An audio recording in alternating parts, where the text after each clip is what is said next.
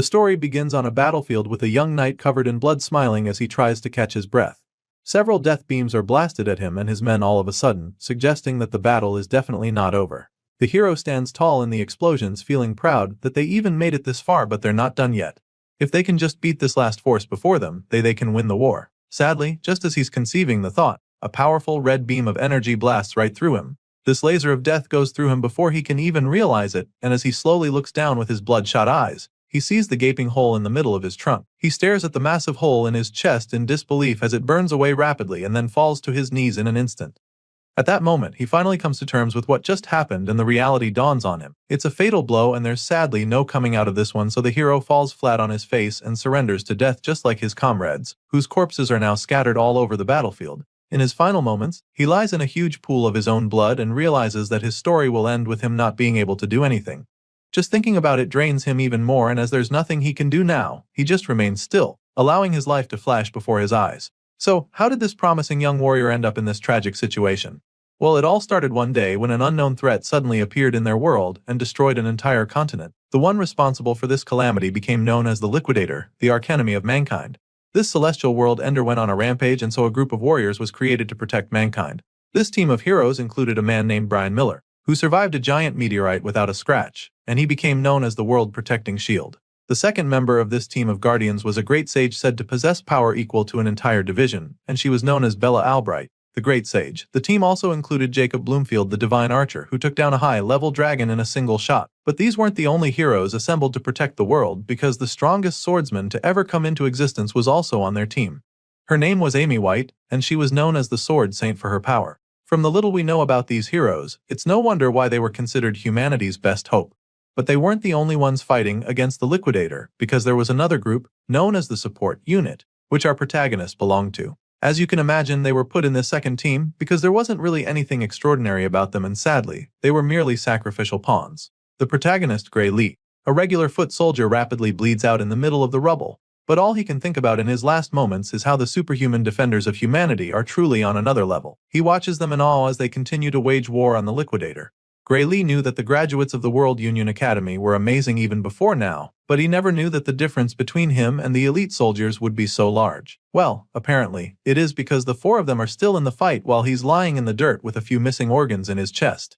The situation makes him wonder if it even matters whether the support unit was there or not. The team of heroes appear to be doing just fine without them, which enrages him even more. Gray Lee grinds his teeth in anger, recalling how he and his teammates equally trained very hard, only to end up as collateral damage. Tears run down his face as the thoughts flood his mind, but there's nothing he can do now. Meanwhile, the heroes continue their onslaught, and Amy White unleashes a myriad of attacks that eventually do some damage to the Liquidator. The Celestial Force is actually surprised that they managed to hurt him, and he doesn't take it very well. So, he figures that it's time to stop messing around with them, and with this in mind, he creates 2 power balls of energy from his wings and unleashes 2 devastating surges of energy that absolutely decimate the heroes in the blink of an eye. The Guardians are butchered by the Liquidator's overwhelming blast, and upon seeing this, Gray's eyes widen in horror and disbelief. He just witnessed the archenemy of humanity wipe out the defenders of the Earth with a single blow, so it's not an easy thing to process.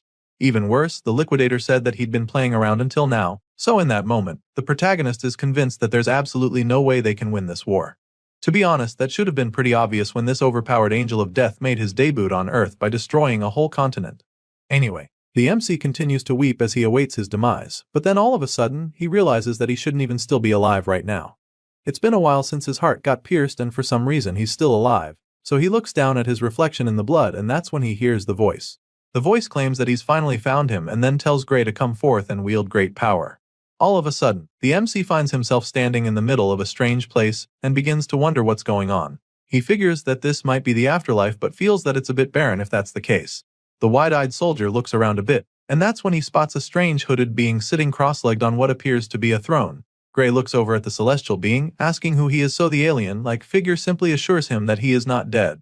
The being tells him that his body's physical wounds have already healed, which sounds really impossible since he saw the fatal wound in his chest very clearly. Either way, he asks the alien if he was the one that healed him, but the big guy doesn't take credit for it. Instead, he informs Gray that he was healed by his own power.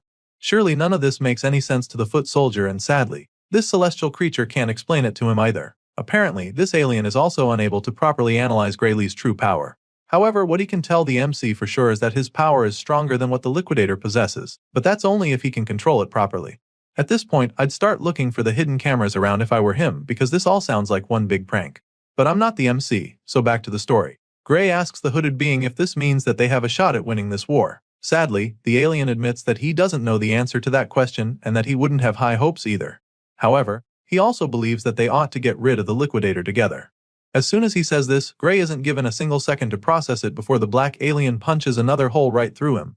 After doing this, he tells Gray that he can now leave, promising to lend the MC the power he possesses to help him. At this point, we see the magic circle with a clock glowing brightly in front of Gray's chest, so it's pretty clear that our boy has just got a major upgrade in the power department.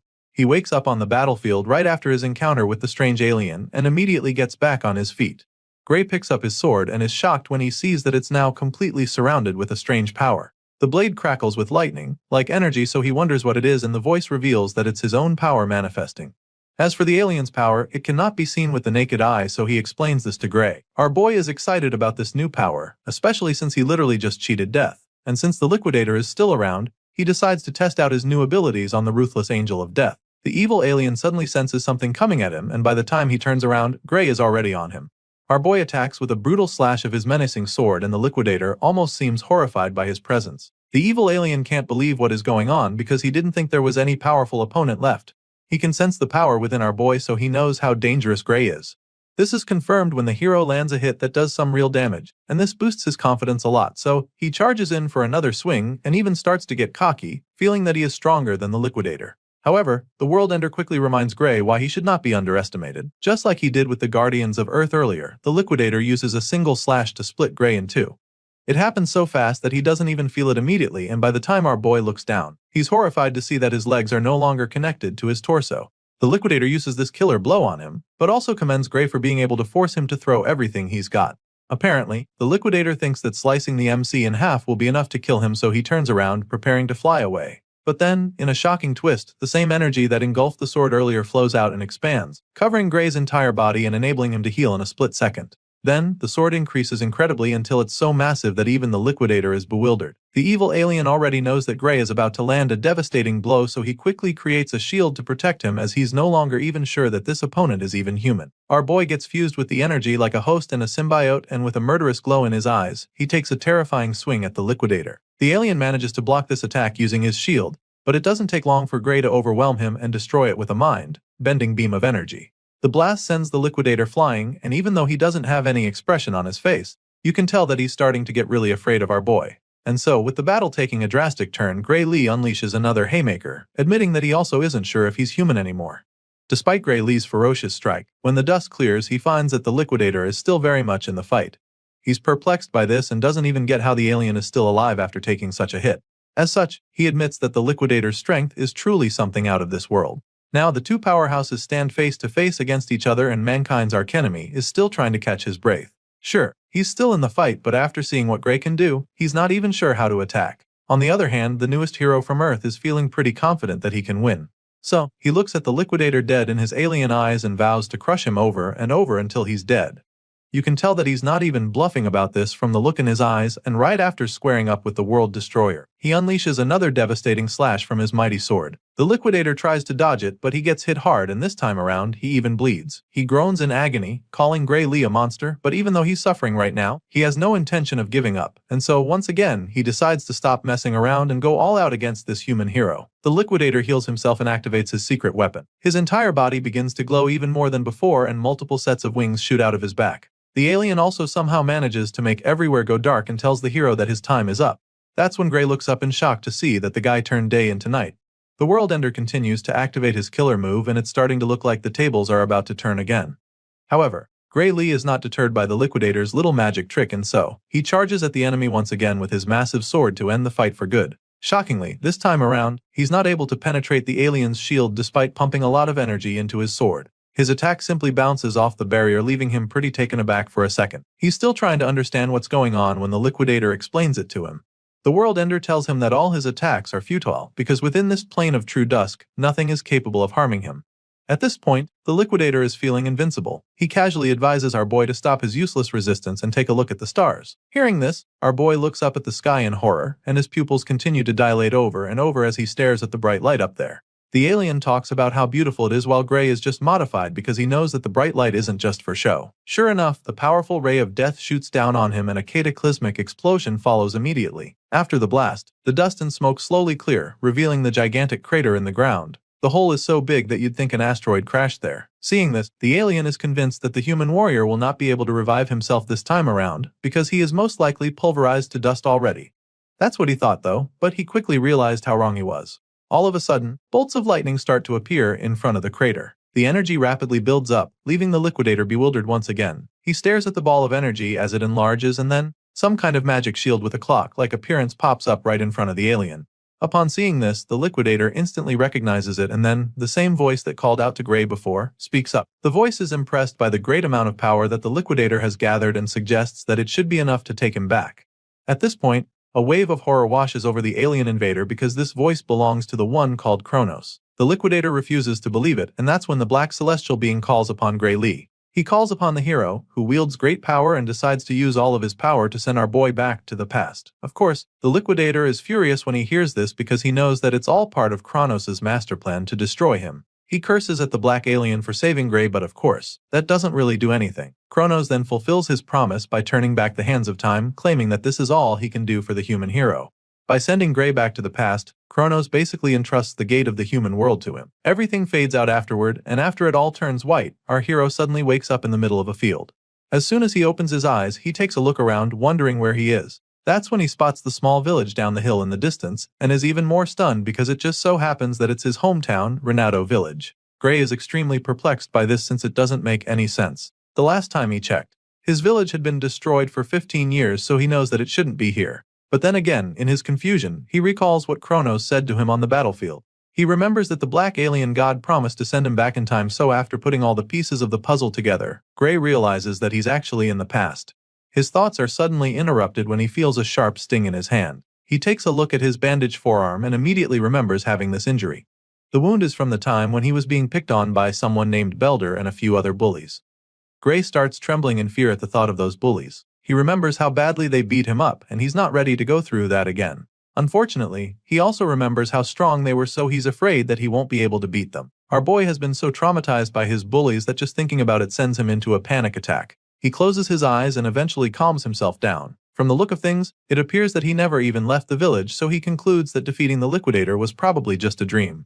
With this in mind, he accepts his fate and makes his way back to the village. He doesn't want to get hurt by the bullies, so he decides to come up with a plan for them when he's feeling stronger. Unfortunately, on the way back home, he runs into the very same bullies in the bush path. He can't believe how bad his luck is, so he just stares at them with a blank expression on his face.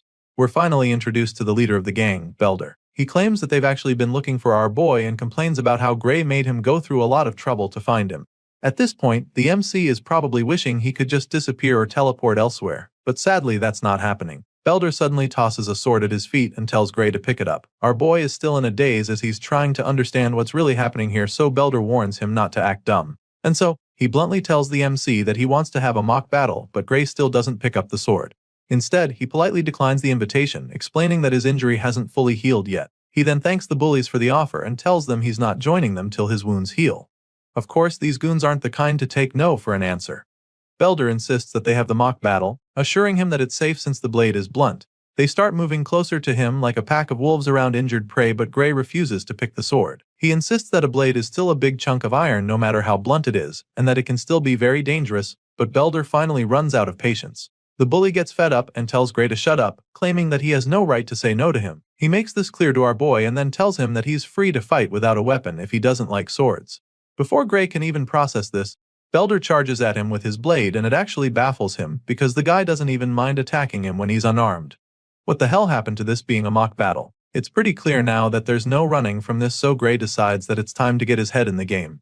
Before he was sent back, a former military doctor gave him a piece of advice. It turns out that the reason for Gray's lack of improvement in his swordsmanship was due to an injury he sustained as a child. Thinking about it now, the MC realizes that this might actually be where his life as a loser began. Belder speeds toward him like a runaway train, and just as he's about to land the hit, our boy somehow manages to dodge it by reflex. He's even shocked that he managed to evade a hit and begins to wonder if Belder's strikes were always this slow. Enraged by the first miss, Belder goes on for another swing, only for Gray to dodge it yet again. After avoiding getting hit for the third time in a row, our boy finally realizes that Belder isn't slow. The bully also starts getting frustrated by the fact that he can't even land a single hit, so he curses at Gray in annoyance. Unfortunately, his anger can't even help him now, because he just misses yet again, and so our boy realizes that he's actually the one who's gotten faster. The other bullies are stunned when they see how fast the guy is all of a sudden. It's as if he's a completely different person now, so they all watch in amazement as he makes a fool out of Belder. After dodging everything the guy threw at him, our boy finally decides to pick up the sword. He may not have his old body anymore, but he still has the memories of the battles he has fought. Gray bends down to pick the sword and Belder takes the chance to charge at him from behind. Unfortunately for him, Gray casually deflects him with a single swing of his own sword. He sends the bully flying with this strike, and he's even surprised that one nonchalant strike was enough to throw his almighty bully off his feet. Right now, the guy is starting to look a lot like an amateur, so he's starting to think it wouldn't be fair for him to fight him. But then again, he remembers everything that Belder's gang put him through, so he decides that the ringleader doesn't even deserve his pity. After all, it's these same pieces of trash who tormented him because he couldn't fight. Thankfully, that's not the case anymore, so he's more than happy to flex his new skills. He uses another effortless swing to disarm Belder, and after seeing how easily the sword left his hand, he realizes that the bully is actually worse than an amateur. Gray suggests that Belder hasn't been trained on how to receive a blow from a sword. This doesn't matter though. After all, these bullies were the same ones who taught him it's totally safe to beat someone with a sword as long as its blade has been dulled. And so our boy takes a big swing of the so-called blunt sword, and it still somehow manages to cut Belder's body open. The guy's eyes widen in horror as the blood from his shoulder splashes all over his face. He's in utter disbelief, but what's more is the severe pain. He suffers so much that he's forced down to his knees. Belder shouts in pain while Gray Lee just freezes in shock because he's equally stunned by what just happened. The blade was supposed to be dulled, so he doesn't get how it still managed to cut the troublemaker. In his confusion, he takes another look at the blade to check if it's really the case, and he confirms that it is actually blunt. As such, Gray realizes that he might have even killed Belder with that slash if he had actually given him a sharp sword. Our boy panics for a second, knowing that he could have killed these kids, but then again, they're the same meatheads who made his life at the village miserable. So, he decides to beat Belder up with the flat surface of the blade instead. This way, he can keep the sword blunt while getting his revenge. He whacks the bully in the face with it, sending him to the ground once again. Belder is now terrified, so our boy hovers over him, wondering why he's screaming so much. He asks the gang leader what's wrong and reminds him that he's the one who said the blunt sword is safe. At this point, Belder just sits there, covering his bleeding nose as Gray walks over to him slowly. The terrified bully looks to the side and sees his goons just standing there, so he snaps at them, ordering that they attack our boy. It's quite funny that Belder would even think that his minions can beat Gray after the same guy just wiped the floor with him. As you can imagine, they're reluctant to even go near him, seeing how strong he's gotten all of a sudden, but they eventually agree to go at him together, thinking they can overpower him this way. The troublemakers charge at our boy at the same time, and Gray just feels sorry for them. He's surprised that they're dumb enough to come at him for another round after what he just did to their leader, but of course, he has no choice but to beat them up too. Belder furiously orders them to kill our boy as they attack him from all alongs, and this just pisses the MC off. He was going to overlook their misbehavior this time around, but since they clearly all want a taste of his new skills, he decides to show them what he can do. A few moments later, Belder and his goons are all on their knees with swollen faces. They've been so badly beaten that there's steam coming off their bodies, and looking at them now, Gray is baffled that these are the same guys he's been so scared of. He remembers that these guys are the ones from the Saria swordsmanship dojo, so he asks to confirm if that's the case, and Belder explains that he's kinda correct. Apparently, they felt like they had gotten strong enough, so they haven't been going to the dojo lately. It's pretty baffling for Gray when he hears them say this, because he can't believe that their current level can be considered strong enough. With this in mind, he figures that he shouldn't expect much from the dojo itself, seeing the kind of students it produced. However, he still believes that it might be useful to him, and so he asks them to introduce him to this dojo they attend. After all, he heard that it's by referral only and would like them to invite him. For some reason, Belder is not really excited to bring Gray in because he'll be too embarrassed if he told his master that he lost a sword fight. He suggests that our boy find someone else to invite him, but he's in no mood to be denied. So, since Belder doesn't want to comply, he decides that they resume their mock fight instead. Before he can even say anything after that, the bully agrees to introduce Gray and starts running toward the dojo, leaving his buddies behind even. Eventually, they're all back in the village, and that's when Belder finally asks Gray why he actually wants to go to the dojo. Apparently, this very dojo has a recommendation slot for the academy, and when our boy asks about it, Belder admits that he also heard something like that. As such, our boy explains that this is the reason he wants to go, by one of Belder's buddies feels that he's already strong enough without going to the academy. Sadly, Gray knows that his current state is not going to be enough to defeat the Liquidator. Even the world's strongest lineup was no match for the World Ender. He remembers the battle, how the Liquidator wiped out all of the Guardians with a single blast. Gray recalls how he couldn't even scratch the alien when he got serious despite using the power that Kronos talked about. Just thinking about it makes him really anxious because he doesn't even know how strong he has to be able to defeat the Liquidator. It bugs him a lot, but at the same time, it's not like he doesn't have any clues. He remembers being able to control the dark power even if it was just for a split second. What he focused on at that moment was the swordsmanship taught to him by the Sword Saint. Gray believes that the outcome of his battle with the Liquidator might have been different if he had spent more time training in the same conditions as the Sword Saint. The hero realizes that this must be the reason why Kronos sent him back to the past. Gray eventually gets to meet the dojo master, but not before she punishes Belder and the rest for getting their asses whooped at her trying to pick on a civilian with the techniques she taught them. This is Saria, the swordsmanship dojo instructor, and right now, she's really disappointed in her students. Belder tries to tell her that it was a mock battle and not them picking on Gray, but she silences him immediately by sending him across the room with a single strike of her sword. The others start trembling at this point, and Saria continues to scold him for making excuses.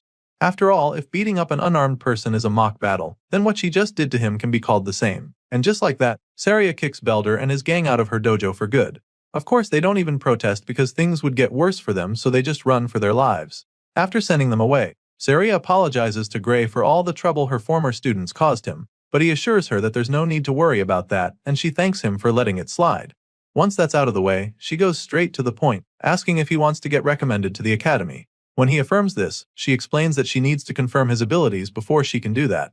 Gray understands this perfectly, so he braces himself for the test to come. Saria tells him that he's free to have the first move and encourages him to come at him whenever he's ready. Sure enough, the hero charges at her in a flash with several powerful slashes that actually surprise the dojo master. She can tell that his swordsmanship is quite practical for his age, and it's as if he's been through countless battles before from the way he's moving. Saria tries to counter a follow-up strike, but Gray just slips under and goes in from the side with blazing speed, which makes her certain that Belder and the others are no match for him. To her, Gray's style is mostly self-taught, but in the middle of each move, she gets a glimpse of swordplay that was taught at the academy, so it makes her wonder if someone there taught him. What she knows for sure is that he's a diamond in the rough with a lot of talent. After a short but intense defending, Sarah decides that it's time to wrap things up, so she charges at him, hoping to overpower him with ease, but he deflects her strike, leaving her quite shocked. She finds it strange that he was able to counter her like that because she expected him to falter eventually. Unfortunately for her, that's not the case because Gray Lee is matching her every move. She just wanted to test his skills a little, but now, she's found herself fighting with everything she's got. Even worse, she realizes that she's actually so afraid of this kid right now. There's a terrifying glint in his eyes all of a sudden, and Saria doesn't know how to handle the overwhelming feeling she's having all of a sudden. Gray taps into that dark energy for a second, which allows him to force the dojo master back for the first time. Meanwhile, Saria refuses to back down. She thought she sensed something ominous just now, but she can't see it anymore, so she concludes that the kid just took a really wild swing to scare her. With this renewed confidence, she goes in for another round to end the sparring session for good. Just when she thinks she's about to land a hit, she's shocked to see that her sword has been slashed. Saria stares at the broken sword in horror and disbelief. The other half is lying on the other side of the dojo, and even our boy is overwhelmed by what just happened. What he just felt is the same sensation as back then on the battlefield when he can feel the dark energy coursing through him, and he's shocked because he didn't think that he has that power even now. While he's still trying to figure it out, she feels the dark energy overwhelm him all of a sudden. The sting is so painful that he falls to his knees like he just had a heart attack, and even Saria starts to get worried about him. With a worried look on her face, she asks him if he's alright, but he can't even answer since he's still fighting for his life. Apparently, his body failed to keep up with the dark power he exerted just now, and so now he's trying to recover. After a few seconds, the pain subsides and he's able to get back on his feet, so he tells her that he's okay. He could barely stand a few moments ago, so after that experience, he realizes that he shouldn't use this power carelessly. Unfamiliar with this situation, Gray wonders if it would be a good idea to tell Saria about his power. But after seeing the puzzled and judgmental look on her face, he decides that it's best not to bother.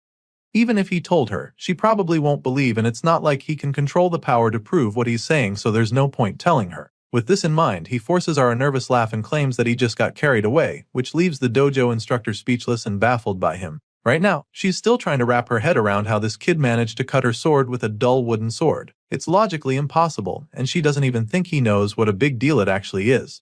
Just then, Surya starts staring at him suspiciously, and when he notices, he nervously asks if there's something wrong. She can tell that he's hiding something and doesn't want to talk about the wooden sword he cut in two in one blow, so she lets it slide and changes the topic back to the academy recommendation he asked for.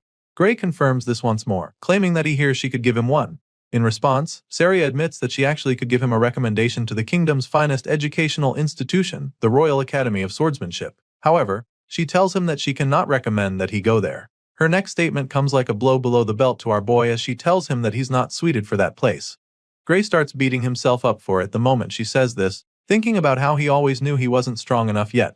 After all, he could hardly do anything against her except in that last moment, so he's not surprised that she's not impressed enough. He's still feeling sorry for himself when she completes her statement, informing him that the place he should aim for is the World Union Academy, and his eyes almost pop out of their sockets when he hears this twist.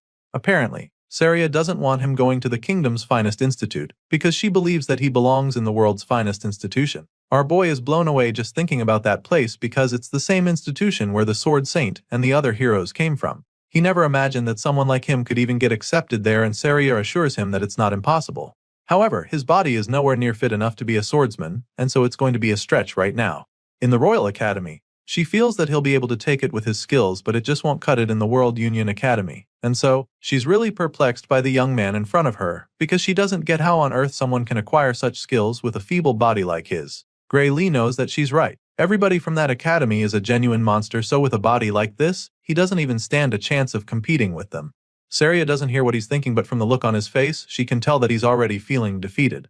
So, she asks him why he's giving up when there are still 9 months until the entrance exam. It means he's got a shot, but he also feels that 9 months is not enough, and the dojo instructor agrees with him. It's actually not enough, but she encourages him to trust her. Clearly, Surya wants to take him as her student for the next 9 months, but she also needs to know if he's ready to suffer for that long. Obviously, he doesn't want to suffer. I mean, no one does, but he knows that he needs to, so he makes up his mind and asks Surya to take him in for the next 9 months.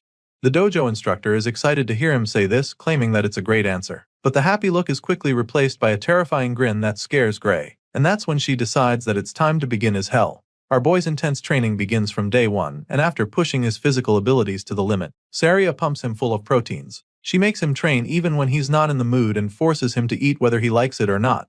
This becomes his life from the day he stepped into the dojo for the first time, and 8 months later, Gray Lee's physical appearance is completely transformed. All of his muscles are finally defined with pronounced chest and arms, popping deltoids and chiseled abs. His 8 months of hell really pays off, and Surya is delighted to say that he's grown a lot more muscular. He's so ripped now that she doesn't even think she has anything to teach him anymore. And so, she encourages him to go out there with confidence. Gray is glad to hear that she's proud of him and the progress they've made, but he doesn't get why she's sending him out now when there's still a month until the exam. So, she explains to him how difficult it can be to take an exam in a place he's not used to. Which is why she feels that it's best to get there early. While he's still trying to wrap his head around it, she hands him a bag of coins, claiming that it's enough money of the trip and a month's worth of food. Gray is reluctant to take the money from her, feeling that going a month before the exam is too soon. It's almost as if she's trying to chase him out of the village all of a sudden, and when he says this, she just laughs, feeling that he's overthinking it. Our boy heard rumors of an ogre's nest that was recently found near the village, and he's aware that there are hardly any guards in the village. At this point, Surya nervously admits that she heard about that too, but she assures him that it has nothing to do with them. She tries to convince him, but he's just not buying it. The dojo instructor feels that there's nothing to worry about since the royal capital will soon send help to them. That being said, she encourages Gray to head to the exam without any worries. Our boy keeps staring at her with a blank expression on his face even after she says all of this because he doesn't believe her. He already knows that no help will ever come to this village because he's seen the future. He's literally lived it. Gray knows that his master will lose her life right before the village is destroyed. Apparently, they said she was killed when she went to kill the ogre by herself, so he knows how everything is going to play out if he doesn't do anything about it. Even though he has no intention of leaving, he tells her that he'll be leaving. Surya is glad to hear this and prays for him to pass his exam. After successfully convincing her student to leave the village, Surya sneaks out to the forest later that night. From the bloody skeleton remains scattered all over the place, you can tell that this is a dangerous region with some deadly creatures. The dojo instructor has obviously come to hunt down the ogre just like our boy predicted. According to the scout's report, the nest is right over here, so all she has to do to find it is follow the trail of blood on the ground. Just as she's about to start moving closer, a voice calls out to her, asking where she's going. She looks up the tree and is shocked to see Gray smiling down at her from a very high branch. She's dumbfounded when she sees him and the smirk is immediately plastered on his face because he just caught her right in the act. She asks him why he's even here because as far as she's concerned, he should already be on his way to the academy by now. And before she can even try to scold him, he jumps down from the tree and stops her right there. Gray informs her that he's the one who should be asking the questions since she told him that the ogre nests would be taken care of by the army from the royal capital. Of course, Saria quickly comes up with an excuse, claiming that the guys at the capital said they couldn't come because of some emergency over there. And for that reason, she decided to handle the ogre nests by herself. After all, she believes that she's more than capable of handling the situation by herself.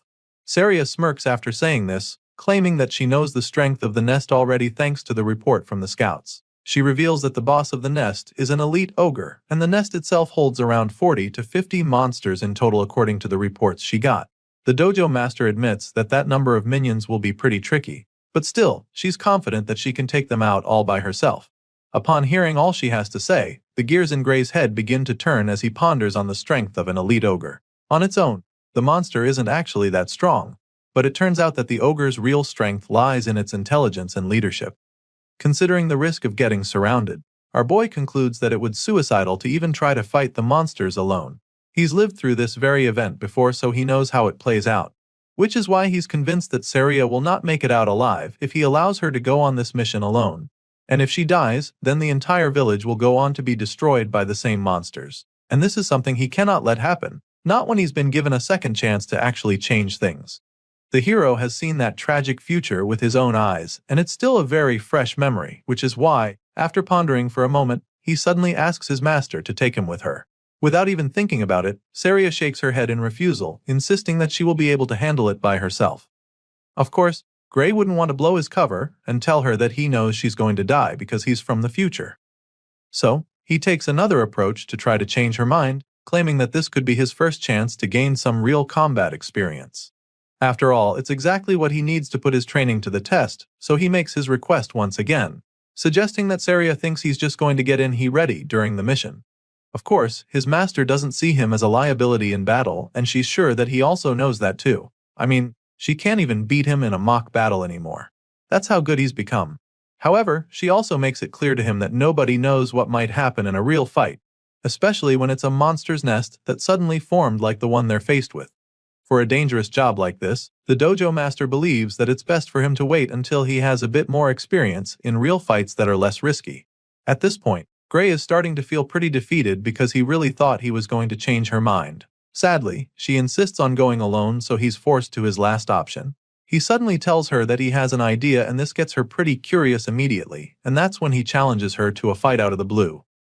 Apparently, this plan involves him knocking her out cold so he can deal with the ogre by himself. He informs Saria of his intentions as he points his sword at her face. The white-haired master just smiles as she tries to process what the hell he just told her. She stands still for a couple seconds, probably thinking he would rethink his decision, but Gray stands his ground and keeps the tip of his sword inches away from her face.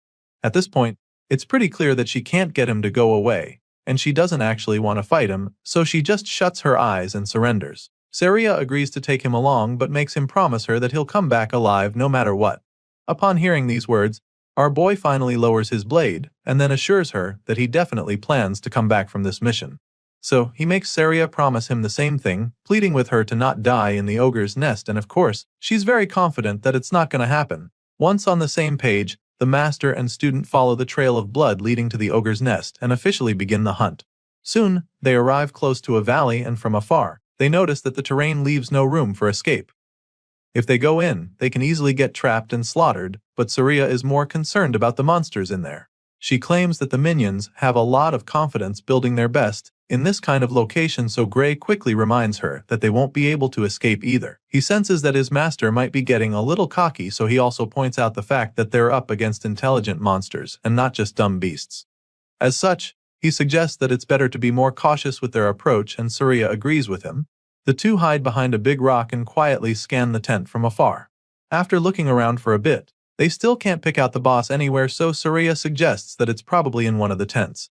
As far as she's concerned, that's a good thing, because at least they can quickly take out some of the minions and reduce the number before the boss comes out. With this in mind, she tells Gray to take out the enemies on one side while she attacks from the other side. At the moment, the monsters still have no idea that they're about to be ambushed, so they're still going about their business. Saria and Gray Lee take out their weapons and spring into action. The first monster to be unalived sees the white-haired swordmaster coming at him, but before he can react, she takes his head right off with a single slash. Well, this first attack alerts the others, so all their hopes of being stealthy are instantly dashed. The horde of red-eyed ogres roar at the two swordsmen, but of course, they're no match for our boy. Without even tapping into his dark powers, Gray casually slices through the monsters with ease like a cold-hearted butcher. He dismembers the ogres with lightning-fast strikes, and his master also finds it's pretty easy to take out all the monsters on her side. And so, after only a few minutes, the nest is filled with bloody ogre corpses scattered around. The two wipe out the first wave with ease, and Saria is really impressed by Gray's skills. She's quite surprised by how good he is and begins to wonder if this is really his first time on a battlefield. The dojo instructor is so intrigued that she almost gets distracted while teasing him, but our boy is locked in right now, so he urges her to stay alert, revealing that this is just the start of the battle. Gray stares at the dead ogres lying around and starts to get this strange feeling. The first fight was way too easy, so he finds it weird that the monsters were so weak. It's baffling because he is sure that Saria would have been able to take them out just as easily even if she was alone. It doesn't make any sense because in the original story she was killed in this very nest. At this point, Gray realizes that something really horrifying must be inside that tent. He peeks into the dark tent as the thought crosses his mind, and that's when a terrifying pair of eyes glare at him from the darkness. Gray's eyes pop out in fear as chills run down his spine, and without even thinking about it, he shouts for them to get the hell out of there. Our boy tells his master that they have to leave immediately, urging her to run away with him, but the cocky sword master feels that he's exaggerating. She asks him what's wrong, feeling that there's no need to retreat, but after seeing the look of horror on his face, she doesn't think twice before running after him. Now, they're both running out of the nest as fast as their legs can carry them, but their efforts prove futile very quickly because all of a sudden, a figure appears to leap into the air right above them to intercept them. The green-skinned creature blocks their path, landing right in front of them, and our boy begins to panic even more. Saria, on the other hand, gets really excited because she thinks she's finally getting her chance to face the elite ogre. Unlike the weak minions they wiped out a while ago, this ogre is a lot larger with a big helm and a massive axe, big enough to chop down trees with a single swing. Rather than being terrified, the dojo master goes on and on about how honored she feels that the boss came to them itself. In a shocking twist, this giant ogre on steroids isn't even the boss, and Gray is the one who breaks the news to her. It turns out that the real boss is even far more powerful than the juggernaut standing in front of them. At this point, Saria turns around to see the army of orges charging at them with the real boss standing at the back, exerting an overwhelming surge of power from his body. For the first time, the white-haired swordmaster feels afraid, and before she can even process all her emotions, they're surrounded by a swarm of axe-wielding orges. Despite being trapped, she remains immobilized by the overwhelming power radiating from the boss. It's at this point that Gray reveals they're up against something far stronger than the elite ogre. What they have on their hands right now is an ogre general, and the nest they just attacked belongs to the ruthless green abomination. Saria finally snaps out of her daze and admits that an ogre general is not a monster they can handle on their own. It's now pretty clear why the entire village got wiped out, sadly. It looks like history is about to repeat itself because they're currently outnumbered and outgunned. Seeing how dire the situation is, Saria suggests that they just kill the brute in front of them and keep running. Without any hesitation, she desperately charges at the helmed ogre with her sword, hoping to quickly finish him off, but the guy is no pushover either. He blocks the first strikes, which surprises Saria, but she goes again and is able to land a hit on his shoulder. Sadly, her excitement quickly disappears as she watches the wound heal rapidly right before her eyes. As if this guy wasn't tough enough, he also has regenerative abilities. Seeing this, Saria decides that there's no use even fighting, but that's when Gray explains what's going on. Apparently, the ogre general's roar boosts the strength and recovery power of his soldiers. This is why the minions appear strangely more powerful than normal. Saria struggles to hold off the big guy, while our boy is baffled that he's not been able to defeat a single one of the ogres in this second wave. He lands hit after hit, but they just recover immediately. All of a sudden, he decides to leave his back to Saria, asking her to just buy him some time. Of course, that's not going to be easy at all since she's been struggling with only one ogre. She's really concerned when he says this, so she asks him what he's planning to do, and that's when he tells her that they have only one option left if they want to come out of this alive. And with that being said, Gray reveals his suicidal plan to go after the ogre general. Our boy knows that the source of their power is the elite boss of the nest, so he decides to go after it. He slashes his way through the sea of ogres, but they just keep coming back to try to flank him, which just annoys him even more. He has his sights locked on the target, so for now, he just needs to focus on wiping out all the enemies in front of him to clear the path. Sadly, that's exactly when he comes face to face with an ogre that shatters his sword with a big axe. Gray is dazed when this happens and spends a moment staring at the short piece that's left of his blade. It's clear now that his sword can't withstand fighting a strengthened ogre, which is a really bad sign since he intends to face the ogre general soon. He quickly gets his head back in the game and dodges a mighty strike just in time. And while he's still in the air, he takes out his spare sword. He's lucky to have one, but he knows that it's just a matter of time before this one gets broken too. As if she was reading his mind, Saria suddenly tosses her spare sword to him so he can have two. He thanks her as he catches the second blade with ease, but even though he has two swords now, he knows that there's still not enough to wipe out all the enemies. However, it's all he's got, so he's determined to make it count, since all he has to do now is wipe out the ogres in his way and take out the general. With this renewed sense of hope, our boy runs through the wave of orges standing in his way like a bolt of lightning. He moves so fast that some of them don't even see him coming, but in the process, he takes a few hits and even gets slashed in the face. Still, this doesn't deter him as he pushes on relentlessly through the horde of bloodthirsty monsters. The general notices the hero getting close, so he lets out another powerful roar to strengthen his soldiers even more. This is a twist that our boy didn't see coming at all, because he didn't even think these ogres could get any stronger. Sadly, they're mutated in a flash and the fight becomes several times more difficult. He's no longer able to push through, and at this rate, it's only a matter of time before he and his swords are crushed. Gray realizes that the general saw right through his plan, which makes him admit that the boss is truly very intelligent. It's obvious now that the boss's high intellect isn't just for show. Our boy continues to struggle in the fight, and he almost gets squashed but quickly gets out of the way and regains his footing. He creates some distance between himself and the monsters and decides to change his approach. He doesn't have the time or the power to deal with these minions anymore, so he attempts to run past them without actually fighting them, but this plan is quickly thwarted when one of the ogres suddenly tackles him like an NFL linebacker. The hero suddenly finds himself immobilized as the monster refuses to let go, and as if that's not enough, an even bigger ogre comes around with a massive axe to split him in two. Thankfully, he's able to use his tackler as a shield to save himself from the first strike, but then, he's forced to defend himself against the sheer might of the subsequent blows. Gray uses his sword to block the attacks. Before he can even think of his next move, the beast follows up with another devastating blow that sends him flying.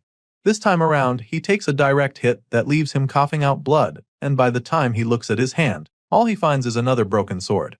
Our boy is now down to his last sword, which is a very bad position for him. He's badly injured and exhausted, but still has to take on the horde along with the overpowered general pumping them with fresh energy every 5 minutes. Gray struggles to get back on his feet to face the ogres now charging at him, but the gears in his head are now turning even faster, because he needs to come up with a plan to save himself. From the experience he gathered as a foot soldier, he knows for sure that he can't win this fight, and since that's the case, he decides to sacrifice himself. He suddenly shouts for her to run away, while they're focused on him, but she just smiles when she hears. Without hesitation, she lets him know that she can't do that, and not just because that big-helmed powerhouse is still in her way. Hearing this, Gray tries to scold her, wondering if she's got a death wish or something. He's afraid that she wants to die for nothing just to look brave, so he assures her that he'll run right behind her once she starts moving. However, she's not even refusing because she's worried about him. Apparently, Saria literally can't even run anymore because there's a nasty cut on her thigh, making it difficult for her to even stay on her feet. Gray gets to see the wound and is instantly horrified because his master is basically a sitting duck in that state. Just like that, saving her by sacrificing himself becomes impossible, and he immediately runs out of options. Gray's life begins to flash before his eyes just like they did in his previous life. He was sent back in time so that he could defeat the Liquidator, so it's pretty sad for him to realize that his new life is going to end just 8 months later in a filthy ogre's nest. His chances of survival drop even further when his last sword gets broken by another powerful strike. It's looking pretty bad for our hero at this point, but even with the odds stacked against him, he refuses to accept defeat. Gray Lee believes that it's not over yet because he still has one last trump card up his sleeve. Sure, he doesn't know how to use the dark power he possesses, but our boy is certain that even all these enemies before him will be no match for him if he can just tap into the power from the battle against the Liquidator.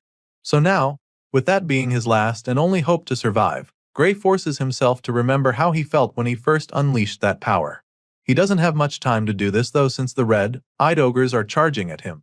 Our hero closes his eyes to focus so he can remember the sensation from that time, and while doing this, he points his broken sword at the enemies, hopeful that the dark power would transform it into a deadly weapon in no time. Sure enough, our boy manages to activate the power in the nick of time. Just when he's about to be smashed by the monsters, his broken sword comes to life with the dark power, allowing him to destroy the ogres before him permanently. Saria is very shocked when she sees this, and she's already pretty worried, but before she can freak out, Gray turns to her with half of his face consumed by the dark energy. And then, he smiles at her, assuring her that everything is alright. Our boy's not kidding, and we're able to see why he just said that. Gray is now a lot more powerful than he was a few moments ago, which is why he's able to casually wipe out the horde of the ogres in front of him. Apparently, these strikes are so potent that the ogres are unable to recover from them, and even though the general starts to take some damage as well. She notices this and it's shocking to her, so she gets distracted for a second. In that split second, her opponent gets the chance to sneak up on her, but she sees it coming and manages to block it. Saria uses her sword to block the huge axe, and that's when she notices that the force behind it is now lighter than it was before.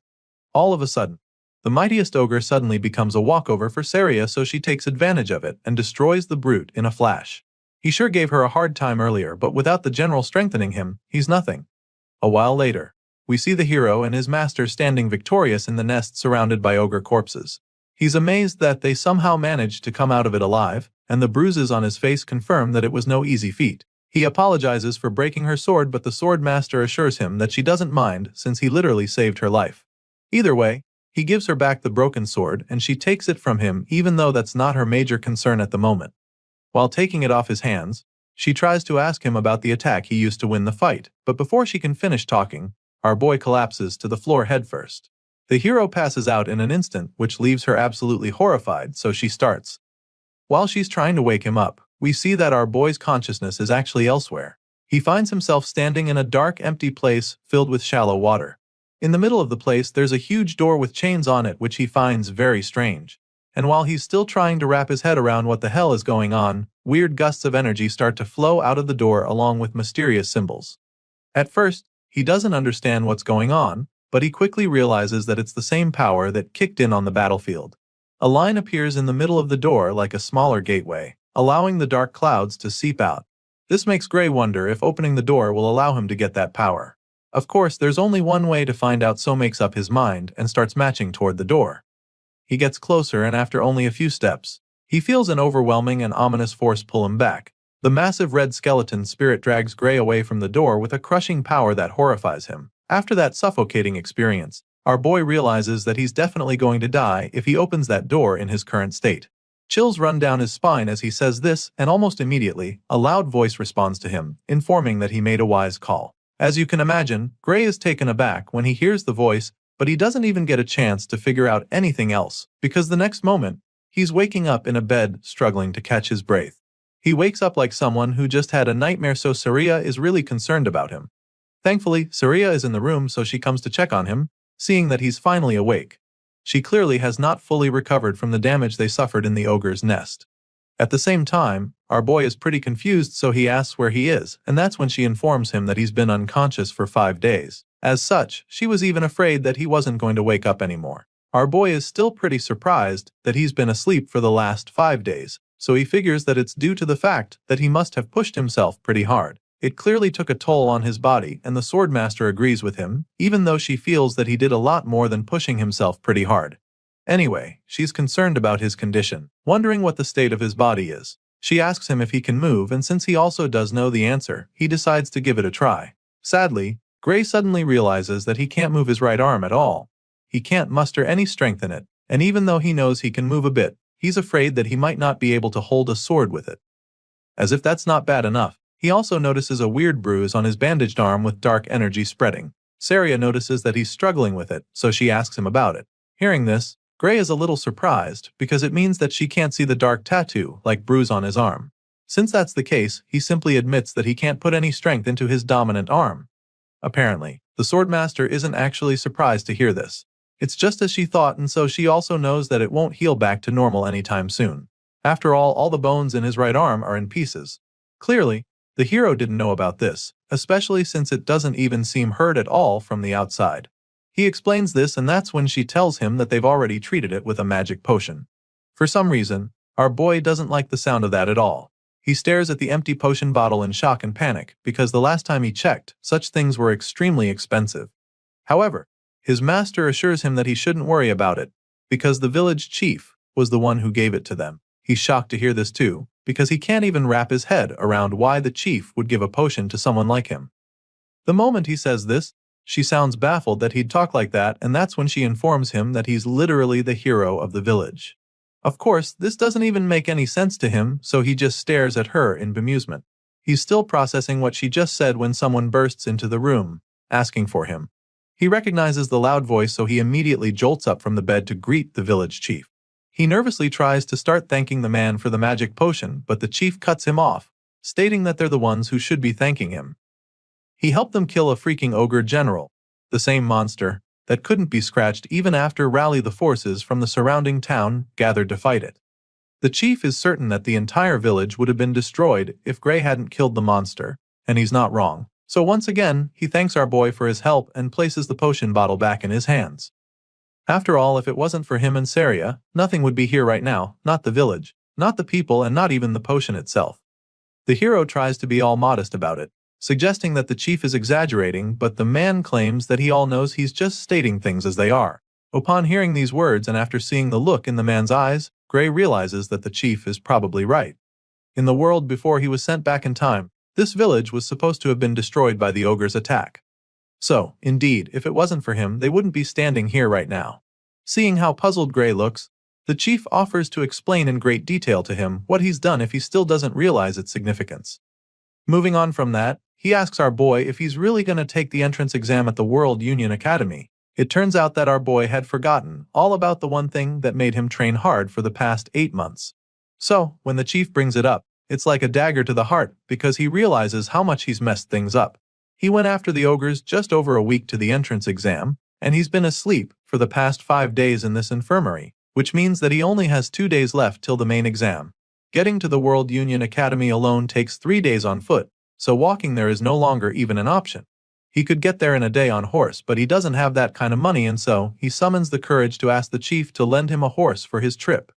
Surprisingly, the man already knew he'd make this request, which is why he had already prepared the best horse in the whole village for Gray in advance.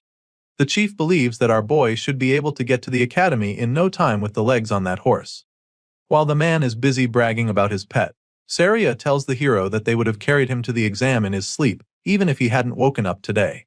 After a while, our boy gathers enough strength to stand, so he walks to the door, and as soon as he goes outside, he's greeted with a huge crowd of villagers thanking him and wishing him success in his exams. They're all grateful to him for saving the village, and while most of them are holding up posters, one guy walks up to him with a sack as a gift. Gray asks what it is, and the man claims that it's something the whole village chipped in for him. Apparently, they heard that it costs a lot to apply to the World Union Academy, so they came together to raise the funds for him. Our boy is shocked that everyone contributed to the cause, but the feeling is quickly replaced with joy and gratitude as he thanks them for their kindness. Soon it's time for him to get going, so he says his goodbyes. Saria is with him as he prepares to set off, and he admits that it's going to be really hard to come back here if he fails the exam after everything the village has done for him, but his master assures him that there's no need to worry about that. As far as she's concerned, not a single one of the other applicants in the World Union Academy could beat an ogre general. Sure, Gray knows she's probably right about that, but he still has concerns about his banged-up right arm. Hearing this, Saria simply asks if his left arm is good, which he confirms. Of course, it's not his dominant arm, so he's not sure about using it, but she insists that it's good enough to good him in.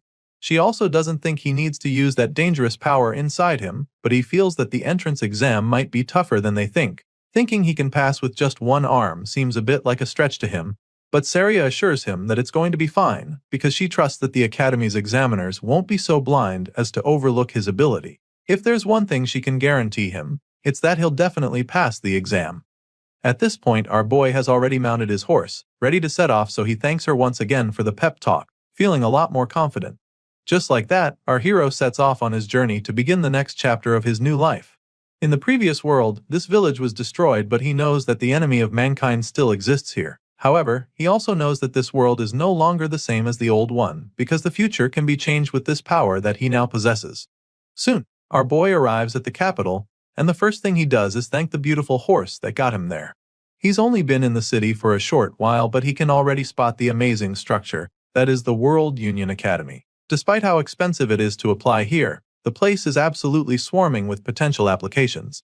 There's a sea of people gathered in the World Union Academy, and every single one of them dreams to become a hero. Over the speaker, they're informed that the distribution of exam tickets will begin shortly. Until the process is completed, all applicants are instructed to remain inside the central arena. Among the crowd, some people start chatting about how competitive this academy is. Apparently, out of the thousands gathered in this arena, only 20 of them will be accepted into the World Union Academy. That's the rumor going around, and our boy quietly listens to the guys spreading them, but some people heard that the number of admitted students changed yearly. Some years, they accept up to 50 candidates, and other years, only one person makes it. Just then, Professor Ariel is called upon to address the applicants, so the red-haired lady with a monocle appears on the platform. She gets straight to distributing the exam tickets to everyone in the arena, but she does it in a flash with the snap of her fingers. Just like that, the papers appear right in front of all the applicants. Like everyone else there, our boy is pretty impressed when the ticket appears right in front of him from a flash of flames. He grabs the paper and reads the content to discover that his candidate number 513, and he also learns that he'll be taking the fencing course. Everyone has their own ticket, and our boy will have to take the exam that requires most people to have the bones in their dominant arm to not be shattered. Professor Aries knows that some of them might be surprised by the format for the exam, but she assures them that this is how it is every year. She goes on to explain that the World Union Academy does not discriminate based on age, gender, nationality, status, or anything else. Not even their names are of any significance here. The professor makes this clear to the applicants, stating that only those who pass the exam and earn the right to cross the bridge will be asked for their names. Meanwhile, our boy is still baffled by the fact that he's taking the fencing course when he literally left his sword at the inn. He doesn't get what kind of system this is, so he's pretty hung up on it. While he's busy racking his brain, the professor reveals that she assigned their courses according to how they look. And so, she asks those who feel he was wrong about it to raise their hands. Many of the students find it hard to believe that she picked their courses just by looking at them, because there are literally thousands of them. Judging by their reactions, along with the lack of raised hands, it's pretty clear that the lady got their courses right. Still, many of them believe that there's foul play. To them, the academy either checked them beforehand or she used magic to read their minds. After confirming that she didn't miss anybody's course, Professor Ariel states that she'll be announcing their exam schedules next. As such, he asks them to check their tickets for the next update. Of course, all the applicants check their tickets, including Gray Lee, who finds out that his exam will be on the first day at 11 a.m. As you can imagine, he's not really excited to see that he's up on the first day, because he was hoping for a little more time to let his arm heal. Sadly, that's not the case. The professor goes on to pile on the pressure, announcing that this is a one-shot practical exam. Latecomers will be automatically disqualified, so she makes this known to them and advises them to be on time. She also lets them know that the academy does not accommodate personal requests for schedule changes. While the announcements are going on, Gray quietly tries to see if his arm is better now, but sadly, he still can't get any strength to it. So now, all he can do is pray that it heals by morning, even if it's only a little, because otherwise he'll have no choice but to fight with his left arm. Unfortunately, the next day, our hero wakes up and is immediately frustrated because his injured arm didn't even heal at all. Now, he has no choice but to take the exam like that because there's no option for schedule changes. Gray gets ready and heads to the exam, and when it's almost his turn, he is directed to the entrance of the arena. While waiting for his turn, he tries to calm down, reminding himself that he shouldn't be pessimistic about this right now. As he tries to maintain positive thoughts, he realizes that his left arm is still fully functional, and he can even move his right to an extent. With this in mind, he comes up with an idea. Gray concludes that he needs to use the little time he has left to watch the examiner's moves and prepare for them. Our boy believes that what he needs to do now is study his opponent and find an opening to strike. At this point, we get to see the current application in the arena. The examiner tells him to take the first move, so the brute with the big sword charges at him like a bull. He moves pretty fast and successfully takes a swing, but he misses and strikes the floor instead, just missing the examiner by centimeters. He's puzzled when he sees the chill examiner nonchalantly standing with his hands behind his back after evading the attack. The experienced teacher casually avoided the hit, which pisses the applicant, so he angrily goes in for another attack. This time, with an even more devastating swing to the side, but once again, the examiner makes his attack fruitless. He blocks the second strike with his sword, leaving the hothead in disbelief. And once the guy is stunned, he follows up with his own counterattack to quite literally sweep the guy off his feet. The examiner sends the guy crashing like a tumbleweed, and by the time he stops rolling, he's sitting on his butt without his sword and a broken arm. Seeing this, the veteran concludes his exam and asks him to exit the venue with his weapon. Of course, our boy witnessed everything that just happened, so a smile of acceptance creeps up on his face, because now, he knows without a shadow of a doubt that he's cooked. The examiner calls his number and he just starts walking into the arena. In his mind, all he can do now is go on stage and quietly take his L before going back home, because if that tough guy couldn't even land a hit with perfectly good arms, then what are his odds? Just like he did with the last guy, he tells Gray to make the first move. Sadly, our boy is even struggling to hold the sword properly right now. He can feel the pressure even more now, so he doesn't even think he stands a chance. Nevertheless, he's not a quitter, so he reminds himself that he still has to do whatever he can. With this in mind, he charges at the veteran with his blade, and during that run-up, one of Saria's teachings runs across his mind. He remembers her telling him that a sword isn't swung with just one's arms. She taught him to channel the power generated by his entire body through his arms instead, and now that remembers, he decides to do just that. Even if his right arm is powerless, he knows that he can still drive the force through his other muscles. So, he gives it a try and takes a very decent swing. The examiner dodges the strike, of course, and Gray isn't shocked, since it's not like he can fight the way he usually does.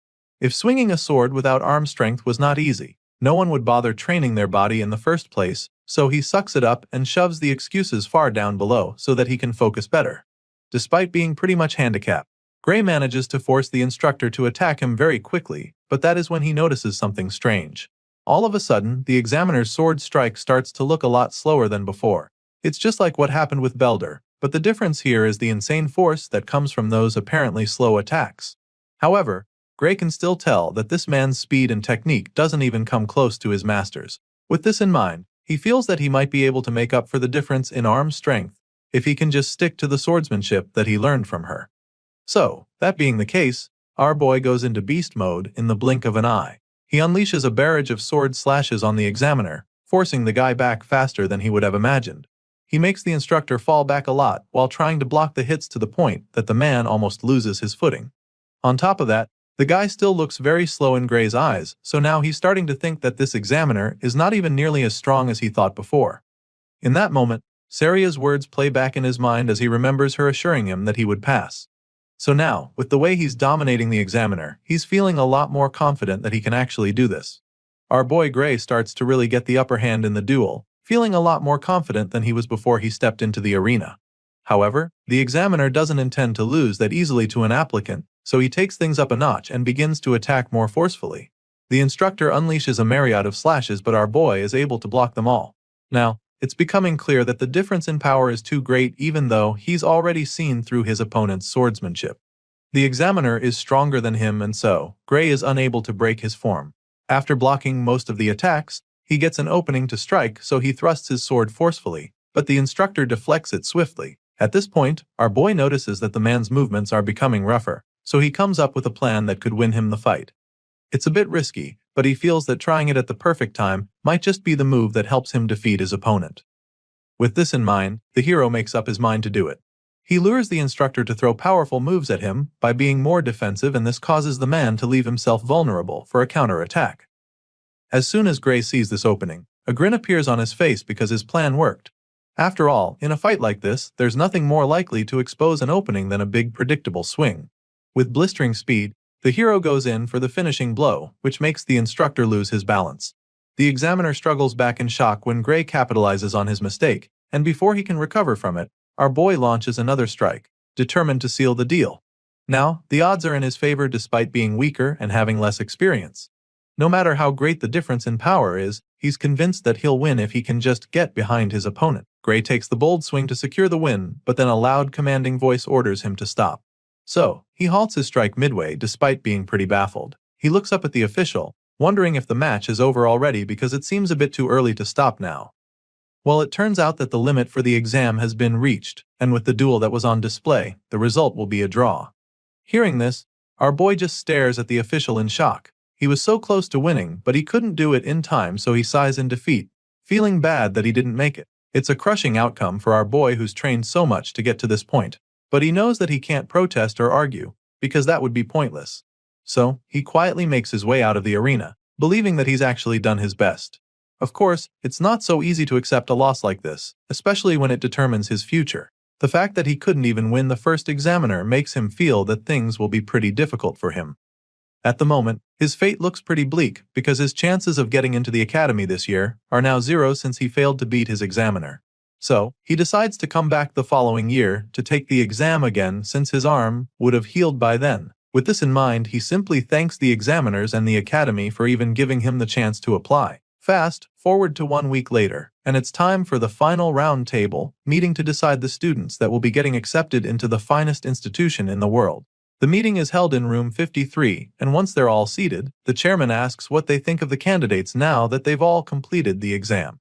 The first examiner immediately admits that he's overwhelmed by how tough it is to pick out only a few students, while another one states that the current method of everyone observing together is rather inefficient. As such, he suggests that they divide the workload the following year. It sounds like a good idea at first, but then, another professor doesn't agree with him. The man insists that they can't afford to overlook a talent simply for the sake of making things easier for themselves. At this point, the oldest man in the meeting reminds them that he asked to hear their thoughts on the students and not their opinions on the examination system. That being said, he decides that they start with the swordsmanship course and asks his professors to let him know which of the candidates passed in this category.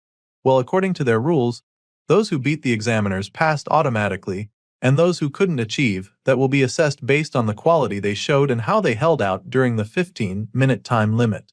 One of the examiners explains this and then asks the swordsmanship course instructors what they think about it. All the matches were recorded so they're able to rewatch and analyze the performance of the candidates. Other than those who beat the examiner, candidates number 5, 217 and 753 stood out. The man suggests that they kept it at that because even if the others joined, they wouldn't be able to keep up in class. The second professor agrees with this decision and then asks if anyone has a contrary opinion. None of the examiners speaks up to say anything otherwise, so the chairman figures that they have confirmed the successful candidates for the swordsmanship course. But just when they're about to make the final verdict, one of the examiners asks what the room thinks about candidate number 513. It's none other than Professor Ariel, and judging by the look on her face, she is pretty interested in that candidate. The other examiners in the room seem pretty intrigued when she brings up Gray Lee. So, they dig out the recording of his match against his examiner, and they're amazed when they realize how good he is.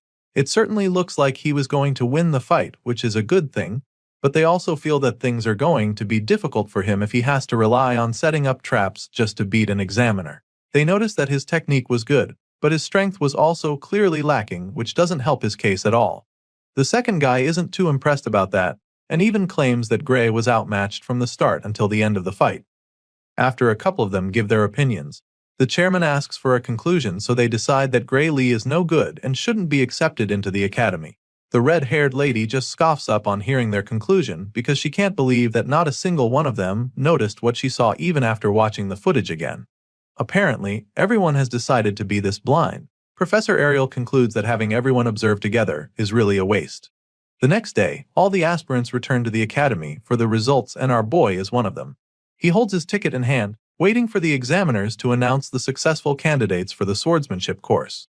At the moment, 6 candidates have passed, and as soon as this is announced, Gray becomes even more anxious. Candidate number 5 is called upon and his ticket goes up in flames immediately. Next, candidate number 217 is called, the number 432 and 615 along with numbers 753 and 925. As soon as their numbers are called, their tickets go up in flames as well, leaving all the others pretty amazed. Sadly, only those whose numbers were called will be attending the World Union Academy for the swordsmanship course, and when our boy hears this announcement, his heart sinks to his belly in a flash. He probably saw it coming after the way his exam went, but he's still dazed when it is actually confirmed that he wasn't selected.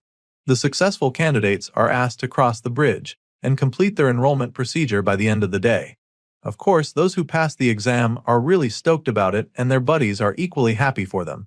On the other hand, there are many other candidates who are still brooding over their situation. While others are celebrating, Gray just stares at his ticket in disappointment, feeling that he failed after all. It's a horrible feeling for sure, especially after everything he went through to get to this place, but even though it looks like he'll be going home, there is one last category, known as the Divine Eye Special Admission. As you can imagine, our boy isn't really interested when he hears the announcement. He probably doesn't even know what that is, but then all of a sudden, he hears this number being called. Of course, this is a big shock. But what's even more surprising is the way his ticket suddenly starts glowing with a bright blue light. It shines even brighter than those who had the flames earlier, so he's just as confused as all the other candidates, staring at him in awe. They're all baffled by the display on show, and after staring at the glowing card for a few seconds, the hero finally starts to realize that he actually passed. While most applicants are perplexed like our boy, some others in the crowd are pretty familiar with this Divine Eye special admission thing because the Academy has actually done it before. At the moment, the name still doesn't ring any bells in Gray's head because he's never heard of it before. He doesn't get it, and while he's still pondering on it, those who know what it is make him understand that it's basically a way that someone gets into the institution through the back door. Some cocky know-it-alls who probably got in normally also have something to say about it. To them, the World Union Academy has really fallen to have allowed a special admission, but while the jerks are busy going on about it, our boy is simply hung up on the fact that he got in through the back door. It doesn't make any sense since he doesn't have any connections here, so he wonders if his master was the one who found a way to get him in. It's a possibility, but he knows it's a stretch because she never even mentioned anything of that sort. His thoughts are suddenly interrupted when an old man comes around to scold the candidates who were speaking ill of the Divine Eye special admission. And seeing that they've decided to be ignorant, he decides to enlighten them. He explains that the Divine Eye special admissions is an honorable category that has produced heroes for over 100 years. The old man tries to make them understand, but the jerks refuse to accept it. As far as they're concerned, the geezers at the World Union Academy are just the ones who love the Divine Eye special admission. Besides, the last time they checked, those who got in through this path were only impressive back in the day. Apparently, recent successful Divine Eye candidates include Amy White, Bella Albright, Leek Mueller and Jacob Bloomfield, who are considered complete failures at the World Union Academy. Some of these names probably ring a bell to you, because these are the names of the heroes we saw in the first chapter. For some reason, these same guys are the bottom feeders at the World Union Academy, and they're so notorious for their poor performance that even the current candidates know about them. On the other hand, Gray remembers Amy, Bella and Jacob very vividly from his past life, because the three of them were part of the main force that fought against the Liquidator. Despite what everyone is saying right now, our boy is so excited that he'll get to fight alongside them because he knows that they will become the true heroes. The story continues on the day of the entrance ceremony. Currently, the ceremony is scheduled to begin 30 minutes from now, so the students urges them to assemble in the plaza in front of the main office if they're done changing. For the first time, we get to see our boy in his stunning uniform with the World Union Academy emblem engraved into his chest pocket. After walking for a while, the guys at the front start to argue about the correct location. Apparently, they should be at the plaza in front of the main office, but there's nothing here, so they're not sure that they even came to the right place.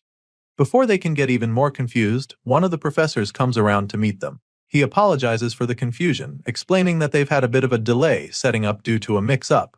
Hearing this, the students are still quite confused because they don't get what he means by setting up. Just then, the man tells them to step back a bit so that he can put the stairs in that spot. This just baffles them even more, but they step back and ask if that's good enough. Thankfully, it's just perfect, so the white-haired professor begins to do his thing. The students watch in confusion as the man goes down to start writing something on the floor. They're still pondering on what he could be doing when a giant massive circle appears on the ground. The golden seal spreads out, glowing brightly, leaving the students in awe, and then in the blink of an eye, a gigantic auditorium appears with a flight of stairs attached to it. Once again, the man apologizes for the delay and then tells them to sit wherever they like in the huge hall. Of course, they're still pretty dazed by what just happened because they can't even comprehend how he managed to teleport something this massive. While most of the other freshmen remain pretty stoked about what the professor did, our boy quietly takes a seat. He feels that they probably did this because they want to hold the entrance ceremony in a place where they can see the school building. It's a pretty brilliant idea, and he also believes that it's a pretty extravagant way to use teleportation magic. He's heard a lot about the institution in his past life and the present one, but now, he can boldly say that he has seen the power of the World Union Academy. The hall is massive, so it's pretty obvious that the number of seats is pretty excessive. One purple-haired guy at the front points this out because he doesn't think there's need for this many seats, when only 30 students were accepted this year. However, the girl sitting next to him informs him that he doesn't even know what he's talking about. In response, he simply apologizes, claiming that he never really studied anything other than how to wield the sword. In that case, the girl decides to enlighten him a bit. The World Union Academy, as the name suggests, gathers the best students from all over the world. She first makes him understand this, and before she's even done talking, she points up at the sky in excitement, announcing that the others have arrived. That's when everyone else looks up at the sky to see the fleet of airships along with huge dragons. Most of the students are terrified when they see this because they have no idea what the hell is going on. But our boy seems to know exactly what's happening. Looking up at the sky, he immediately identifies the magic airship, Strato Queen. He had boarded it once when he was part of the Liquidator subjugation squad. They say it's one of the largest airships in the world, so he's surprised that they're bringing it out just for an entrance ceremony. Well, apparently, that's just the kind of thing the World Union Academy does. Just then, the white-haired professor from earlier notices that everyone has arrived, so he decides that it's time to officially begin the entrance ceremony. A while later, just after the headmaster's speech, we catch up with our boy who currently looks bored to death. He's so close to falling asleep, and after the last couple minutes, he confirms that even the World Union Academy's entrance ceremony isn't much different from a normal one. Well, he is bored now, but that's about to change very quickly because the next item on the agenda is the greetings from the top students of each course. Gray's eyes almost pop out of his head when he sees Leonhardt, the top student of the swordsmanship course, coming forward to answer the call. At this point, our boy is a lot more interested in the entrance ceremony, and he's not the only one because all the other freshmen are staring at Leonhardt. It makes a lot of sense that they dread him this much since he was the one who defeated the examiner in an instant during the entrance exam. The guy climbs the platform and greets the professors there very politely. Apparently, this guy is so good that some say he's as good as the teacher when it comes to swordsmanship. It's a pretty bold statement, but I guess that's just how good this white-haired talent named Leonhard Appius is. At this point, the hero is really intrigued, but his thoughts are interrupted when Leonhardt suddenly asks the professors if he is allowed to speak freely. They confirm that he is free to talk, so he thanks them and prepares to give his own little speech. He starts by stating that he has just one complaint he'd like to make to the academy. But before revealing what it is, he turns to address his fellow students. Well, that's what he says at first, but then he throws a jab at our boy, claiming that he's only talking to the students who were admitted the proper way. Leonhardt tells them what an honor it is to be admitted to the academy with them, hopeful that they'll all graduate as individuals capable of making meaningful contributions to the world. That being said, he urges his classmates to work hard together, claiming that he looks forward to the days when they can aim high together as students of the prestigious World Union Academy. After giving this little speech, he returns to subtly attacking our hero by suggesting that there's someone among them who doesn't deserve to be there. He makes this bold statement and then turns to the divine eye Professor Ariel, asking her to confirm if he's correct or not. The red-haired professor's expression instantly changes from a look of pride to shock. She's utterly taken aback by the allegations, so she tries to correct him, insisting that all the students here have passed the rigorous exam. Even though they may not be as strong as he is, she makes it clear to him that it's not a wise idea to exclude the other students. After clearing this air on that, she bluntly asks him why the hell he's even asking her something like that. At this point, the persistent top student hits back at her, stating that he wasn't talking about those who have been admitted by passing their exams properly. And then, he looks Professor Ariel dead in the eye and tells her that he's talking about the student she let in through the back door with her divine eye special admission. The red-haired lady just smiles when he calls her out like this, but he doesn't even stop there, because the next thing he does is to loudly demand that the one who was specially admitted reveal himself. This dude even has the balls to demand that Gray return his uniform and leave the academy right away. Everyone seated in the hall is taken aback by his audacity. They gasp in shock, but none of them dares to challenge Leonhardt. At the same time, nobody steps up to support him. Meanwhile, the target in question is still on his seat. He hasn't revealed himself yet because he's trying to understand what the reason for this hostility is. He's pretty nervous, but he's relieved that Leonhardt doesn't even know his face, because that would be a serious problem for him. He remembers when the top student stood up to answer the call, and he's glad that the guy didn't notice him back then despite how close they were to each other. Since Leonhardt clearly doesn't know who he is, he figures that it's wiser to just remain seated because he might not get caught up in this whole thing if he doesn't actually step forward. When the special admissions student refuses to come forward, Professor Ariel finally chimes in with an unbothered look on her face. She suggests that this year's students are quite lively after seeing how bold the guy standing before her is. She makes this statement, hoping to lighten the mood, but the persistent top student just snaps at her. He makes her understand that he's very serious about what he just said, and then demands that she stop admitting students through the back door. He's about to say some more disrespectful stuff when Professor Ariel finally gets fed up. She cuts him off by appearing behind him and then prepares to show him exactly why she's a professor at the academy. Ariel asks Leonhardt if he thinks that he's stronger than the student she chose through the Divine Eye special admissions. The question catches him off guard at first because he's not completely sure. But he's already made a lot of noise and backing off now would just make him look stupid, so he musters the courage to state that he is. He's furious that she'd even ask him a question like that and wonders if she thinks that he's not as strong as the mystery student. With this response, Professor Ariel smiles even more because she knows what things are about to get interesting. She likes his attitude and proposes that they make a bet so he can put his money where his mouth is. Once again, Leonhardt is taken aback by the idea she just brought up, but she reiterates and confirms that she actually wants to make a bet, and not just any regular net, because she's actually willing to gamble with her job to prove that she didn't make a mistake.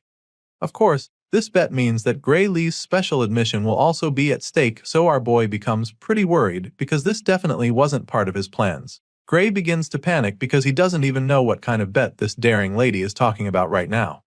Off the top of his head, Leonhardt figures that the professor probably wants to make him fight the special admissions student, but she claims that she would never do such a boorish thing. After all, she believes that Leonhardt would end up dead if our boy goes all out against him.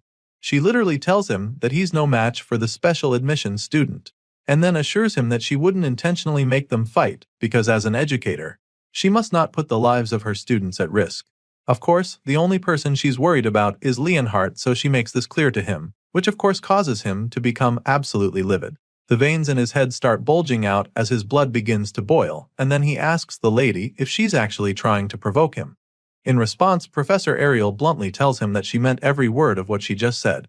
As such, she suggests that they make their bet about monsters since it would be safer that way. Rather than making them fight and risk hurting each other, it's safer to see which of them is better at killing monsters. Professor Ariel makes the proposal and still manages to piss the top student off by teasing him about how he's better at fighting monsters than humans. Despite being really mad, he admits that she is truly well informed and then asks her what their bet will be exactly. Now that they're on the same page, Professor Ariel reveals that the conditions for the bet are very simple. All they have to do is kill the monsters that she picks as targets. Each round, the target monster will get stronger, and whoever fails to defeat their monster first loses the bet.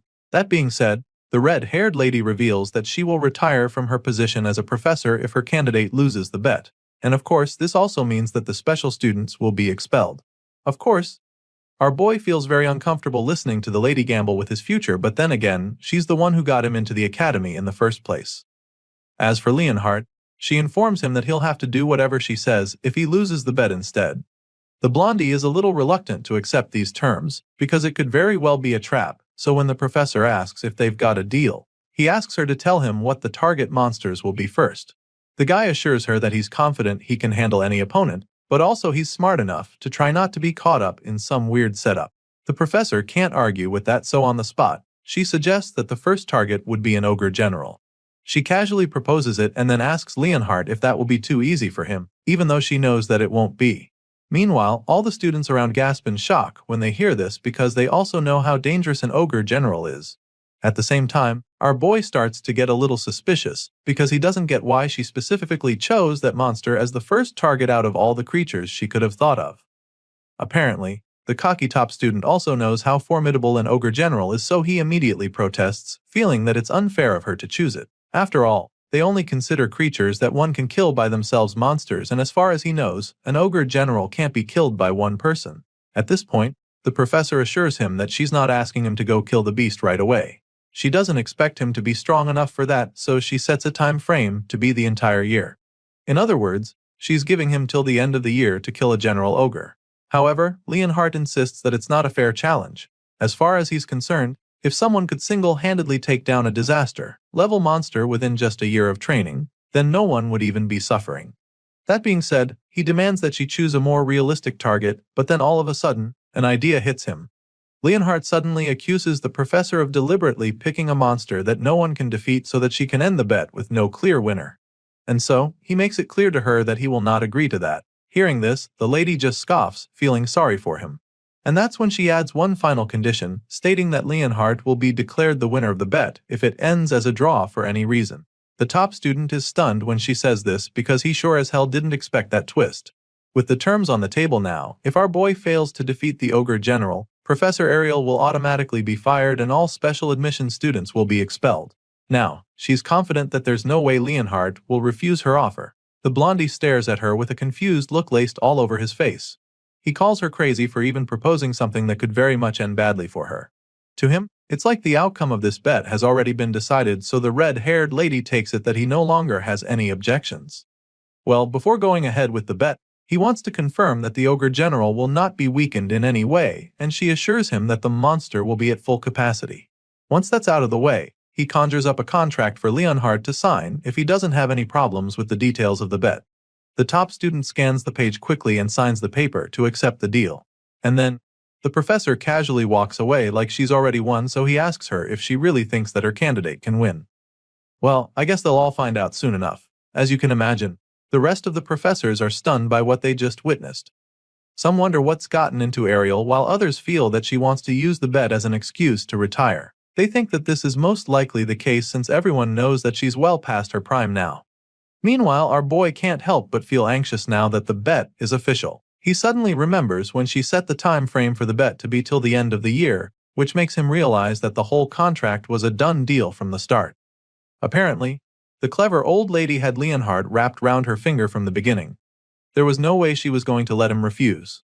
A while later, we see that our boy is about to take his first class on the basics of magic.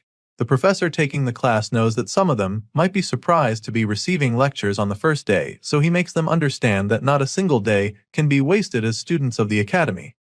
That being said, the professor begins the class by starting with the most basic of basics, which is how to utilize magic. He makes them understand that an invisible energy called ether lies within their bodies, which they can manipulate through the magic circuits in their bodies.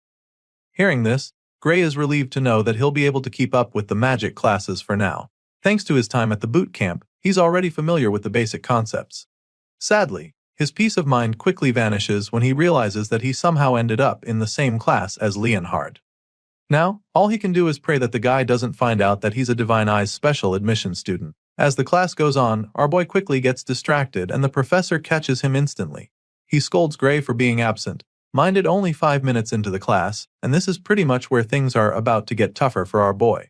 Gray is shocked that the man could notice him being distracted with a single glance because he's seated so far back. Either way, he apologizes, hoping to move past this quickly and not draw any more attention to himself, but the professor has other plans for him. The man is so pissed that he calls Gray to come down and demonstrate the basics of magic to the class since he's so confident.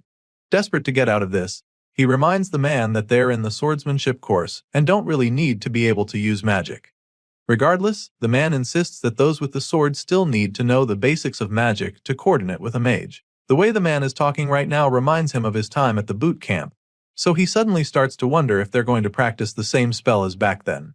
So, he asks the man if the spell he has in mind is the Ether Bullet, and this intrigues the professor because he didn't think the freshman would know about that. Thankfully, our boy can also use this spell, so he confidently reveals this when the man asks. His time at the hellish boot camp wasn't a waste after all. Sadly, the professor suddenly gets the bright idea to demonstrate the spell to the class using a match. And guess who he matches up against our boy? That's right, Leonhard, the last person Gray was praying to cross paths with. The top student has no idea who our boy is right now, so he underestimates him a lot and suggests that it would be unfair to fight him since he's been trained in swordsmanship and magic before even starting school. However, the professor insists that there's no risk of anyone dying since they're only going to be using the Ether Bullet spell. Clearly, there's no getting out of this one, but at least Leon doesn't know that he is Ariel's special student. Well, not for long, because out of the blue, the old geezer decides to announce that Gray is the Divine Eyes Special Admission Student of the Year. As you can imagine, everyone in the class is stunned by the news, except Leon, who's just boiling with rage. What's worse is that the teacher didn't just spill all of this by accident. The cruel man knew how Leon would react, so he spilled the tea since he already doesn't like Gray. Now that the top student knows who his opponent is, he decides to take the match a lot more seriously, under the guise of wanting to properly show our boy the ropes. With a murderous glint in his eyes, he calls Gray to come right down to the front of the class for their match-up. At this point, our boy just laughs nervously, because his cover has been completely blown. Soon, the two young men are standing across from each other while the professor gives them instructions. At the moment, our boy is pretty worried because he's almost certain that he won't come out of this unscathed, especially when he only spent a few days learning magic at the boot camp. The match begins shortly and of course, Leon is the first to attack, determined to show the difference in their strength. He launches a decent ether bullet at Gray in a flash, and our boy is forced to do the same, but he's immediately blown away by the massive attack he unleashes. The two boys are astounded by the huge ether bullet that Gray shoots out with ease. Compared to our boy's blast, Leon's strike looks like a punt pebble, so the top student immediately loses all his confidence, screaming in horror as the magic ball of death speeds toward him. Luckily, the professor intervenes just in the nick of time and uses his own magic to stop Gray's ether bullet, saving Leon's life in the process. The man sighs in relief as he watches his shield stop the attack, but then all of a sudden, Gray's ether bullet shatters the barrier and causes a huge explosion in the classroom. The blast sends Leon flying, so the professor rushes to check on him even before the dust clears. The top student is literally shaking like a leaf right now, but he assures the teacher that he's fine. Thankfully, he's not hurt, but now, our boy might be in some trouble. If the barrier hadn't dampened the impact, Gray's ether bullet could have killed Leon, which is actually a big deal.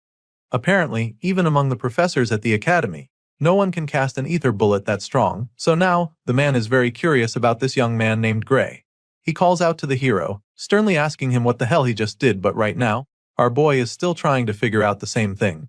Thinking back to the exchange, he can't believe that they even used the same spell because Leon's ether bullet was so feeble compared to his. It makes him wonder if the ether bullet taught to those in the subjugation squad is different from what they teach at the academy. With this in mind, he curiously asks the professor if he accidentally used the wrong spell by any chance, but the man assures him that it was definitely an ether bullet.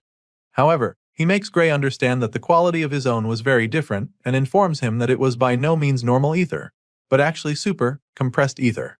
As you can imagine, our boy hasn't ever heard of that before, so he expresses his confusion. The man confesses that it's a power that even the professors have trouble producing. So it's mind-boggling that Gray managed to produce and reform it into a spell in a split moment. The professor goes ahead to state that there isn't a single person in the academy who can replicate what Gray just did. Just like the professor, the students are still blown away by the power they just witnessed. Whispers fill the hall as they all talk about how incredible the whole thing is. Some even feel that Gray should have been enrolled in the magic course from the start instead of specially admitting him. Despite everything the professor just explained, our boy can't help but feel that something is wrong somewhere.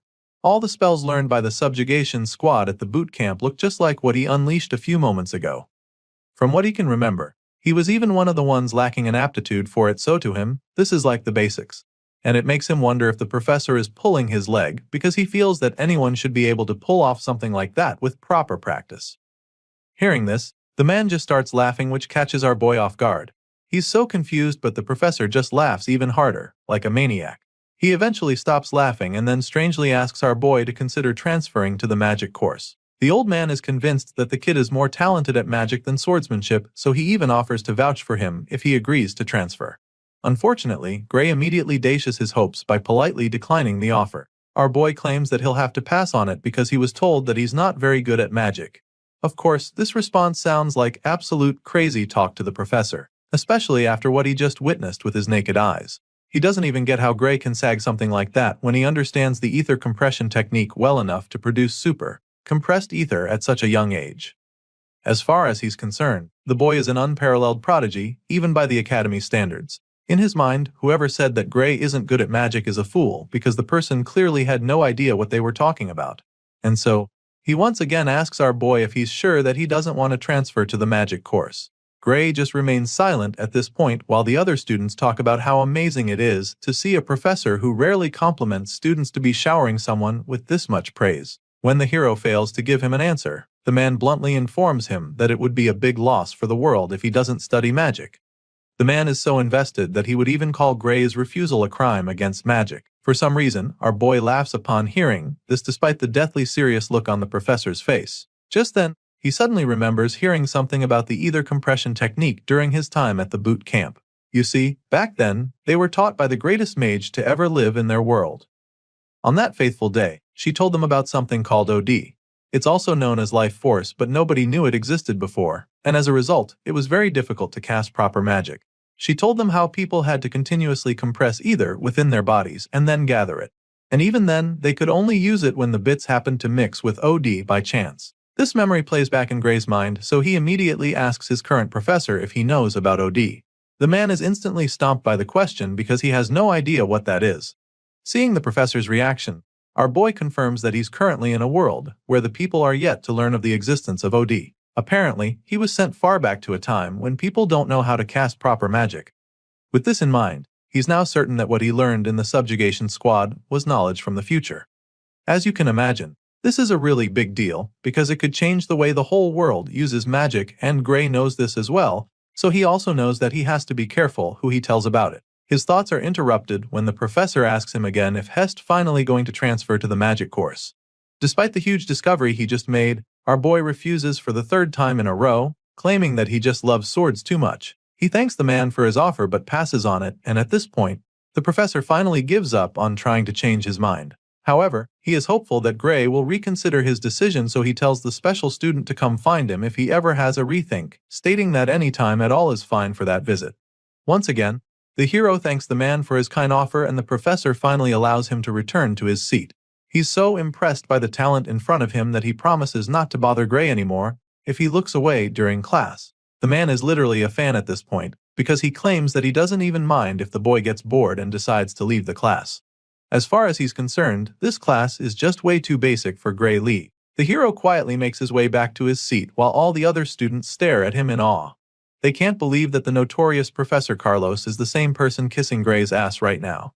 Well, it turns out that the professor isn't the only one sucking up to the hero, because from the looks of things, Leonhard is practically in love with Gray right now, because the guy is literally calling him Lord now. Our boy sees the top student acting this way around him, and of course, it makes him so uncomfortable that chills run down his spine. Later that day, Gray receives a note from Professor Ariel asking him to see her after class. On the way to her office, he can't help but wonder why he got summoned out of the blue. He feels that it might be Professor Carlos's doing, so he starts hoping that the red-haired lady won't advise him to change courses as well. Soon, he's right in front of her door, and immediately he knocks. She already knows it's him, so she lets him in. He's about to apologize for the intrusion when he suddenly senses a sneak attack from the side.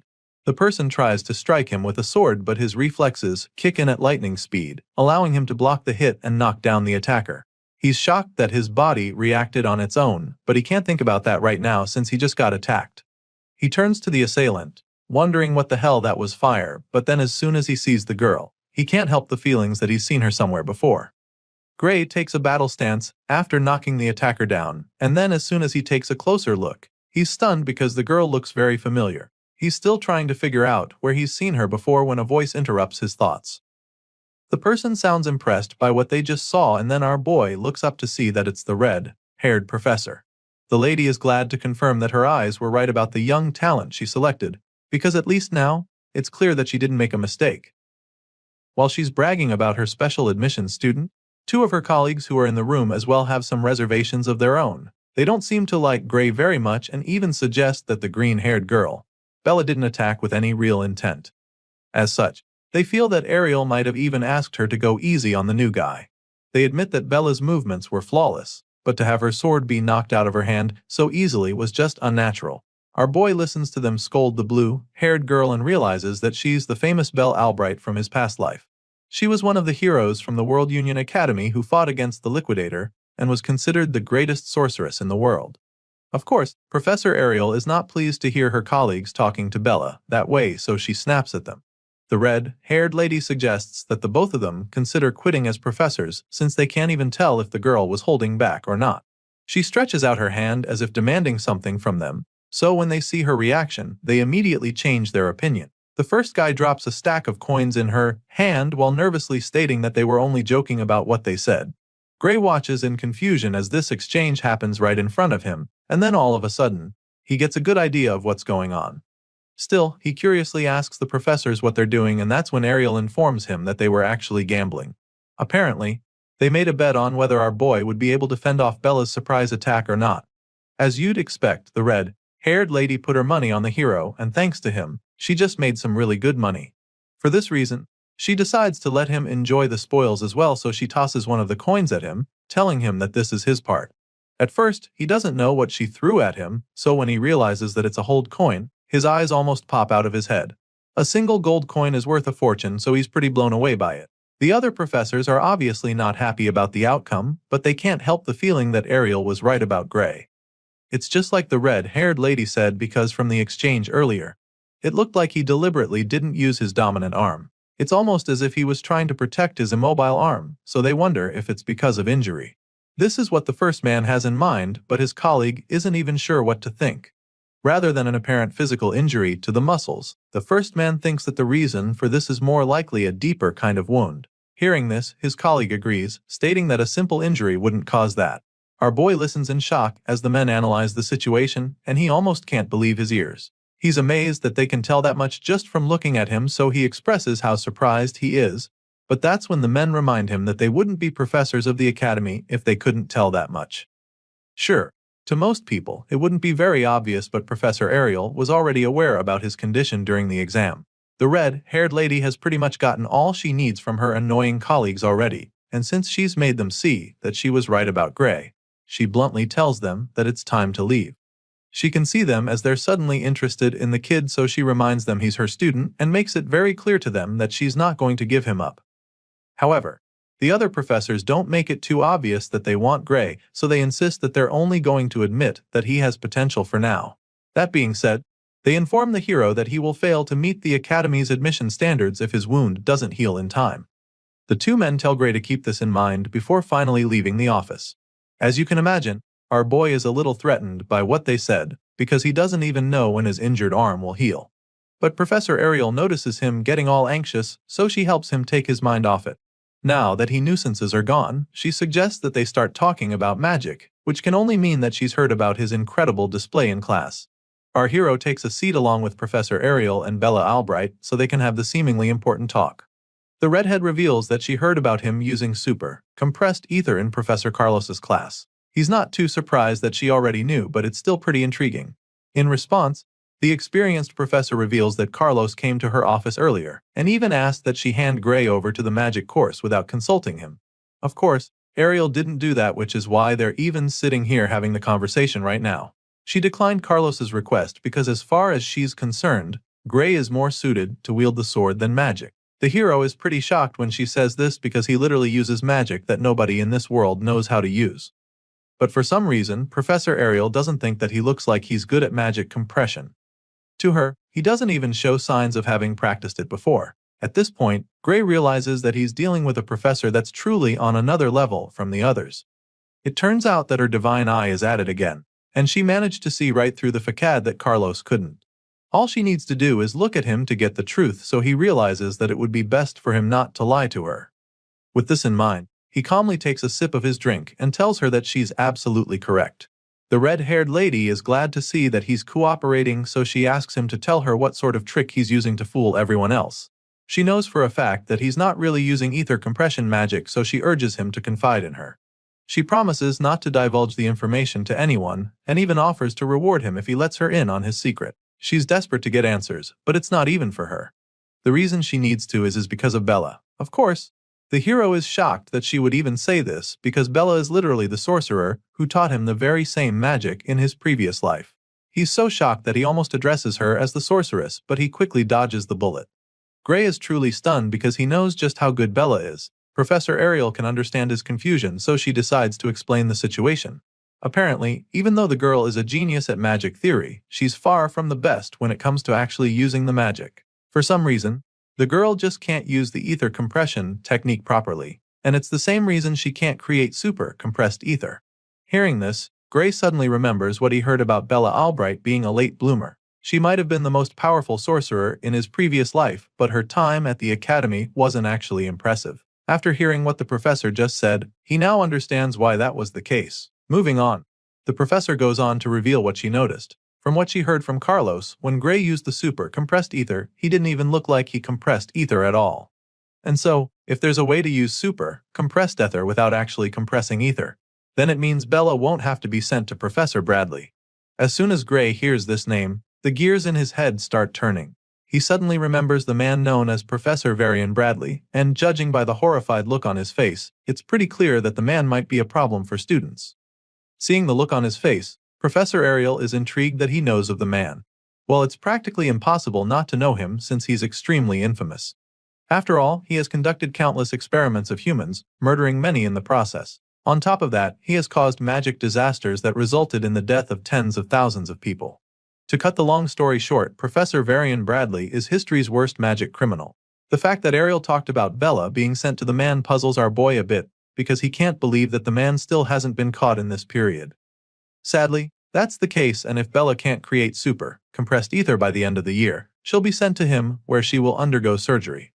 As you can imagine, Gray is mortified by this information, so he immediately informs the professor that it's likely a bad idea. It turns out that Ariel even knows that it's not wise. Even though the surgery is under the pretense of enhancing her magic abilities, it's actually human experimentation, and she is fully aware. Professor Ariel knows about his shady ways already, but his activities haven't been made public yet. But then again, rumor has it that he's the reason some people have died, while others were left broken. It's dangerous and scary to the blue-haired girl, but she doesn't have much of a choice because she will be expelled by the end of the year if she can't use super, compressed ether. Of course, Professor Ariel doesn't like the situation, and she'd even prefer that Bella quit the academy to having that man mess with her body. Now, our boy is really tempted to tell them the truth. However, the magic he knows is knowledge that does not even exist at this time. As such, telling them might end up changing the course of history, but then again, seeing how terrified Bella is right now, he suddenly remembers what happened during the battle against the Liquidator. He remembers how the alien invader overpowered them and defeated humanity's last hope with ease.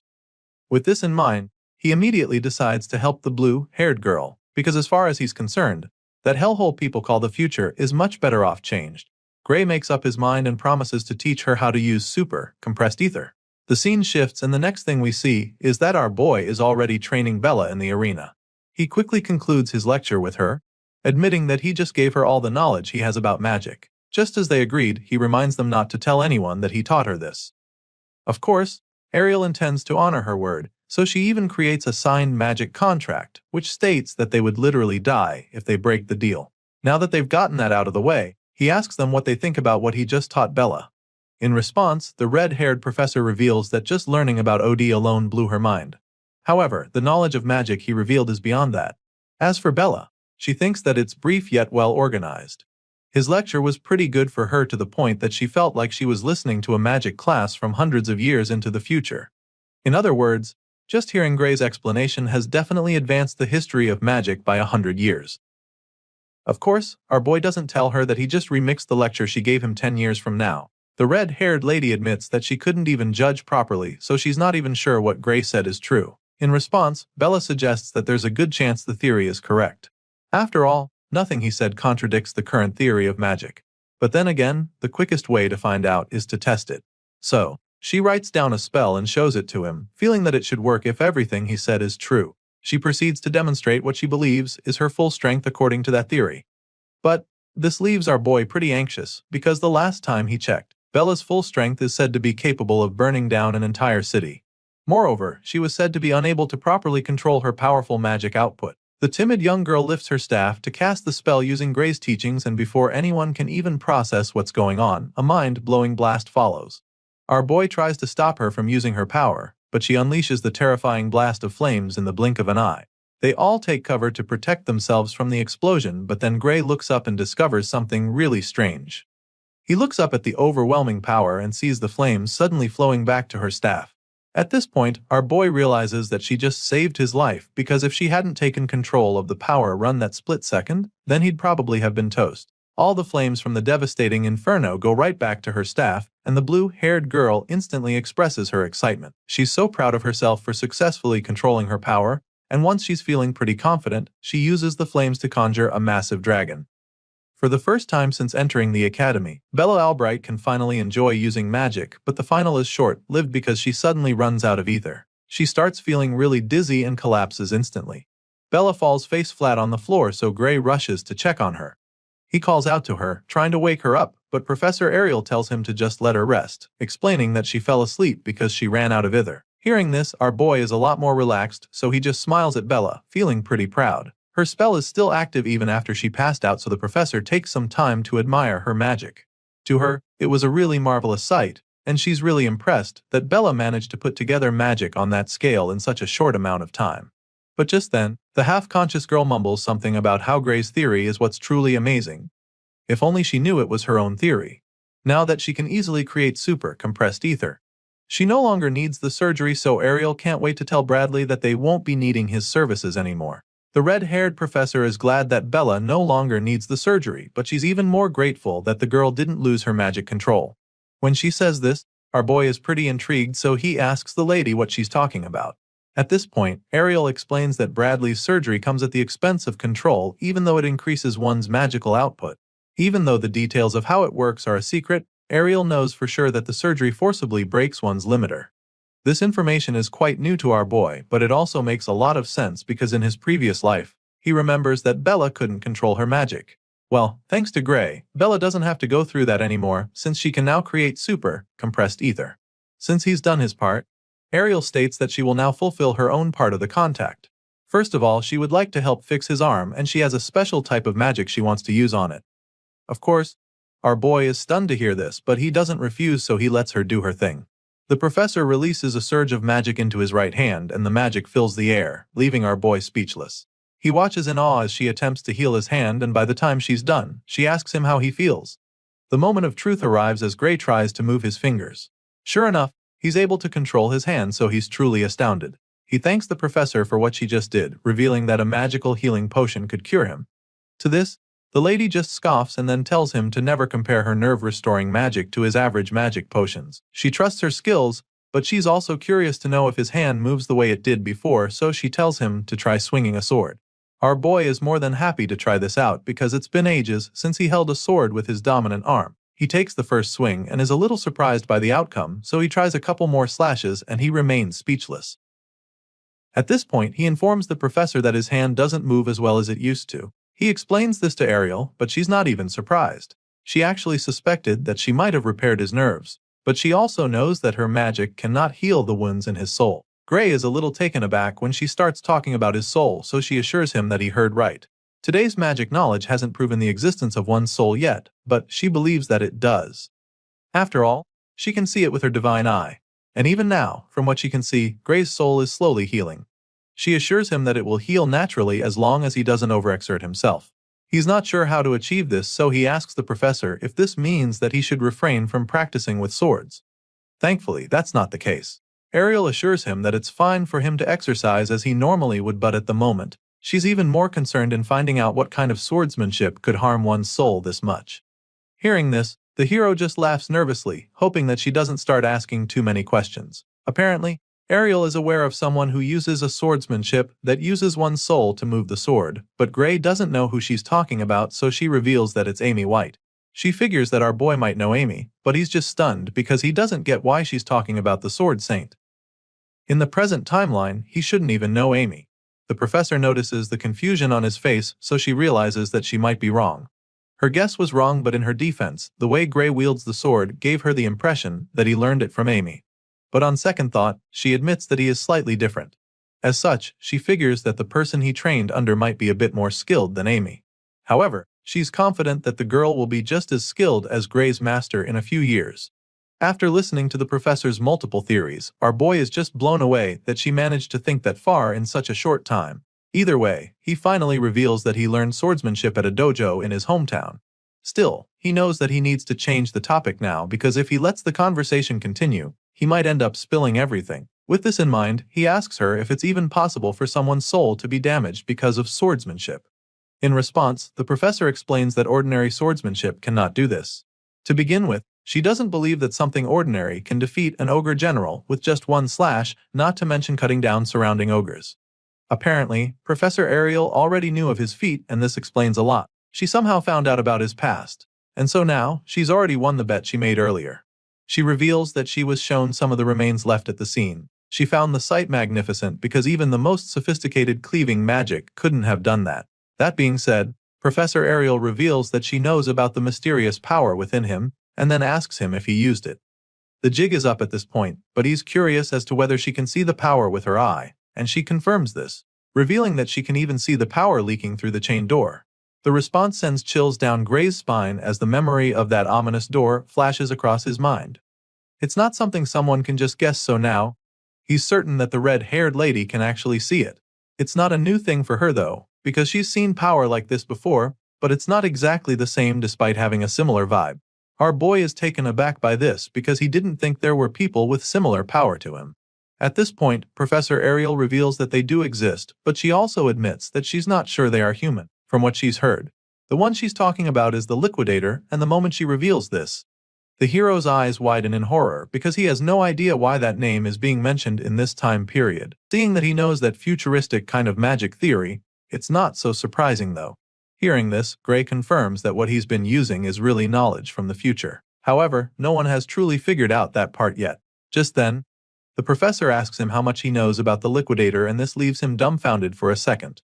Regardless, he tells her that all he knows is that the celestial being is an extremely dangerous threat to humanity. As far as Gray is concerned, the Liquidator has to be stopped before he appears, because if that happens, then he must be destroyed no matter what it takes. For some reason, the professor thinks that his explanation is a little extreme, but she does agree that the Liquidator is dangerous. Even so, Varian Bradley seems intent on continuing his experiments, and she reveals this to our guy. As you can imagine, Gray is taken aback at this point because he's not even sure how Varian is related to this. Apparently, the professor is convinced that there's a connection. As far as the lady is concerned, the Liquidator is the very being that the man is trying to summon. This definitely comes as a shock to the MC because the last time he checked, the Liquidator was supposed to be an alien. He's blown away by the fact that the Liquidator was actually created by a man because no one had ever mentioned anything like that. But then again, the Academy in the last timeline acted as if they knew exactly where the Liquidator would appear. He remembers the war and how they had predicted the location of the battlefield. Memories of their fleet heading over there flash across his mind, and so now, it starts to make a lot of sense. It's a truly shocking discovery, but it's now looking very likely that the Academy was involved in summoning the World Enders all along. Now that Gray knows what's really going on, he strongly suggests that Varian's dangerous experiment be stopped immediately. Professor Ariel agrees with him, of course, but the look on her face suggests that it's not going to be an easy task. The red-haired lady also wishes for the experiment to be stopped, but there's a major obstacle in the way. Unfortunately, the person running the project is a professor just like her, so she doesn't have the authority to shut him or his experiments down. Sure, she doesn't have the power, so she already pushed the higher-ups to cancel Varian, but they refuse to listen to her. Hearing this, Gray immediately demands to know who exactly these higher-ups are because he can't understand why anyone would sit back and watch someone start an apocalypse under their noses. He's definitely ready to go meet the authorities, but the professor sadly reveals that she is not allowed to reveal their identity to him either.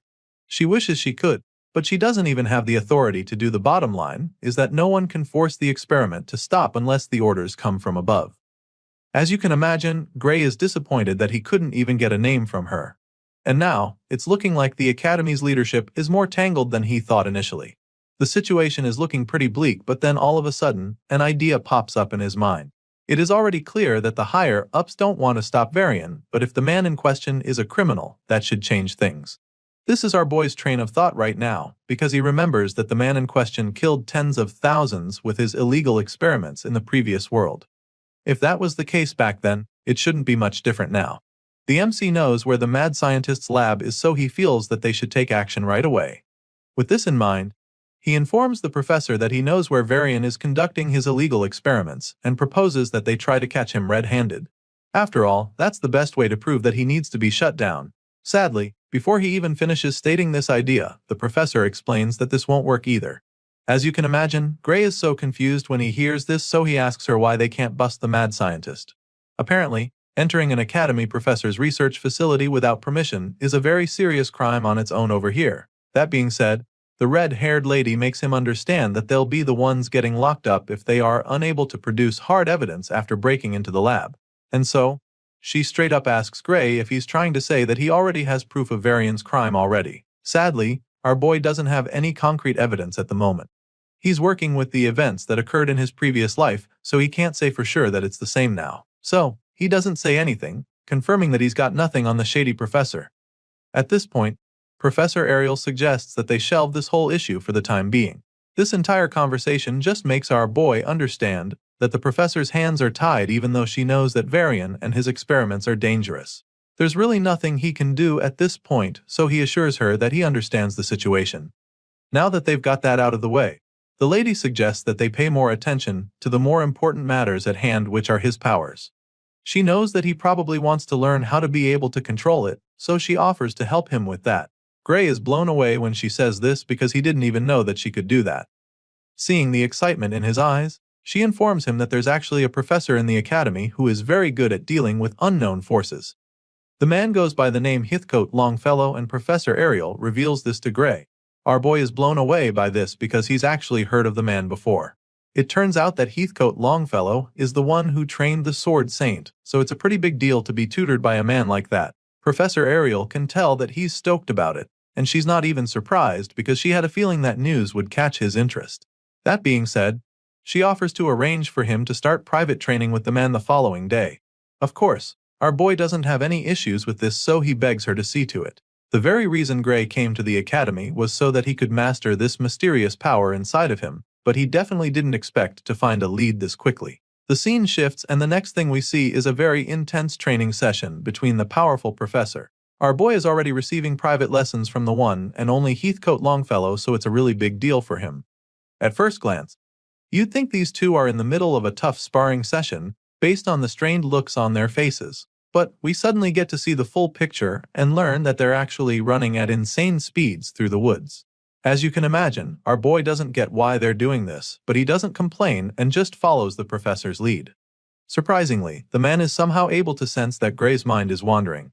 This is not something that he's ready to entertain, so he tells Gray to pick up the pace since he's clearly not focused enough if he has room for stray thoughts. He demands that our boy keeps running until his body is at the absolute limit.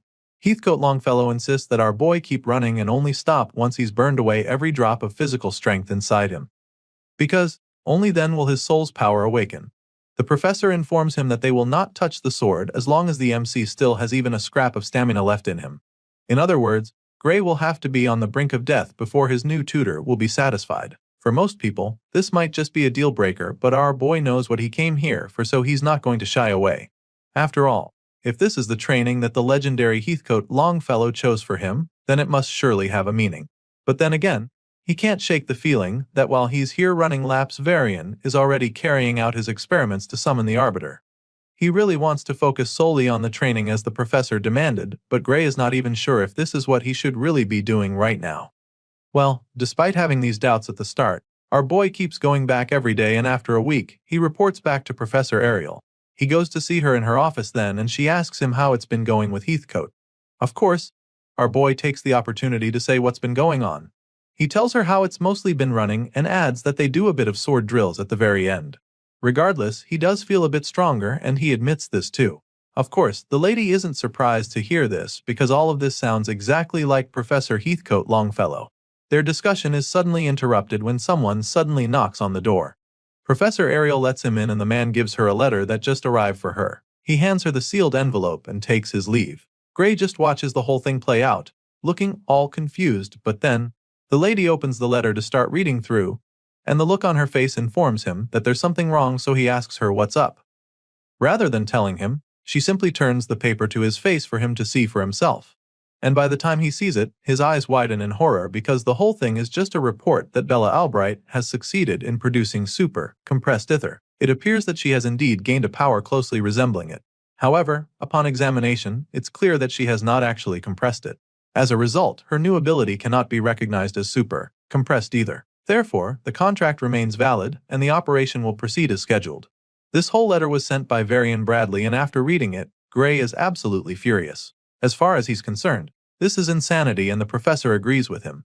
So, she suggests that Bradley is determined to force Bella into surgery by all means, even if she doesn't need it anymore. The mad scientist wants to make sure that he achieves his goals. Hearing this, our boy is pretty worried about Bella and wonders if she can refuse to partake in the experiment. Well, the contract is airtight, and the red-haired lady explains this to Gray. It turns out that the only way Bella can get out of doing the surgery is if Bradley himself voids it. That being said, Bella's only choices are expulsion or the operation. In other words, if she refuses, she'll be kicked out of the academy. Of course, this is horrifying news for our boy, so he expresses his displeasure, slammed his fist on the table. Seeing that this is the way things are going, Professor Ariel tells Gray that she needs his help, and then all of a sudden, she asks him to tell her where Bradley's lab is. Apparently, the letter he just sent to her was some kind of trigger that is enough to change her mind. Remember when she said that they can't enter another professor's lab? Well, now the lady is suddenly fine with busting the mad scientist because if they are blue to expose him as a criminal, then his contract will be null and void. As soon as Gray hears this, the worried look on his face is suddenly replaced with a smirk. Sure, he's excited about this, but he's also curious as to why she suddenly changed her mind. After all, she was the same person who just said that it would be too dangerous to go after him without proof. Hearing this, she simply tells him that they're just going to have to find the evidence they need. She makes this bold statement and then informs Gray that she's putting her faith in him right now. You can tell that she's nervous about this whole plan, but then again, she realizes that she's actually even put her faith in him from the start. She was bold enough to do this because her divine eye had already told her that our boy was telling the truth the whole time. Apparently, she's known this for a while now, but it just took her this long to get herself to finally admit it. Our boy listens to her saying all of this, and it makes him feel very good about their plan. Professor Ariel confesses this to him, and then finally asks him to show her the way. It's clear that he knows the things that can help them, so she urges him to share in order to bring Bradley's crime to light together. And judging by the look on our boy's face, it's pretty clear that he's all in. Now that they're definitely on the same page, our boy finally reveals that the evil professor's laboratory is located in the mountains near the village of Torul. As you can imagine, the red-haired lady is already familiar with this place. It's not the first time she's hearing about it, and she definitely remembers Bradley Varian having a laboratory there that was authorized by the Academy. She confirms this, which leaves Gray pretty surprised, because why would anyone do illegal experiments in an authorized lab? Well, the professor doesn't think he should even be surprised, because as far as she's concerned, there's no better place to conduct illegal experiments if not there. I mean, no one will bat an eyelid even if he stays there for too long, since it's a place that's been reserved for him and his research. On top of that, no other professor in the Academy has the authority to interfere with his lab, so the Torwal Mountains are just perfect for the mad scientist. Now though, that's about to change, because Ariel is determined to get evidence of his crimes, since they won't be charged with breaking into his lab that way. While they're plotting and scheming on how to bust the evil professor, Bella interrupts them with a knock on the door. Of course, Professor Ariel lets her in, so the blue-haired girl comes in with a paper in her hand. From the look on her face, you can tell that she's kinda nervous. She reveals that she just received the letter, and before she can even say anything else, Ariel snatches the envelope from her. The red-haired lady tells her not to worry about anything, promising to take over from here. Of course, Bella doesn't know what the letter is even about yet, so she's pretty confused when the professor says this. She tries to ask Ariel what she means, wondering if her professor is planning to fight Bradley Varian for her sake. Going after the mad scientist is already risky enough, but Ariel seems to be doing this all by herself, which makes it even more scary to Bella. Ariel senses how worried her blue-haired student is right now, and she just finds it amusing. She simply scoffs in response before informing the worried girl that she alone is more than enough to handle the task. As you can imagine, this definitely gets Bella very anxious, especially since it's all happening because of her. She is pretty terrified now, and even our boy is starting to get concerned, so before the professor can leave the room, he calls out to her, begging her to wait before telling her that he's going with her. As soon as he says this, Bella doesn't even think twice before announcing that she will go too. The girl is determined to help out since all of this is happening because of her. It's her problem after all, so she insists on following them. As you'd expect, Professor Ariel is not comfortable with this sudden change of plans, so before the students can even say anything else, she stops them right in their tracks. And then, she reminds them that the person they're talking about is not some ordinary man. He's an academy professor, and not only that, he's also a lunatic who has repeatedly conducted dangerous human experiments. Professor Ariel points out all of this just in case the two ambitious students have forgotten so soon. There's no telling what Bradley Varian will do to them if he catches them poking their noses in his business. He's just that dangerous and erratic, so the red-haired professor bluntly makes it clear to them that she cannot let the both of them go to such a place. Ariel makes these points to discourage them from following her to the Torul Mountains, but sadly, her efforts backfire. For some reason, rather than seeing reason with her, Gray feels that everything she said suggests that they come with her. Since even she knows what a monster Bradley Varian is, it just makes even more sense for her to take them along. Going alone is too dangerous even for her as far as Gray is concerned. In his mind, he should definitely be able to be of some help to her if he uses the same power he used to take down the ogre general. Besides, if Professor Ariel disappears, then our boy will get expelled automatically because he's a Divine Eye admission student. She's the very reason he's still in the academy, so if anything happens to her, then his chances of actually finishing to become a hero will be gone. Gray makes all of these valid points and then concludes by begging the professor to at least let them decide their fate. Her actions affect them tremendously, so he believes that they should also have a say in it. At this point, Gray and Bella go quiet and wait anxiously as the professor contemplates everything they just said. She's definitely not planning to be so rigid, so she quietly considers all our boy has said, and after a brief moment of silence, she gives in. I mean, with everything they just said, it seems like they'd just still come even if she told them not to. And so, there's really no point stopping them. That being said, the professor agrees to let them go with her, but under one condition. Hearing this, our boy eagerly waits to hear the terms, and then the lady tells them that they are to prioritize their own safety first no matter what happens. She reveals this non-negotiable condition to them and sternly asks them if they understand completely. Of course, they are pretty fine with the terms, so they loudly confirm that they understand. If that's what it will take for them to be involved on this important mission, they don't mind the terms. Sure enough, after that deal they made, Professor Ariel takes them along and the scene shifts. For a lab that's supposed to be a secret, the building is pretty massive. Anyway, the trio arrives after the moon comes up, and while they're hiding in the bushes, Bella keeps trying to wrap her head around the fact that the man is really doing his illegal experiments in this place. It's probably strange to her as well, but that's what it is. Professor Ariel confirms that this is really the place and reminds her of the objective. Now that they've arrived, the next course of action is to look for evidence of Varian's illegal experiments. Just to be 100% sure, she asks Gray to confirm everything she just said, and our boy assures her that they're on the same page. He definitely remembers this place from his past life, and he doesn't have a single doubt in his mind. Seeing how confident he is, Bella decides that she doesn't have any reason not to trust him. She's all for taking down the mad scientist, but she's still not sure that they can actually gather any evidence without getting in any trouble. That's her major concern now that they're here and she's seen the kind of place they're breaking into. Ariel can sense that the blue-haired girl is worried, so she attempts to calm her down. As far as she knows, Varian should be at the Magic Society's conference right now, so she's pretty convinced that he's not here at the moment. Still, the fact that the mad scientist isn't around doesn't necessarily mean that sneaking in will be a walk in the park or anything like that. She has a strong feeling that the entrance is rigged with all sorts of traps, so going in through the front is not really an option anymore. With that fact established, she concludes that they'll have to bust in through the side wall. Such a move has its own consequences as well, so Bella is pretty worried still. At this point, it's kinda obvious that Miss Blue Hair over here doesn't really have the stomach for a mission like this. She's been on edge since they arrived and worried about everything, so the professor reminds her that they came here to break into an academy-authorized lab. That in itself is already a crime, so whatever approach they take is still likely going to land them in trouble, especially if they're not able to find any concrete evidence.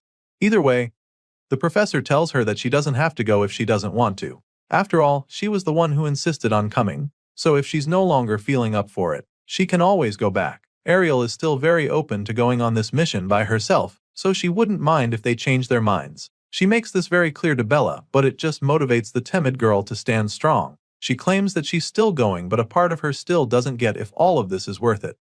As far as she knows, Professor Ariel is doing this for someone like her, so she doesn't think they should be going this far. However, Ariel simply informs her that that is where she's got it wrong, because stopping Varian's experiments is for the sake of the entire world. Right now, Bella doesn't understand the gravity of letting the mad scientist get his way, so Gray explains that countless people will die if they don't stop Varian. He says this but quickly corrects himself, claiming that the whole world will be sacrificed if they don't stop the evil professor.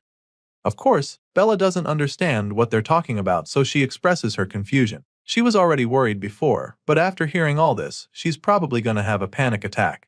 The professor can foresee this already, and that's not what they need on this kind of mission right now, so she tells Bella that Gray is probably just exaggerating. Nevertheless, she agrees with what he said about how the mad scientist needs to be stopped at all cost. She knows that the girl might still be bothered, so she keeps telling Bella not to worry, assuring her that they're here for her and will literally put their lives on the line for her. Ariel says these words with a reassuring smile etched on her face, hoping to calm the timid student. Once they're able to get all the doubts and worries out of the way, the professor finally gives the signal for them to move out. The three of them blast off with blistering force toward the lab, determined to find the evidence they need to take down Varian. Ariel casts an insanely powerful spell mid-air and instantly unleashes a devastating blast that blows a hole in the side wall of the facility. So much for being stealthy. The blast is truly incredible as it leads to a mind-blowing explosion that almost sends them flying. The force from the blast is so much that Gray barely manages to avoid being thrown off his feet. Of course, he also didn't expect a blast of that magnitude, so he finds it amusing. Ariel just had to do something way over the top.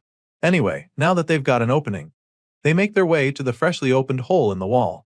It's a miracle the facility is still standing after taking such a devastating blast, but I guess that's a good thing. Gray Lee takes the lead since he's the one who knows the way, but as soon as he steps into the lab, his eyes widen in horror. Our boy is instantly met with a very shocking surprise. Remember, this lab was supposed to be filled with enough evidence to enable them shut down Varian's illegal experiments. Well, what our boy finds is even more horrifying than what he imagined. It's literally a huge prison with several cells lined up one after the other. Inside these cages, there are human beings bound in chains, and those of them who are not already corpses look like they're on the brink of death. Most of the bodies are covered in blood scattered all over inside the cells. Clearly, they're now 100% sure that Varian is an evil piece of trash. This is proof that he's been carrying out inhumane research, and it wasn't even that hard to find. Looks like there's no need to make an effort searching for the evidence they came for.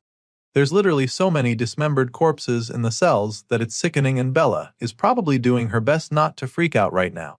The professor is speechless at first, but then she's finally able to organize her thoughts. For her, just a glance is enough to see 14 forbidden spells that have been used on these poor victims. Using such spells is undeniably a criminal offense, which just shows how terrible Varian is.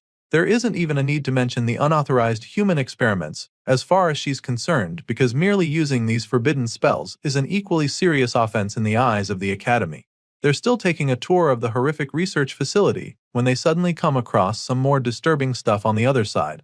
Of course, they all go to investigate, and that's when they get a better view of this ominous-looking magic circle on the floor. It's surrounded with lit candles, which is even more creepy. At first glance, it looks like some sort of altar, so after getting close to it, they're a little confused. They've obviously seen more than enough proof that the scumbag professor is up to no good, so Bella asks what they should do now, because their original plan was to leave with evidence.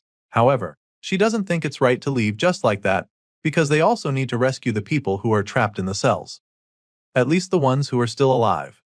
Gray is the first to respond to her, reminding her that they shouldn't stay here for too long.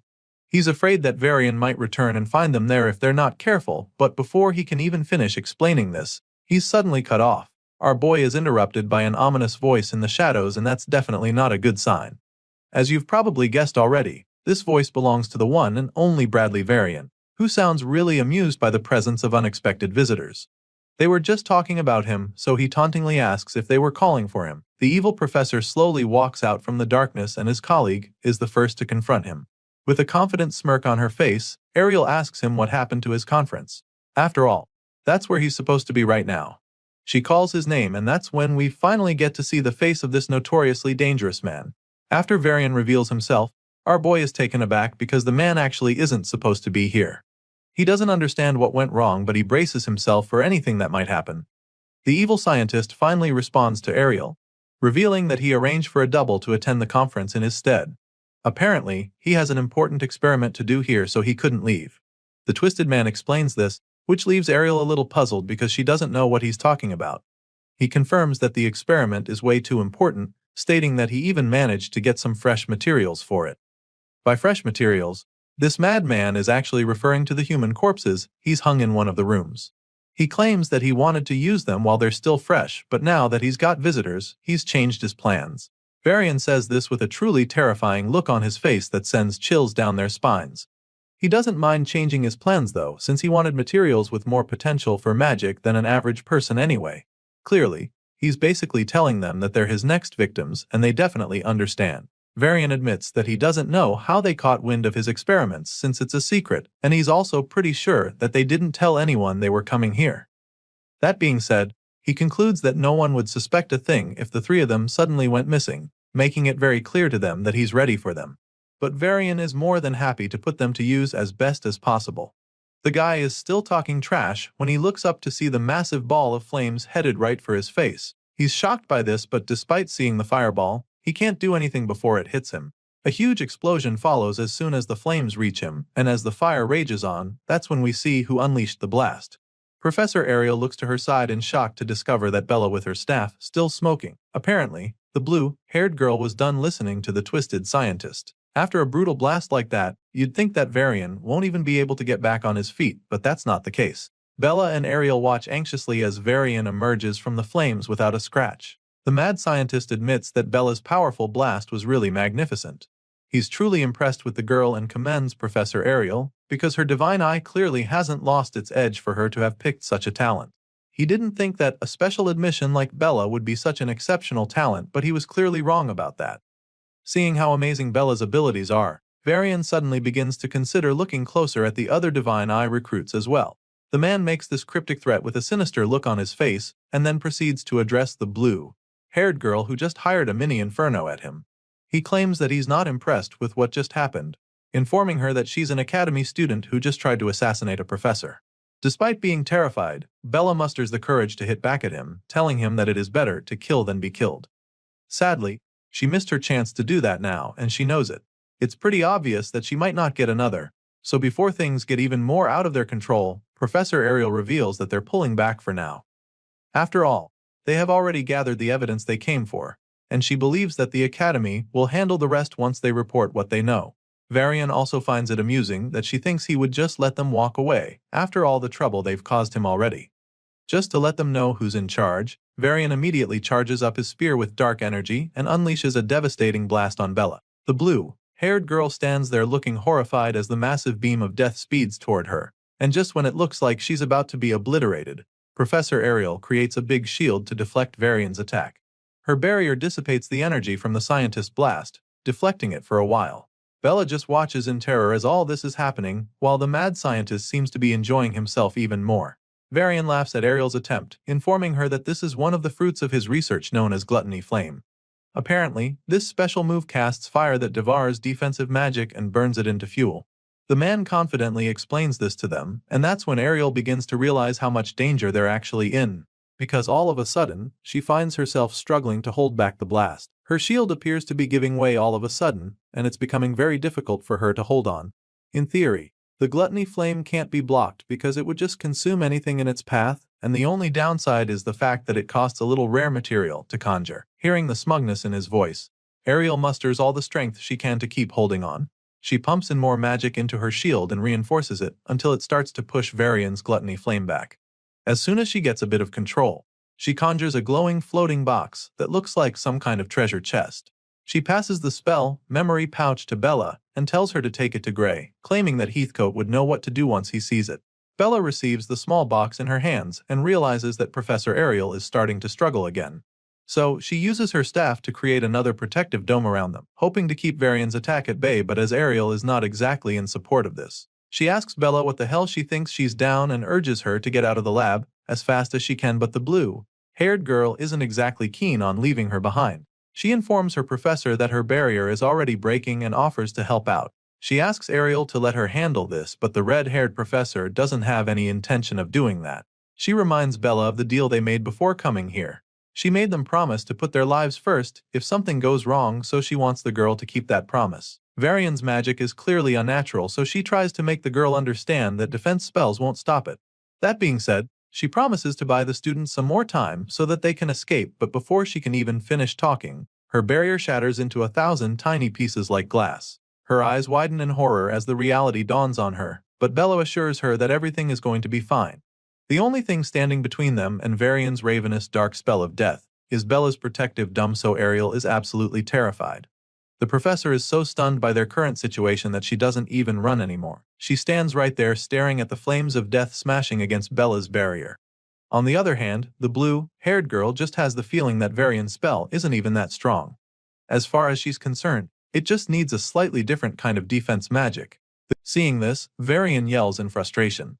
The man can't believe his eyes. It should be impossible for anything to hold back his spell, because he's the only one who knows the counter-magic theory for gluttony flame. And so, the mad scientist begins to wonder how the hell she knows the formula to make his attacks useless. In response, the blue-haired girl simply reveals that she managed to crack his code so easily because someone recently taught her a new theory. Using that theory, using the spell to counter him is just that easy. Hearing this, the evil scientist just grits his teeth in rage as he begins to rack his brain. He's so confused by the fact that someone taught her the spell, so he loses his shit and furiously demands that she give him a name immediately. The man is so desperate to find out who the traitor is that he promises to give a clean death if she gives him the name. For some reason, he thinks that's supposed to make her want to tell him anything. Anyway, seeing that he's so curious to find out who taught her, she decides to piss him off even more by telling him that the person's identity is a secret. She doesn't give him a name, but she lets him know that the person who taught her is a student from the swordsmanship course. In that moment, she begins to recall when Gray revealed the theory to her and how confident she was that the formula would work even though it contradicts the current theory of magic. As you can imagine, the evil scientist is even more enraged when he realizes that the girl doesn't want to answer him seriously. It's obvious that she's messing with him and he doesn't take it lightly. All of a sudden, Varian reveals a huge red stone and threatens to burn her alive with it for pissing him off. Varian shatters the rock with a single punch and several skeleton ghost heads start flying toward Bella. This dark spell continues to get even more powerful when it gets to her barrier, and it's starting to look really scary, so Gray asks her if she's okay. Surprisingly, she's still completely fine. It's like she's not even breaking a sweat to hold back the evil scientist's attacks.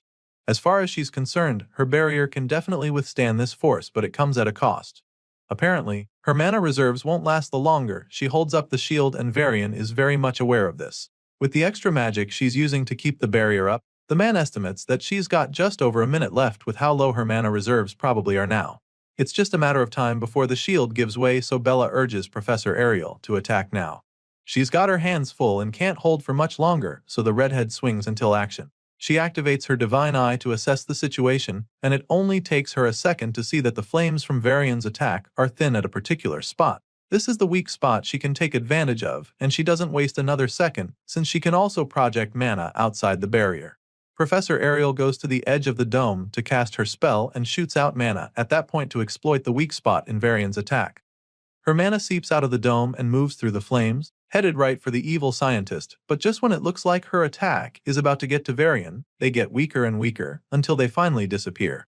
Seeing this, Varian just laughs at her for trying to counterattack because she can't even reach him, let alone actually do any damage.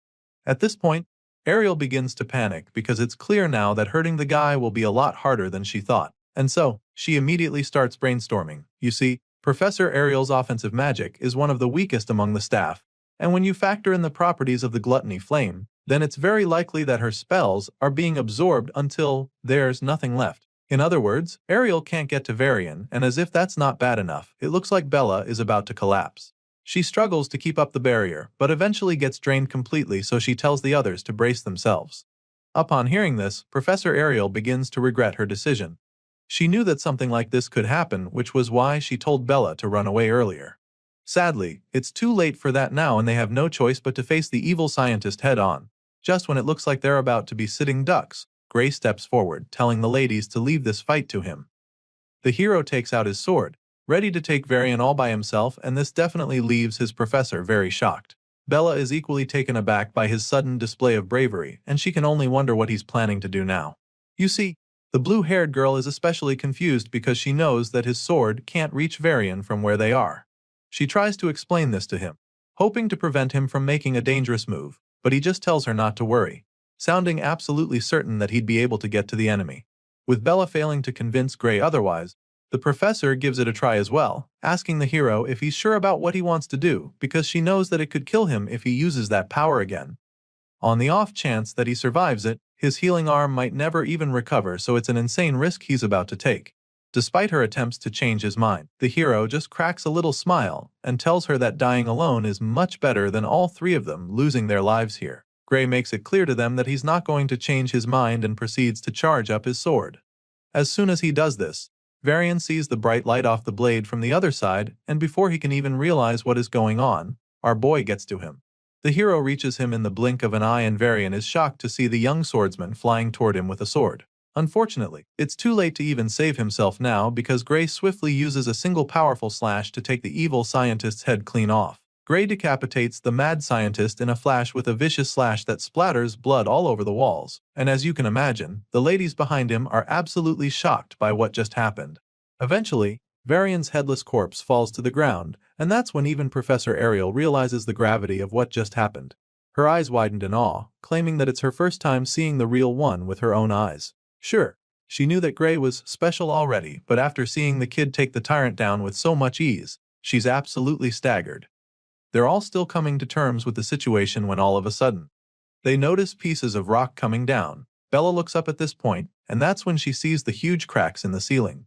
The place appears to be coming down on them, but before things can get out of control, Professor Ariel uses her magic to stop the rocks from smashing them.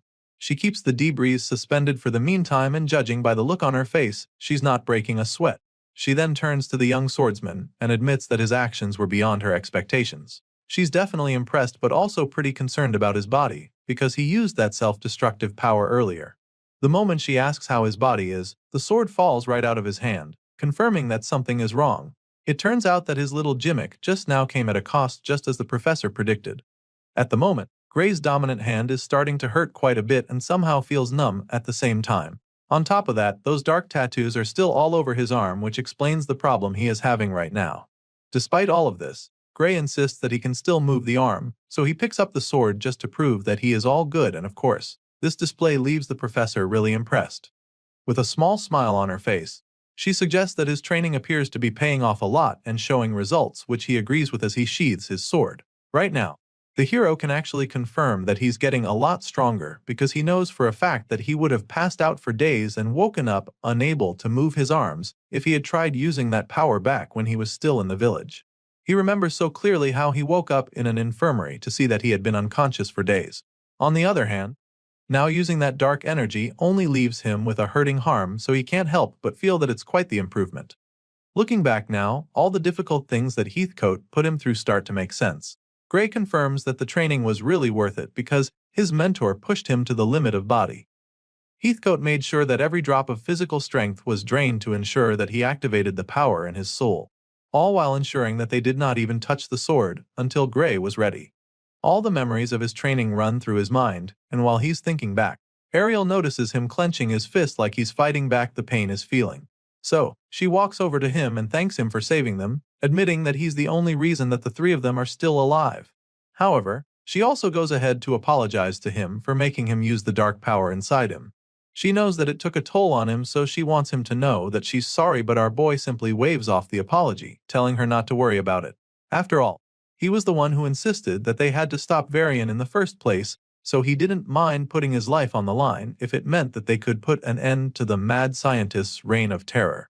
Gray Lee makes her understand that he was happy to do it, so the red-haired professor simply thanks him once again. Even though she's grateful for the risk he just took, she also knows that he can't afford to use that dark power anytime soon. It might be too much for his body to handle, so she advises him to try not to tap into the power for a while, making him understand that the damage that will follow will be irreversible. The professor makes this very clear to him, with a pretty scary look on her face, which leaves the young hero quite worried. Gray's eyes widen in horror when she says this because he knows that she's right, so he doesn't bother saying anything else besides assuring her that he understands the situation. Right after this little exchange between the two, the timid student who came along finally chimes in. Bella calls out to Gray and nervously asks him if the energy he just used was magic. Apparently, the blue-haired girl is a little confused right now, because she didn't sense any other at all when our boy was using the dark power. All this while they've been talking, she's been trying to figure out what that energy really was, but now she's come up with the conclusion that it's just impossible to even call that much power magical energy. It just doesn't make any sense to her, so she tries to get answers from the hero, but the professor cuts her off immediately. As you can imagine, Ariel doesn't really want the young girl getting involved with something as dangerous as this, so she just tells Bella that it's better if she doesn't pry into the matter any further. Of course, the blue-haired girl is just left speechless at this point, and she's probably even more curious now. So she asks the professor to tell her why she shouldn't ask questions. At this point, the red-haired lady appears to be losing her patience. Seeing that the timid student isn't ready to cooperate with her, she begins to cast a spell, and then threatens to erase Bella's memories if she can't promise to stay out of the matter and keep all of this a secret. An ominous-looking ball of magic begins to form in Ariel's palm as her divine eye glints menacingly, so when Bella sees that her teacher isn't bluffing, she finally agrees to back off. The girl is pretty terrified all of a sudden because she's on the verge of having her memories wiped, so she quickly suggests that they make a magic contract to keep her talking to anyone about what happened here. Seeing that the girl is finally on board, Professor Ariel cancels the spell and agrees to write a magic contract. The two ladies sign the contract, and once that's out of the way, Ariel starts to wonder what they should do next. She asks Gray what he thinks, and the hero doesn't even hesitate to suggest that they start by helping all of Varian's victims who might still be alive. Even though he's concerned about the experiments that the tyrant was working on, he believes that the first course of action should be getting these ones back to safety. Hearing this, the professor takes a look around and concludes that most of them look like they're just being out to sleep with magic. She confirms that they're not in any danger at the moment since Varian is gone. But they're not looking good either, so she figures that it would be a good idea to take them to the Academy's medical facilities just to be safe. Still, she's eager to see what the mad scientist was up to, so with this in mind, she snaps her finger to cast another spell. This time around, she uses the magic to encapsulate all the victims inside a magic bubble while they're still lying in the cells. Ariel explains that this spell will protect them from any external harm for the meantime. After covering them all in protective bubbles, she decides that it's time to investigate further inside.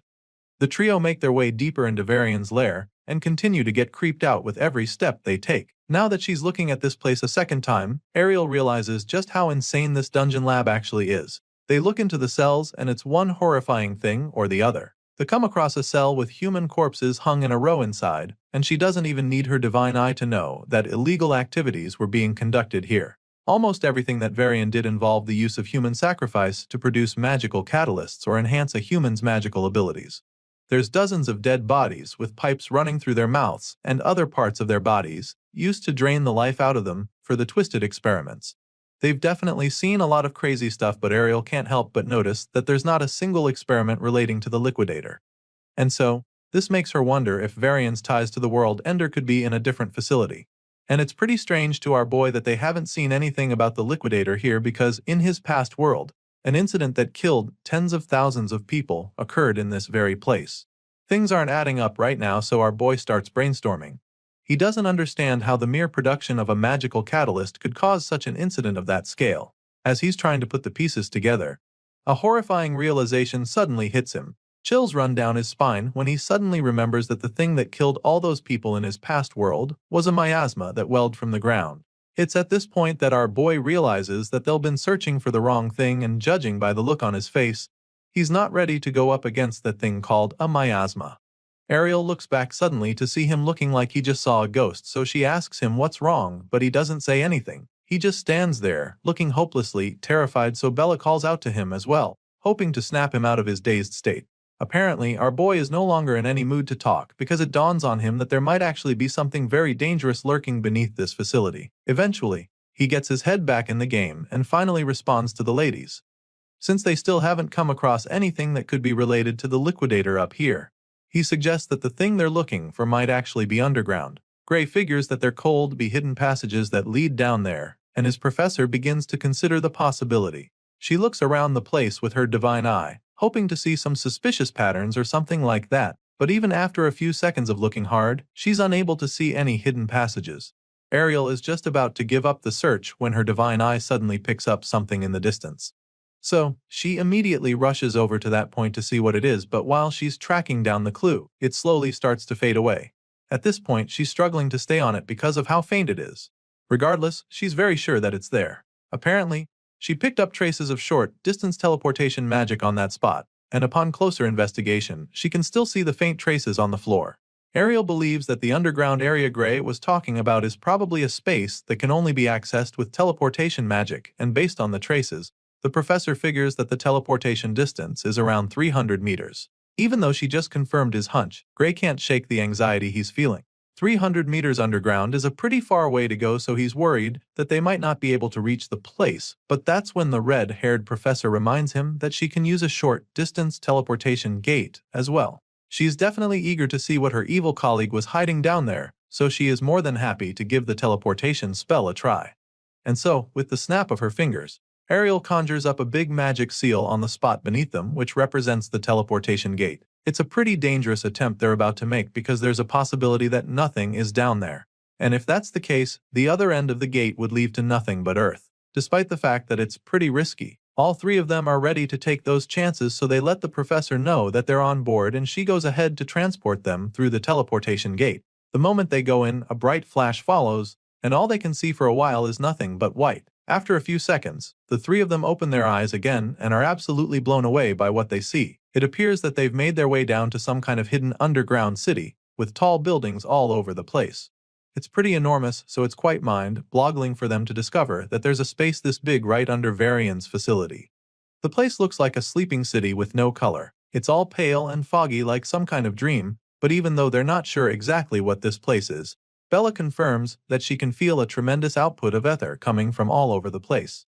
It's a little overwhelming for her, but she's able to pinpoint the area with the largest output of magical energy. The blue-haired girl points to the huge structure in the middle of the white city, and Ariel immediately begins to panic when she sees it too, because she realizes that ether isn't the only energy flowing in this place.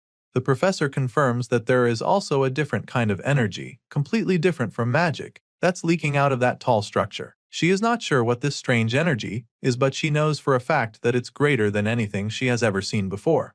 Hearing this, Gray starts to get a few ideas, so he puts the pieces together and asks the professor if this power she's sensing is similar to what he has.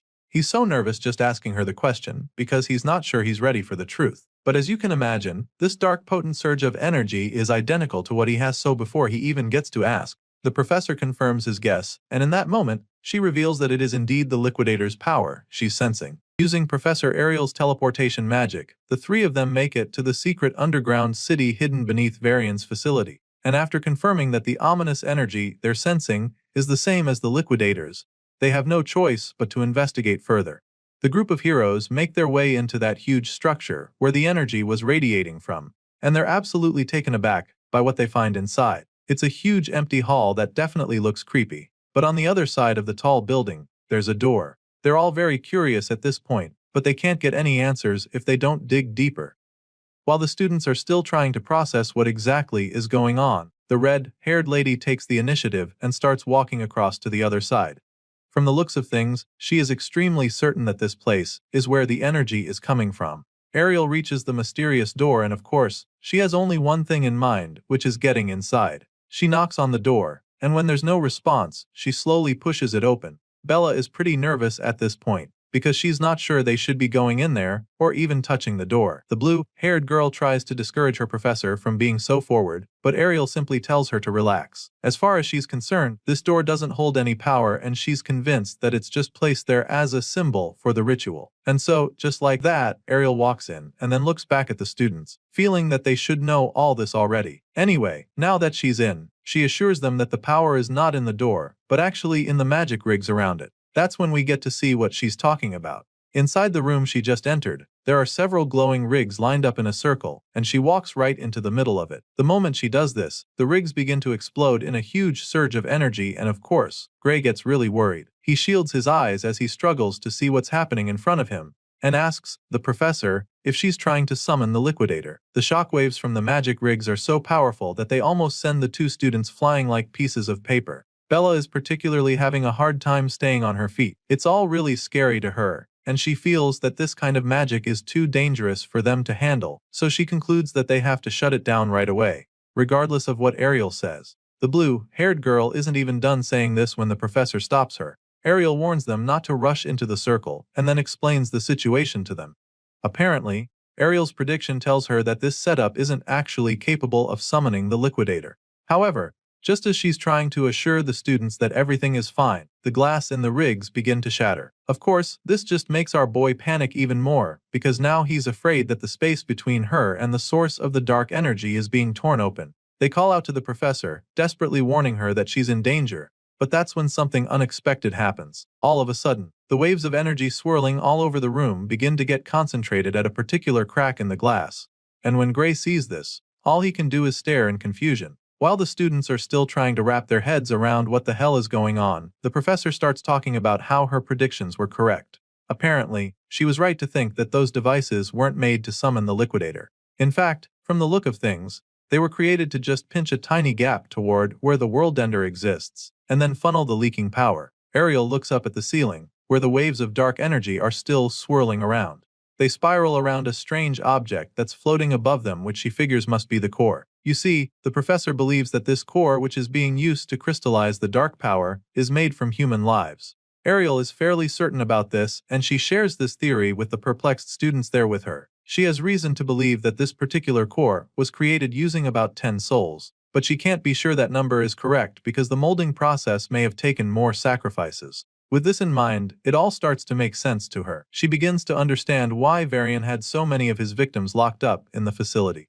She's convinced that the majority of the people they saw upstairs were taken to be raw material for this very purpose. The evil scientist wasn't using his victims for any ordinary human sacrifice, but for something much more sinister. Hearing this, Bella still can't wrap her head around why anyone would do such a thing. She doesn't get why he would go that far just to gather power, and it just makes her wonder what such dark energy is even being used for. She expresses her confusion, but the professor is just surprised that the blue-haired girl still hasn't figured it out, and so she decides to break it all down to Bella. Ariel reminds the girl about the ominous black flame that Varian used against them during their fight. At first, this still doesn't explain anything, but then the professor reminds Bella of the crystal that Varian used to boost the power of the flames when he got mad. As far as Ariel is concerned, this core will look like those crystals by the time it's done being formed. And this time around, she has a feeling that this new catalyst won't be limited to just black flames by the time it's fully formed. The professor fears that such power can be used to do a lot of horrible things, and if they mass-produce the stuff, then there's no telling what they could actually do with it. Just as she finishes explaining all this to the students, the cracks begin to disappear without a trace. With everything that Ariel just said, our boy finally has a clearer picture of what's going on, so he realizes that maybe Varian wasn't even trying to summon the liquidator after all. However, Ariel isn't completely sure about that. Whether Varian tried to reach the liquidator or not, she doesn't know for sure, but what she can tell is that the space-opening magic rigs were pushed to the limit.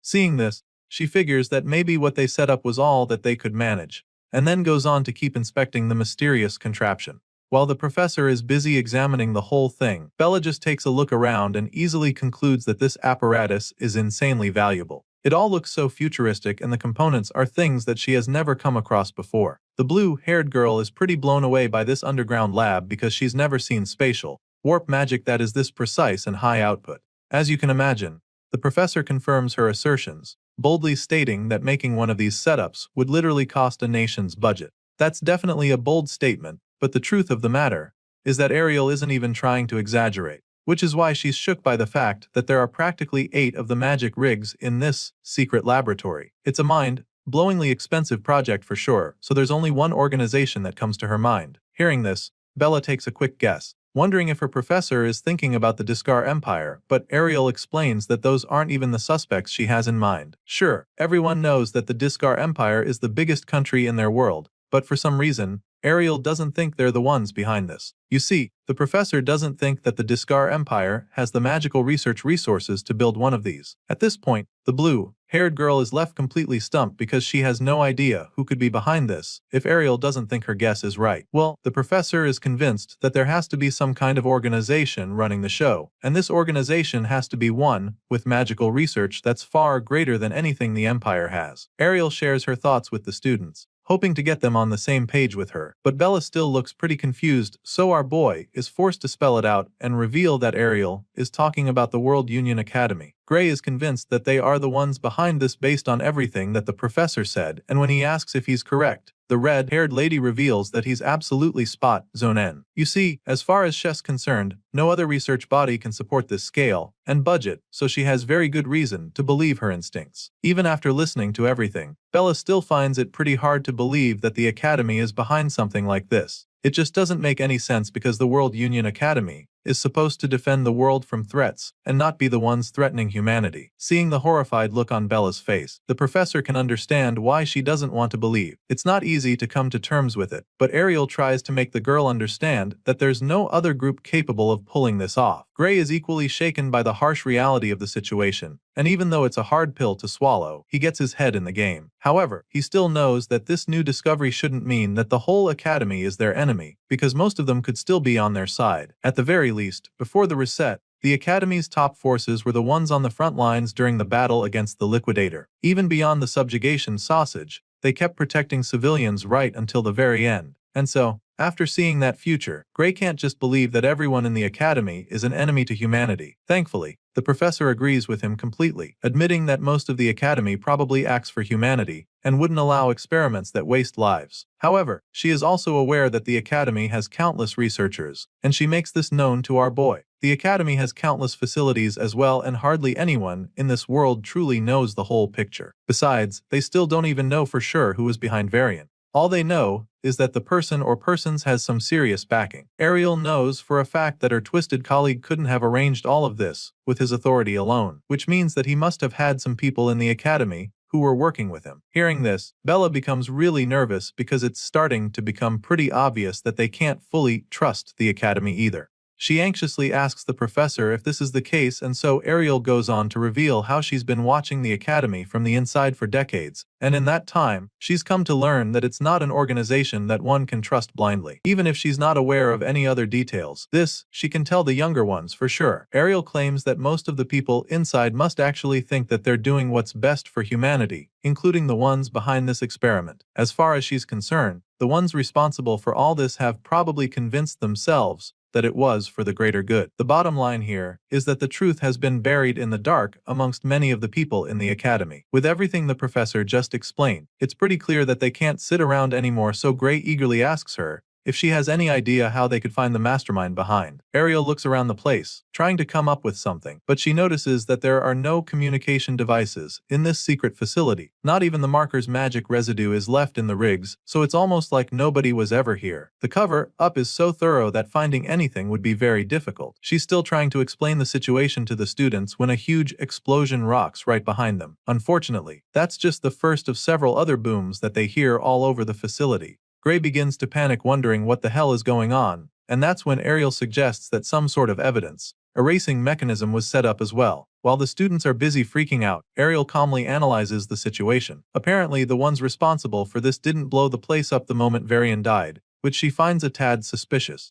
It makes her wonder if they were planning to lure the ones snooping around deeper inside before detonating the place. Of course, Bella definitely wants to leave right away before they get buried by the debris, so she calls out to the professor, reminding her that this is not the time for hypotheticals. Bella feels that they need to get out immediately, but Ariel casually tells her to calm down, stating that these are just magical explosives. As far as she's concerned, the World Union Academy's professors aren't weak enough to be killed by something like this, and so, she activates her divine eye and begins to cast a protective spell to show the students exactly why she's not panicking. The red-haired lady crouches down to cast the spell, creating a glowing magic seal on the ground beneath them. Despite her calmness, the students are still pretty troubled by the situation, so they just stand behind her, waiting to see what she does. At this point, the entire place is coming down right on top of them, and Ariel sternly warns them not to step out of the magic circle she just created. She pumps in some more magic into the spell, and the rigs begin to glow with the same bright light from her magic circle. They keep getting brighter and brighter, until all we can see is a white flash of light. As soon as this light appears, everything goes blank, and the next thing we see is the trio reappearing back on the surface.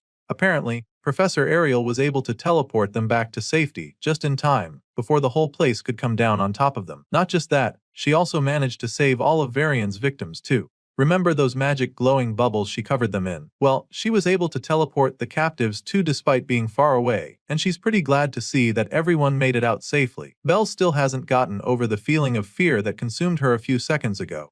The poor girl is still shivering, because she definitely thought she was going to die when everything got out of control. Even though Ariel saved them in the end, Gray can't help but feel a little worried because that was way too close for comfort. Hearing this, Ariel simply explains why her spell took so long to actually work. You see, they had more baggage than she expected, so it slowed down the teleportation process. Still, the red-haired lady is pretty glad, because it was definitely worth it. That's when she shows the kids the baggage she was referring to. Lying a few meters away is a pile of magic rigs, the same magic rigs that they found in that secret underground facility. It turns out that the professor managed to save them before they could be destroyed by the explosions. And now, she can't wait to show them to the academy, because they'll finally be able to create some awareness. The Academy will no longer be able to ignore them anymore when they see the rigs as far as Ariel is concerned. The scene shifts, and the story continues with the trio going back to the World Union Academy where they present their findings. They're summoned and informed that the survivors they rescued are being treated in the Academy's medical wing. The World Union Academy headmaster, Orodrom Alexandro, also thanks them deeply for stopping Varian's illegal experiments.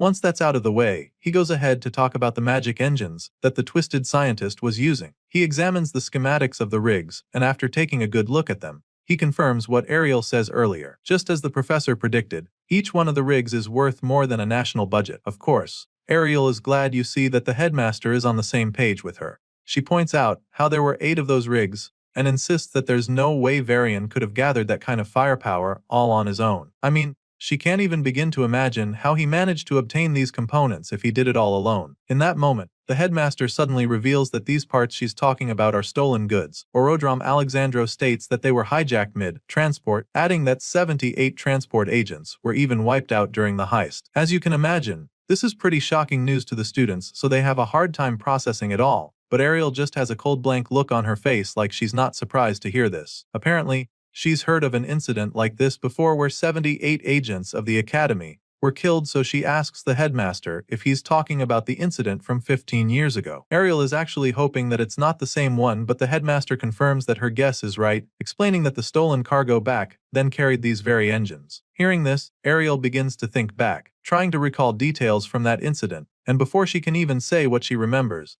Orodrom Alexandro states that the one responsible for the heist back then was the blood drinker. He can tell that she's familiar with the name, and she's not the only one who knows about it. You see, our boy Gray has also heard of the blood drinker, because it just happens to be the biggest crime organs in their world. Even Bella is familiar with the group, calling them the parasites of the world that always crawl back no matter how many times people crush them. As you can imagine, it's pretty surprising to see the shy girl sounding so ferocious all of a sudden, so Gray sneaks a glance at her, wondering what's gotten into her, and that's when he sees her looking absolutely livid. Apparently, the reason Bella hates the group so much is because they killed her parents. She reveals this with a murderous glint in her eyes, and the headmaster goes ahead to confirm everything they've said. Orodrom admits that the blood drinker is one very stubborn group, because they will always resurface, no matter how many times they're exterminated. The main reason for this is that no one knows where they hide or who their leader is. It's a group that remains impossible to eliminate for good, which makes them such a big problem. Some say that they are even responsible for 70% of all crime-related deaths in this world. The headmaster seems to know so much about how bad these criminals are, and they're so ruthless that it wouldn't even surprise him if some of their people were already inside the academy. They're truly a powerful force to be reckoned with, but Orodrom feels that the worst part is the fact that there's no way to tell the members of the blood drinker apart from actual people of the academy. And on top of that, the academy wouldn't act even if there was a way to fish the intruders out. The headmaster explains all of this, and of course, Gray doesn't like what he hears. He asks the old man to explain what he meant by that last part, saying that the academy wouldn't act even if there are criminals hiding amongst them. Bro looks like he's about to snap at the old man, but before he can say anything else, Professor Ariel cuts him off, informing him that this is just how the academy operates now. She explains that anyone with talent gets a chance to grow stronger in the academy, regardless of their bloodline, their race, or gender. At this point, the headmaster chimes in, confirming all that the lady just said, and then goes on to say that all candidates who are talented enough are accepted freely into the academy, and that it doesn't matter if they're criminals. Of course, this is a pretty insane way to run things, and Bella doesn't hesitate to let them know how absurd she thinks their tradition is. As far as she's concerned, any criminals that are currently in the academy should be seriously dealt with, and she angrily states this before the headmaster. In response, the man simply claims that he agrees with her. However, he makes it known to her that the higher-ups don't seem to share that view. If it were up to him, all known criminals in the academy would be hunted down, but clearly, it's out of his control. The blue-haired girl is pretty confused when he says this because the last time she checked, he's literally the headmaster of the institution. She feels that he should at least have enough power to oversee something like this, but the man explains that he's nothing more than an underling. He may be the face of the academy on paper, but in reality, he's just a figurehead, and the authority he actually holds is laughable. The headmaster reveals all of this shocking news to the students, and then asks them if they really want to know who is truly running things at the academy. Of course, the intense looks on their faces are enough of a response for him to know that they want the answer. However, he also explains to them that they'll have to grow stronger if they want to know. As far as the academy is concerned, the more power one has, the deeper they will be allowed into the academy, and the more secrets they'll uncover. The headmaster admits that he can't call any names, but he informs the students that they have an upperclassman who has enough influence to shape the academy's entire direction. Apparently, this extremely influential senior is so powerful that he was the one who came up with that crazy policy of accepting criminals into the academy. Hearing this, Gray immediately begins to put it all together and concludes that maybe they could be able to change the traditions of the academy if they somehow managed to become stronger than this mysterious and powerful senior. And of course, the professor confirms this, admitting that strength is everything around here. At this point, both Bella and Gray clench their fists forcefully, almost as if they make the strong resolve to become as strong as they possibly can. While explaining this to the students, the headmaster can't help but ponder over something. It's a thought that he still finds pretty amusing. You see, Orodrom Alexandro knows for a fact that Professor Ariel wouldn't have been able to stand a chance against Varian at all, especially not on her own. So the fact that they were able to take down the extremely powerful mad scientist makes the headmaster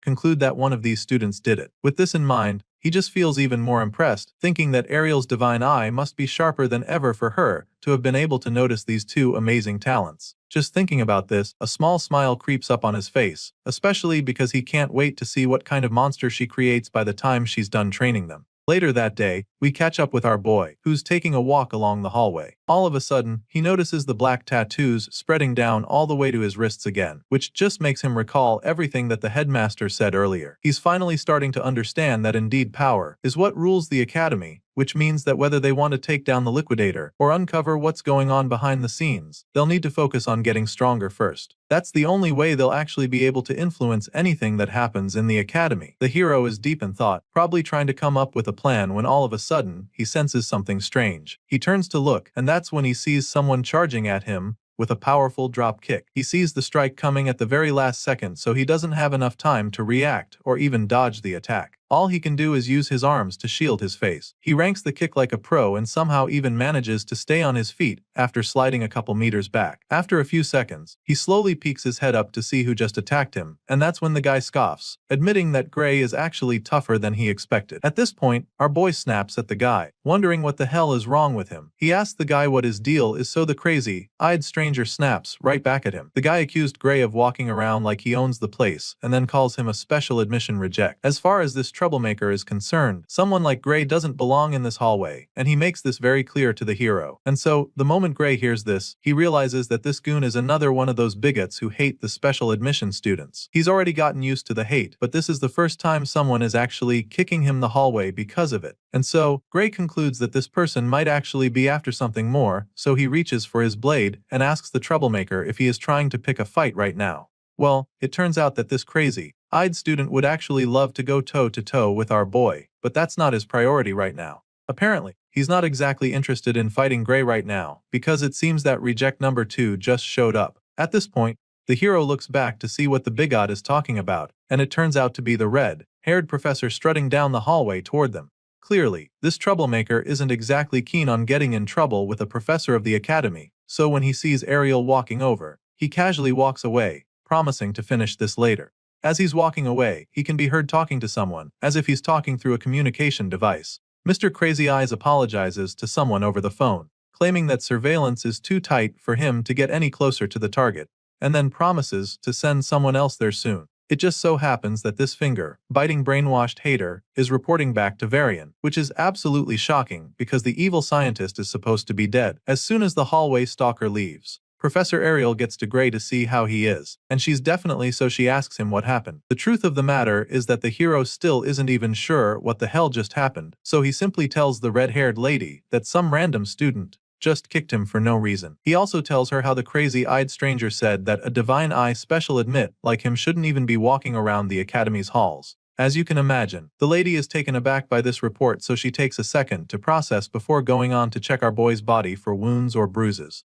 Since there was no weapon and Gray wasn't injured, she informs him that there's not much she can do about the situation officially. That being said, she suggests that Gray chase the troublemaker down and punch the lights out of him for what he did. She gives him this idea with a really mischievous grin on her face, and you can already tell that she can't wait to see Gary mop the floor with the guy. On the other hand, the hero is so shocked when he hears her telling him to go punch another student, because he didn't even think he was allowed to do something like that. Well, it's not like fighting in the hallway is allowed in the academy, so she can't technically permit it since she's his professor. But then again, she suddenly starts acting like her eyesight has been getting bad lately, suggesting that she might not even notice if something were to happen nearby. At this point, Gray completely understands her angle, but rather than taking the free pass to teach the goon a lesson, he decides to let it slide. As far as he's concerned, it would be way too suspicious, so he suggests that they just leave the guy alone. Gray really doesn't want to cause any more trouble, so he doesn't mind, but the professor is a little disappointed because she was really looking forward to a showdown. Even though it's the right thing to do, she's pretty surprised that Gray actually decided not to retaliate. Besides that, the fact that he could be attacked just like that makes her begin to wonder if the Divine Eye special admits are really that disliked at the academy. Seeing how concerned she is, the MC decides to finally open up, admitting that the haters make fun of them sometimes. But that's just mockery, and he had gotten used to it.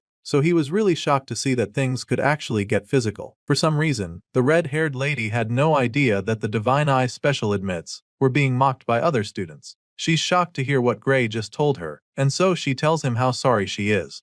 Ariel feels really bad about it and starts wishing she has a bit more authority around here. At this point, Gray notices that she's getting upset, so he immediately tries to make her feel better, assuring her that she doesn't have to worry about it. I mean, she's already done a lot for him with the limited authority she has in the institution. Heck, if it wasn't for her, he wouldn't even be in the academy right now. Besides that, he's also very confident that Bella and the others will eventually prove that the Divine Eye program wasn't a mistake. After all, it's no news that Professor Ariel has a good eye for picking out extremely talented students. Even if he hadn't seen it in this lifetime, he definitely saw it firsthand in the previous world when she single-handedly picked out some of the strongest heroes in the world who eventually became the guardians of humanity. This remark leaves the professor stunned for a second because she's never heard Gray say it to her. She's truly flattered by the compliment that her cheeks turn pink all of a sudden as she thanks him for his kind words. Despite being really touched by Gray's confidence in the others, she also tells him not to act like it's someone else's problem,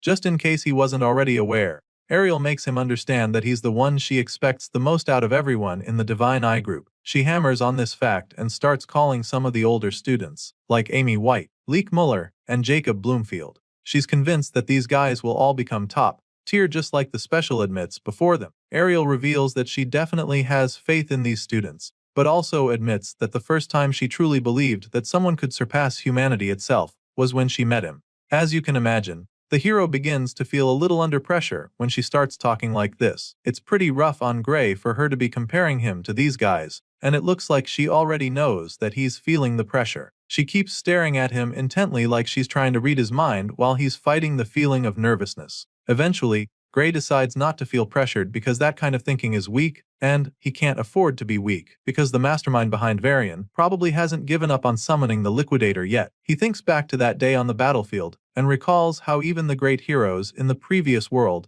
couldn't even land a scratch on the Worldender. Gray came back to this timeline for one reason, and that is to make sure that he defeats the Liquidator. Before being sent back, he was literally told that the fate of the world rests in his hands, and knowing that such a responsibility is on his shoulders, he definitely cannot afford to feel overwhelmed or be weak. The story continues a few days later in a swordsmanship class. Today, the students will be engaging in a live combat practice, and after announcing this, the professor asks them to pair up according to the list on the board. Of course, our boy Gray is present for this class, and he's really looking forward to the practical training. It's just an exercise, but he's taking it very seriously because he wants to make a statement. He feels that he needs to be very sharp today because screwing this up will mean that everyone starts badmouthing all the Divine Eye recruits again. At the very least, he needs to show that he can keep up with the regular students. That's exactly what he's got on his mind, but then he realizes how difficult that's going to be when he looks up at the board to see that he's been matched up against the one and only Leonhard Apius.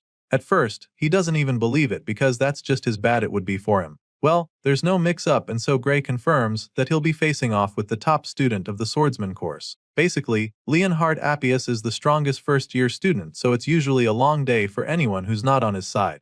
The teacher claims that he matched the students of similar skill levels as best as he could, and so she urges them not to hold back. The nonchalant professor even goes on to tell them that they're expected to take this practical as a real fight. Of course, Gray doesn't believe that this matchup was made considering students of similar skills levels. It doesn't make any sense to him how he would end up fighting the top student in the entire course when he barely got in as a special admit. As if facing the strongest freshman isn't already tough enough, the same guy in question happens to be a member of the Haters Club who despise the Divine Eye students. Knowing this, Gray figures that Leonhardt is probably itching to beat him bloody after the last incident. Our boy is still thinking about the mess he's in when all of a sudden, he feels a hand tap him on the shoulder from behind. Chills run down his spine when he hears the familiar voice, and then he turns around with a horrified look in his eyes. Sure enough, it's the blonde killing machine disguised as a student. Leonhardt's got a really wide grin etched on his face, talking about how glad he is to find out that they're going to be partners for this practical. Truly, the guy actually rates our boy. He's genuinely happy that he gets the chance to spar with Lord Gray.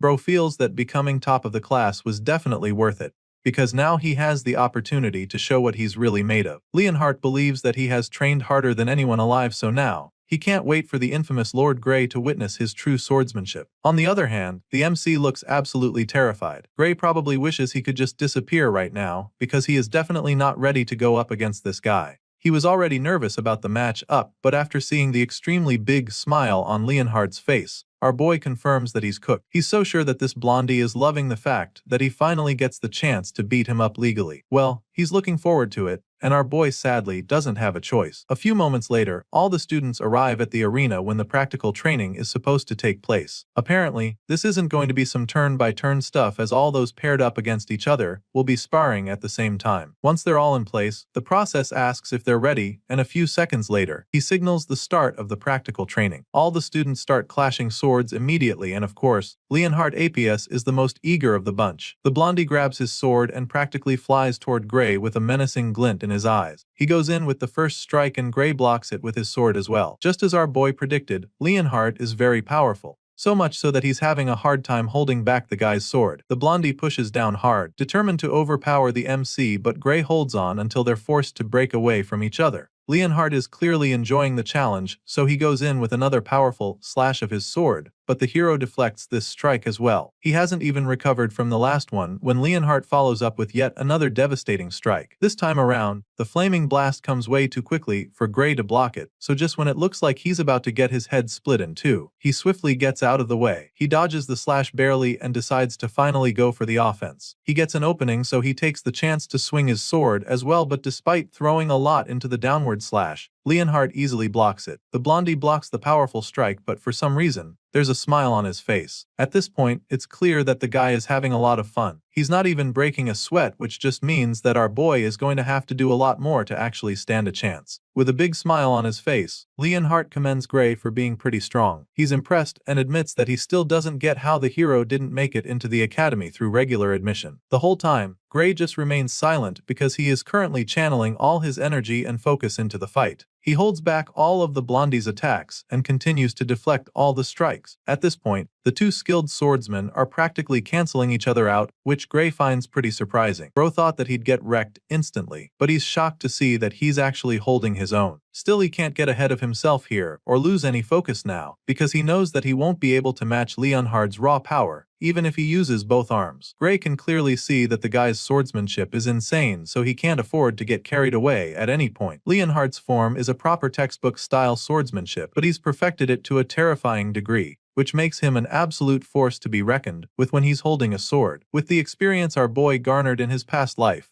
and his master's training, he can still see that his opponent is a monster, especially since he's only lived one lifetime. Gray's clash with the blondie is so incredible that all the other students even stop their duels to watch the greatness before them. They're blown away by the fact that Gray is actually keeping up with Leonhardt. It's truly insane, and some of them can't even believe their eyes. They're not the only ones having fun though, because the blondie appears to be having the time of his life. Leonhardt claims that he could do this all day, but that's not the same story for Gray, who's already struggling to stay in the fight. Our boy can feel himself losing energy all of a sudden. His stamina can't keep up with the blonde beast, and if it wasn't for Professor Heathcote's training, he knows that he would have been down already. Despite being pretty tired, he forces himself to keep swinging, but what he can't wrap his head around is how Leonhardt isn't even breathing hard. It doesn't take long for Gray to see that he is about to run out of energy completely, so he decides that he needs to end the match immediately. He remembers the professor telling them to treat this as a real fight, and this gives him an idea. So, just when it looks like Leonhardt is about to punish him with a killing blow, he slips under the strike and delivers a vicious strike to the blondie's Achilles tendon before he can do anything about it. Some might call it a dirty move, but right now, our boy is doing what he needs to. Gray slips under and dodges his opponent's brutal slash just in the nick of time. He lands a hit on the guy's leg, and at this point, Leonhardt's eyes widen in horror. He's shocked to see that Gray is actually taking this fight seriously, and now that it's clear that the fresh man is no longer messing around, he decides to be even more brutal, because as far as he's concerned, he simply cannot afford to lose this fight. Right now, the MC appears to be treating this fight like it's an actual life or death battle, and so he uses a desperate move to level things up. The two skilled warriors draw their swords at the very last second, which pretty much leads to stalemate. By the end of the fight, it's a draw because even though Gray is on his feet with his sword at Leonhardt's throat, the senior equally has the tip of his blade inches away from Gray's neck. At this point, the both of them finally settle the match, with Gray stating that it's a draw. He gives the blondie a hand to help him up, feeling pretty relieved that the duel is now over.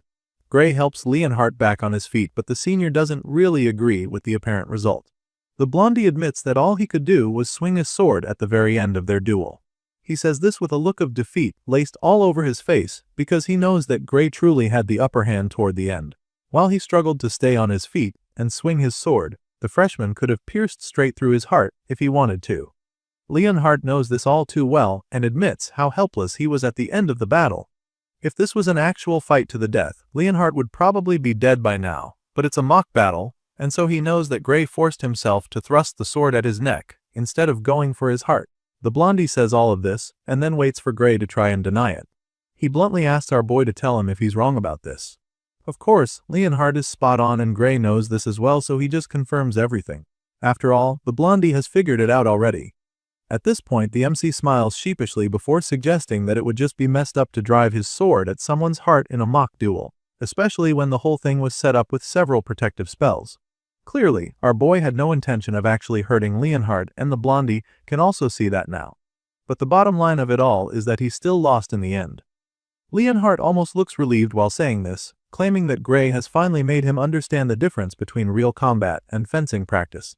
This senior suddenly starts walking away from the arena, but before he leaves, he makes sure to thank our boy for helping him see that fighting isn't just about sword skills. Hearing this, Gray nervously admits that his own style is a bit of a cheat move for a swordsmanship class. He tries to make Leonhardt feel better about it, but the blondie isn't cutting himself any slack. After all, the instructor made it very clear to them that they were supposed to treat the duel like real combat. As far as the guy is concerned, there's no such thing as cheating in a real fight, because the goal at the end of the day is to come out victorious no matter what it takes. That being said, Leonhardt turns to Gray one more time and points his sword at our boy as he asks him if he'd like to go for another round. Seeing the tip of the guy's blade barely inches away from his face, the MC starts to feel really nervous. He definitely didn't expect this guy to be asking for another fight so quickly, because the first battle they had wasn't exactly a walk in the park for him. Gray feels that he only won that round because he managed to catch Leonhardt off guard, so now that there's a sword in his face, he doesn't know what to do. In his mind, there's no way he'll be able to stand a chance if they go at it head on. Our boy feels that this isn't even a matter of technique anymore, because Leonhardt is simply on another level when it comes to strength. The guy's entire stamina practically leaves him graze in the dust, so he's desperately hoping he can get out of this sticky situation. Just when it looks like there's no escaping, someone in the crowd steps up. The guy with a sword on his shoulder struts over to the two fighters, telling the both of them to hold it right there. Hearing the voice, our boy is shocked, so he turns to see who it is, and that's when this man reminds them that this is still a sword class, regardless of real combat training. The confident man then informs them that nobody said they're allowed to use anything other than a sword. He then goes on to ask how the hell Gray Lee got paired with the top student, calling our boy a special admit loser. At this point, our boy starts to get a little offended, so he just stares at the guy with a confused look on his face. He's pretty irritated at this point, but the guy goes further to tell Gray that he shouldn't get cocky just because he's got some magic. All of this just leaves our boy quite frustrated, because this is literally the last place he wants to be right now. It's not like he asked for this particular matchup either, so he doesn't get why this troublemaker is trying to make a fuss about it. Still, he doesn't say anything to the guy, and that's when Leonhardt finally speaks up. The blondie hits back at her ducha bag, informing him that the professor decided that he's the only one worthy of fighting Gray. He then politely tells the troublemaker to butt out of this, hoping that it would be enough, and this just leaves Gray stunned because of how blunt the blondie is. Before things can get out of hand, the professor in question appears. The man walks over to the three young men and confirms what Leon just said, stating that he was the one who made the matchups. The professor further explains that he paired students with similar overall strengths, and after stating this, he concludes by informing all three of them that Gray is the only one who can take on Leon. The professor makes this very clear to the troublemaker, and gives him permission to try the freshman out himself if he is not satisfied with the decision. And just like that, he gives the annoying student the opportunity to be Leon's opponent, but only on the condition that he's able to defeat Gray. Sure enough, the cocky senior is very confident that he'll be able to take down our boy, so he happily accepts the challenge. Bro is so sure that the freshman will be no match for him, so he starts bragging about how he beat the examiner to get to this stage. That being said, he feels insulted that they would lump him in with those who barely scrapped a pass in a tie. He hates the fact that they would put him in the same category with someone who couldn't pass at all, and so he's determined to prove a point. Hearing this, Leonhardt starts pondering on the matter. The troublemaker is judging Gray by his admission category without even knowing his true strength, which he'll soon find out is a big mistake. Leon finds it amusing that he guy can be thinking this way, but he's not too surprised because it's just like looking at the old him. That's exactly how he used to think regarding the hero. But then again, He honestly feels that this whole thing is a good chance for the young hero. As far as he's concerned, our boy's power deserves recognition. But more importantly, he's very pissed that this guy just interrupted his time with Gray. All of a sudden, Leon's face starts to get really scary. The guy starts boiling in rage and a murderous look gets plastered on his face. The troublemaker sees this but doesn't think much of it at first, but then, after a couple seconds, he starts to panic because now, he can see just how pissed Leon is. He has no idea why the blondie is so furious and it's kinda messing with him already. Meanwhile, the professor tells them that they are free to use their swords if they don't feel like working with the real combat rule. The man lays down the rule and then asks Gray if that's okay with him. Hearing this, our boy just starts to feel the pressure, so he doesn't even have any clue how strong his opponent actually is. But if he got into the academy through regular exams, this won't be easy. Our boy takes another look on the guy's face and concludes that this opponent definitely got better stamina and strength than him. Even with Gray's master's brutal training, he still knows that he can't beat years of proper nourishment and conditioning. Our boy admits that he's not that confident in his skills, but then again, it's not like he will get expelled if he loses the battle, so it's a risk that he's willing to take. He asks the professor just to make sure that he's safe, and the man assures him that this is just a class practice. Even at that, the professor still tells the both of them not to go easy on each other. After hearing all the confirmation, our boy immediately gets his head in the game. He takes out his sword and gets into battle mode just like his cocky opponent, who is equally ready for the duel. Once both students are armed and ready to clash blades, the professor signals the start of their duel, and the challenger doesn't hesitate to charge at our boy. He dashes over to the hero with a murderous look in his eyes. He feels that it's finally time for him to put the special admit in his place, so he yells at our boy, telling him to know his damn role. Sure enough, Gray blocks the hit with his own sword, and that marks the start of an intense sword fight. After scraping their blades together for a couple of seconds, our boy notices something that leaves him confused for a second. He suddenly notices that he's slowly overpowering his opponent, and so he takes advantage of it, knowing that he has the upper hand. With one sweeping move, Gray is able to send the guy flying. He shoves him into the air in the blink of an eye, and this leaves his opponent absolutely shocked.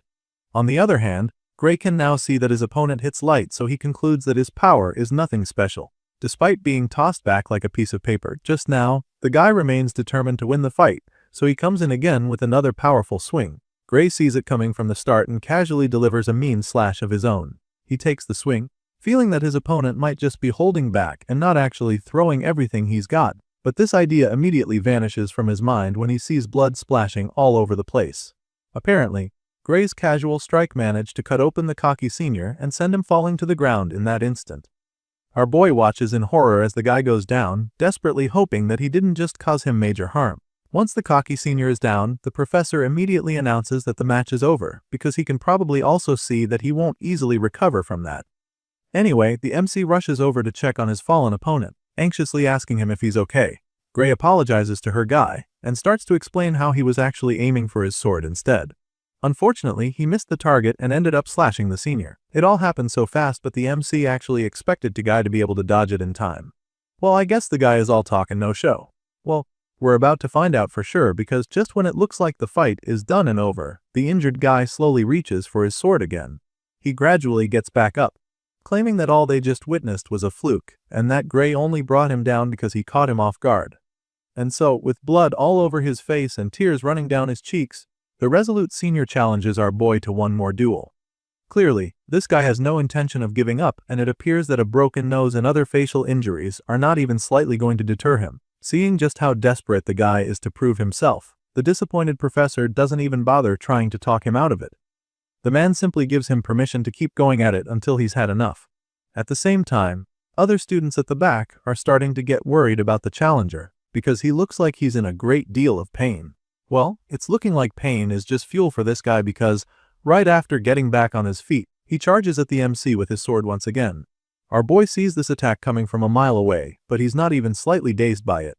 He already knows that he can take anything that this guy throws at him, so he just stands there, bracing himself for another round of clashing swords.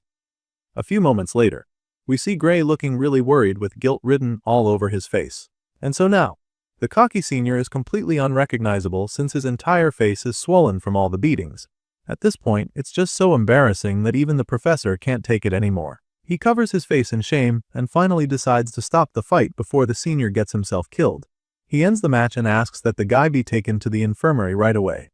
Sometime after all of that is over, we see Leon and Gray standing on stage with the professor who is about to make an announcement. He informs the other students that these two will be this year's representatives.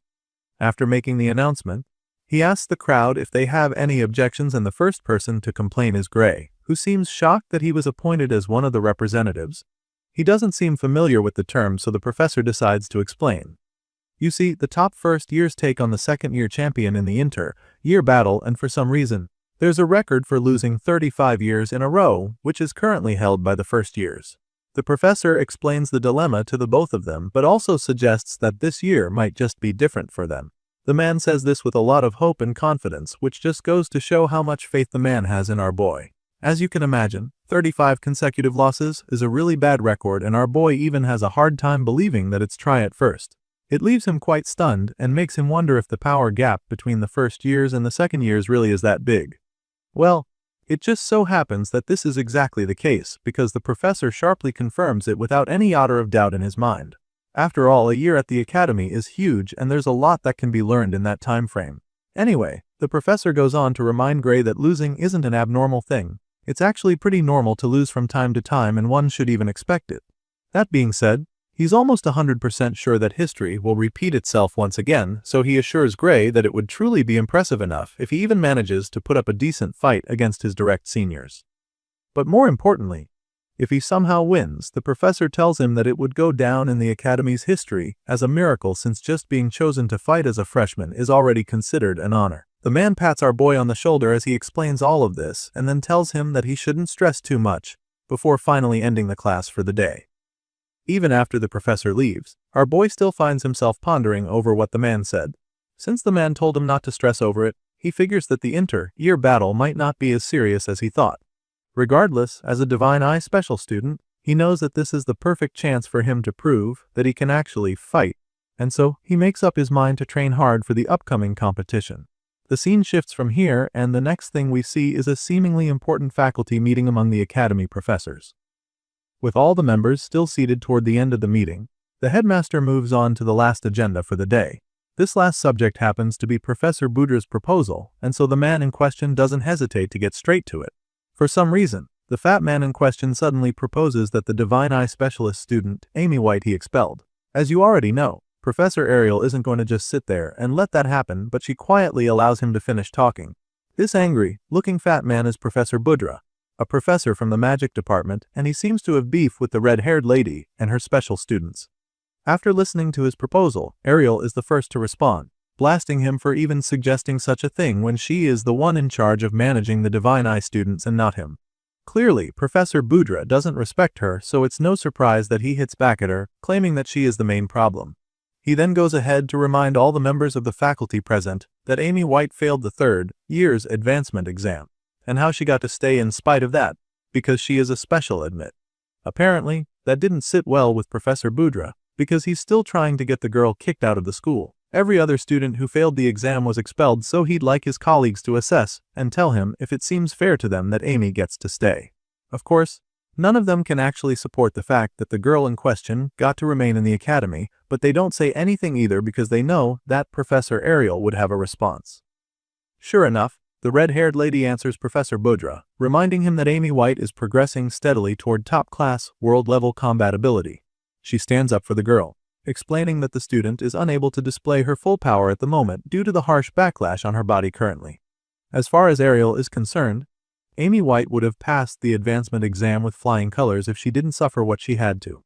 The red-haired lady makes this very clear to the board, insisting that the girl needs to stay, but of course, Budra refuses to buy this. In his mind, Professor Ariel is just making excuses for the girl again, and he's truly had enough of it. But he's not even the only one, because another member of the board suddenly chimes in to discredit Ariel even more.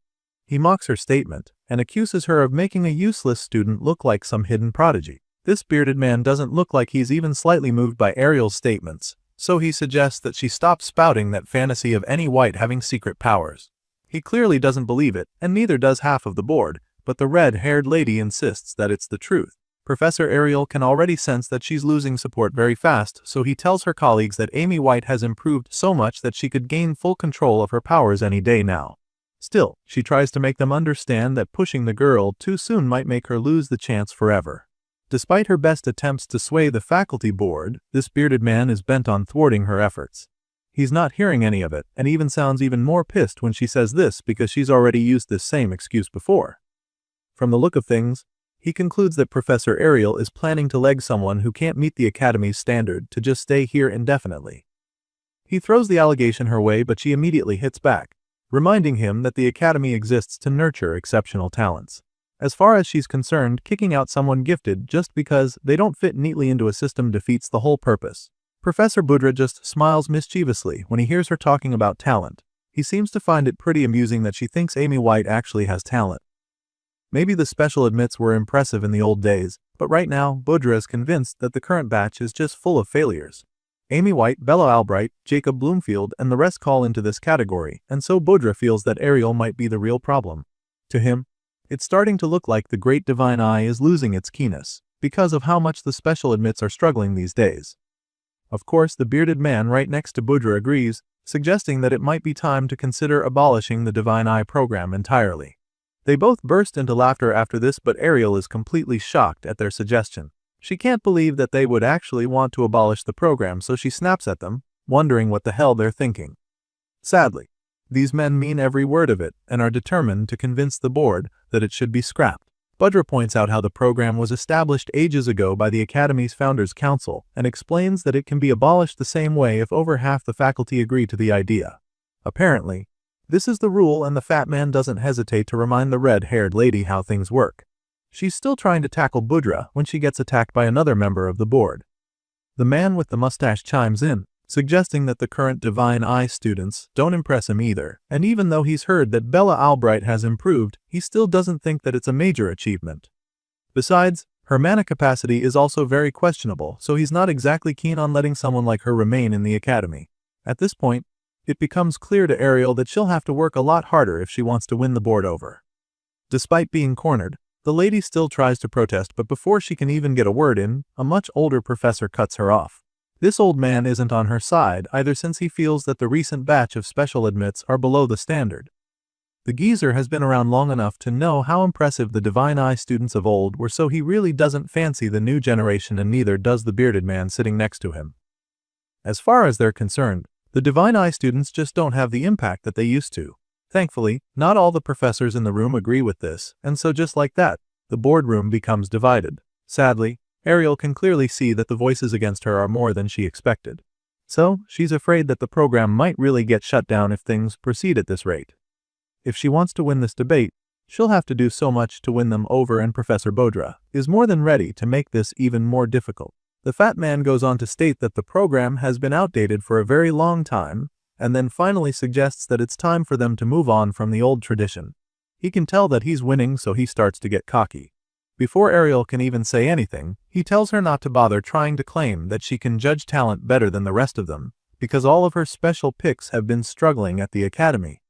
Budra discredits her capacity, even more than before, as his mocking laughter fills the room, but Ariel knows better than to let this get under her skin. She wishes she could bluntly say that she still sees much better than all of them, but she can't because it would just provoke the board members, who already dislike her. Right now, her priority is to win them over, and she's determined to do that even if it means she has to swallow Budra's insults. Even though it looks like they are on Budra's side, many professors still care about whether the program benefits the Academy, and so she will have to be very careful what she says moving forward if she wants them on her side. Professor Ariel doesn't respond to anything that the fat man said, and this just makes him even more cocky, cause now he's thinking that he's finally shut her up for good. Well, he definitely is enjoying himself, and he's glad to see that she knows that she's way past her prime already. The bearded man from earlier chimes in again to support Budra in mocking Ariel. He admits that she had great achievements in the past, but then suggests that maybe it's time for her to retire before she ruins her legacy. For some reason, these guys are all hating on the red-haired lady, and they're not even being subtle about it. One of them even tells her to go start her own school, if she's thinking of raising her favorite students however she likes. To them, each insult thrown at Ariel is funnier than the last, and so they can't even control themselves anymore. It's almost like they're drunk on the hatred, and they're so convinced that Ariel is nothing more than a washed-up Divine Eye. Of course, it's a really annoying sight on display, but the red-haired lady still does let them get under her skin. She remains calm and collected because she knows for a fact that she can still recognize real talent. Unfortunately, She can't prove that to these geezers right now, and that's very bad because she knows that her kids still need more time to grow. There's no doubt in her mind that they'll prove themselves soon enough, but she just needs to stop themselves from getting expelled before they get the chance. Right now, she's desperate to keep her students in the school, and she's ready to do almost anything that it takes to achieve this. Her mind trails off while she's brainstorming, but she's suddenly drawn out of her thoughts when someone asks her about one of her students named Gray. She's taken aback when the man asks her about our boy, but she shouldn't even be too surprised since he's been making waves from the start. Some members of the board heard that he's promising among the first-year swordsmanship students, and they're also aware that he was picked for the inter-year battle too. Of course, Budra doesn't think much of this and quickly tries to discredit our boy as well. And what better way to do this than by setting him up in an unfair matchup? With this in mind, Budra suggests that the promising student should prove his stuff in the competition so that they can decide the future of the Divine Eye program after seeing the results. Of course, this is a really big gamble, and even though Ariel has faith in our boy, her colleague isn't supportive of taking such a risk. He gestures for her to reject the idea, so she does, explaining that Gray's powers are not suited for mock battles. If it were a real kill or be killed situation, she'd be more confident, but when she tries to explain this, the bearded man just gets furious because he thinks that she's making excuses again. The man feels that Gay should be able to show his mettle in real combat if he can't show it in training like other students. After all, every professor seated there knows this, so he isn't letting Ariel off the hook that easily this time. Still, Ariel tries to make them understand that Gray's abilities aren't normal swordsmanship skills, but she doesn't get the chance to finish because the headmaster suddenly calls it a day. As far as he's concerned, this discussion is heading nowhere and he's already heard enough. However, he still believes that the Divine Eye program has a role to play in the academy, so he decides that they'll use the results of the inter-year battle to make a decision. This is not what Ariel was gunning for, so she tries to protest, but it's all futile. As for Budra and his cohorts, they're happily looking forward to the competition because they're absolutely certain that Gray will get destroyed on the battlefield. The meeting is adjourned and all the professors take their leave, except Ariel, who just sits there, feeling defeated. She remembers the staggering power she witnessed the boy display, and she has no doubt that he's strong enough. However, she also knows that his power isn't suited for mock battles, which just means that he still needs time. What she's hoping for is unreasonable right now, and she knows it, but she's putting all her faith in Gray because he's the only one who can help the other Divine Eye students, those raw gems with world-class potential. At the moment, our boy is the only one who can protect them and save them from being expelled. The story continues on the day of the long-awaited and much-anticipated inter-year battle. All the seats in the arena are absolutely packed with students, to the point that they almost look like an army of ants from above. While all the spectators take their seats, the students who will be taking part in the competition line up on the center stage. 4 of them appear before the crowd to represent their respective classes, and the host of the event is more than happy to announce the start of the inter-year battle. He informs the crowd that the fights will begin shortly, and then proceeds to introduce the competitors who will be participating. First on the list is none other than the first-year top student, Leonhard Appius, and the next in line is the second-year top student, Luniel Hartman. These two are the most popular up on stage, but there's an underdog in their midst as well. Sure enough, it's Gray Lee, our boy who will be participating as the first-year challenger in this event. Of course, he's not the only new cat in the mix because another student named Diebel Redardel is introduced as the second-year challenger. As soon as Diebel is introduced, our boy realizes that the crazy-looking guy with a sick appearance is the same one who jumped him out of nowhere in the hallway some days back. And so, you can imagine how nervous he gets when he realizes that this is the psycho that he'll be up against for the inter-year battle. Gray is still trying to wrap his head around what the hell is going on when the announcer starts talking again. The man assures the crowd that they are about to witness what these warriors are truly capable of, and this definitely gets them excited. But the most excited person in the stands right now is Professor Budra, who can't wait to see Gray's downfall. Leon takes a look at the stands and is truly overwhelmed by how many professors came around to observe the showdown. And so, this makes Blondie wonder if this is always how the inter-year battle is. He expresses his confusion to Luniel, the second-year top student, and the dark-haired guy admits that the competition hasn't always been this anticipated by the teachers. Apparently, this is a first because before now, only 3 fencing professors bothered to even show up. That being said, the second-year student can't help but wonder why there are so many professors present this time. In that moment, a wave of realization suddenly hits Leon. The blondie figures that the teachers probably came around in numbers because they're curious about Gray Lee. It makes perfect sense, since the guy has been making waves since he arrived at the academy. A small smile creeps up on his face as the thought lingers in his mind, and it just makes him conclude that the old geezers certainly have excellent taste. Meanwhile, Luniel notices the blondie freshman smiling to himself, which makes him wonder if Leon has always been this weird. Anyway, it appears that Professor Budra heard what Leon just said about their reason for coming, and the fat man loudly confirms his guess. Budra speaks for many other professors there, admitting that they came to witness the final battle of the Divine Eye Special admits. This comes as a shock to the students in the stands since they obviously aren't up to date with the politics among their teachers. Anyway, the thing that really gets our boy's attention is the fact that Budra said this would be the final battle of the special admits. He doesn't get what the man means by that, so he expresses his confusion, asking Budra what he means by that. At this point, the chubby professor gets even more excited because clearly nobody told Gray the stakes involved with this competition. And so, he happily informs the young hero that the Divine Eye program is being abolished. Of course, this comes as a shock to the MC, and he doesn't even pretend like he's not horrified by the news. Right now, he's absolutely desperate to be told otherwise, so he turns to Professor Ariel to hear from her. He asks the red-haired lady if what Budra says is true, but she's reluctant to answer him. She just stays quiet with a look of helplessness laced all over her face. She knows that telling Gray the truth would make him want to push himself to the limit.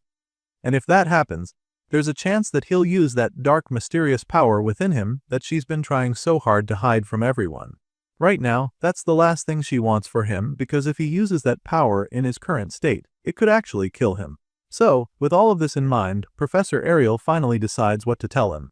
She takes a deep breath to calm herself, and then without mincing words, she tells Gray that Budra is lying to him. She tells our boy that the fat man is just trying to mess with his focus, and then encourages him to keep his head in the game. She tells our boy to just fight and not let their words get to him, which leaves him and the other contestants pretty puzzled. Gray is stunned for a second when he hears this, but it's also quite a relief for him. Gray believes her and takes a moment to process her words before immediately regaining complete focus. From the look on his face, you can tell just how determined he is, and even though Ariel's little stunt seems to be working, Budra refuses to be moved by her gimmick. The man simply scoffs, feeling confident that Gray still won't win, so he tells them to do whatever. After all, he believes that they're just going to embarrass themselves at the end of the day. As far as he's concerned, Gray is definitely going to lose, and once that happens, other professors will finally realize that the Divine Eye Ariel's sight isn't as keen as it used to be. And so, just like that, Professor Ariel once again puts the future of the Divine Eye program in Gray's hands without telling him what he's up against. Thankfully, our boy is feeling more motivated than ever because he's definitely not going to let Budra's insults slide. He makes this very clear to the fat man, who is taken aback by his audacity. Gray doesn't really care if the man insults him or makes fun of the students, but what he will not take lightly is Budra talking down on Professor Ariel's judgment. The freshman boldly hits back at the annoying professor, and even Ariel is shocked at how fearless he is right now. As you can imagine, Budra isn't as patient as the red-haired lady, so he is immediately offended by Gray's tone. It makes him wonder what kind of strength Ariel's eye must have picked up in him to make him so bold. Anyway, Budra is still convinced that the freshman will fail woefully once the battle starts, so he tells Gray to get ready to lose. Budra and several others are convinced that he doesn't stand a chance, but all of this is just fuel for our boy, who relishes the challenge presented to him. The red-eyed hero hits back at the professor one more time, telling him and his cohorts to watch him prove them wrong. Of course, such a slick response quickly gets under Budra's skin, and he instantly loses his cool. The fat man is absolutely furious at how arrogant the boy is and almost charges at Gray by himself, but his bearded colleague holds him back in time, urging him to calm down. Once all that drama is over, the moderator of the inter-year battle calls on the contestants to take their positions. He tells them to split up and go with their teammates, so they do just that. Gray did talk big just now, and he sounded really confident, but Ariel still can't help but feel worried for him. She definitely appreciates his trust in her, but she's really anxious because she has no idea what he's planning to do. She feels that it would even be better if he was fighting the top student Luniel, because his practical swordsmanship might give him a slim chance, but that's not the case. You see, the reason the red-haired lady is panicking so much right now is because our boy has been matched with a terrible opponent, Deeble Redardle. Apparently, this psycho-looking is just as bad as he looks, if not worse. Bradley rewired his brain surgically, boosting his reflexes to inhuman levels, so now the twisted fighter is practically a living weapon just waiting to be unleashed. As far as Ariel is concerned, Deeble is the worst possible matchup for Gray's ambush tactics, which is why she's extremely nervous. Right now, She's desperately hoping that the MC isn't planning to use that ability against Deeble during the fight, because it's definitely not going to work. Just before the battle is about to commence, she calls out to Gray from the stands, and when he turns around, she tells him not to worry about her. She also begs him not to push himself too hard for the fight, and upon hearing this, he just flashes a small smile at her before telling her that he knows all this. After putting the fighters in their positions, the moderator informs the crowd that they will be starting with the top student match. So, he calls on the representatives to step forward. Once they're in the middle of the ring, facing each other, he gives them a few instructions, explaining that the arena is surrounded with protective magic to prevent fatal wounds, and so, this means that triggering their opponent's safeguard will count as a victory. After explaining this, the man tells them to fight as if this is real combat, because that's the only way to win. Luniel understands the rules already, so he looks ready to begin, but Leon is a little hung up on the fact that they're expected to fight like it's real combat. Unfortunately, there's no time for him to dwell on that thought because the instructor immediately calls for the start of their battle.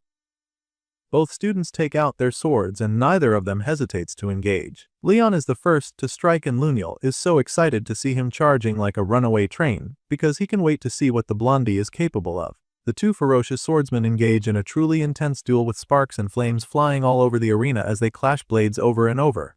At first, Leon seems to be having the upper hand because he keeps forcing Luniel back with his brutal slashes, but then, the second-year star regains his balance and goes in for a mean counter. Seeing this, Blondie quickly slips under to dodge the strike, and this gives him a perfect opening. With Luniel now fully exposed, he capitalizes on the tiny window of opportunity to deliver a devastating kick to his opponent's face, but the guy somehow manages to dodge it. Leon can't believe his eyes when he misses the shot, and it just makes him realize that he probably can't fight like Gray. Meanwhile, Luniel seems to really be enjoying himself. The guy commends Leon for being really good for a freshman. In fact, he thinks that the blondie is stronger than he was in his first year and doesn't have a problem admitting it. As much as he's impressed, he still has to take Leon down, so he decides that it's time to pick up the pace. The guy says this with a really cocky grin on his face, but Leon seems to be straining already, which makes the second year think that his opponent might have trouble keeping up. Leon had his chance to land some big blows, but he couldn't. So now it's Luniel's turn, and he doesn't have any intention of missing his shot. He goes after Leon with a barrage of sword slashes that force the blondie back. Sure, he manages to block all of them, but the intensity eventually gets too much, so he pulls back to create some space and catch his breath. At this point, the dark-haired senior has enough time and space to unleash a devastating strike that would surely seal the deal. Leon sees the terrifying surge of power growing out of the blade and is instantly horrified because he knows he can't stop it. Sure enough, Luniel blasts him with it, but it doesn't kill him thanks to the protective magic of the arena. However, a blast of that magnitude is powerful enough to trigger Leon's safeguard, which basically signals his defeat. Once this happens, the moderator brings the fight to an end, announcing that Luniel is the winner of the top student match. These two students respect each other, so there's no hard feelings. Leon thanks Luniel for the match, and the senior returns the gesture, admitting that it was a really nice match. The blondie makes his way off the platform, and the moderator announces that it's time for the challenger match. He asks the representatives to step forward, and our boy swaps places with Leon. The two freshmen pass each other, and the blondie wishes Gray good luck, so he thanks the guy, knowing that he'll need it. Our boy gets up in the arena, and with each step, he thinks about how serious this battle will be. If only he knew what he was actually fighting for.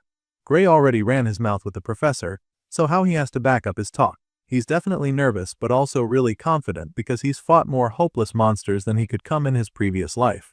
So, compared to that, he believes that this clash against a fellow student at the academy should be winnable.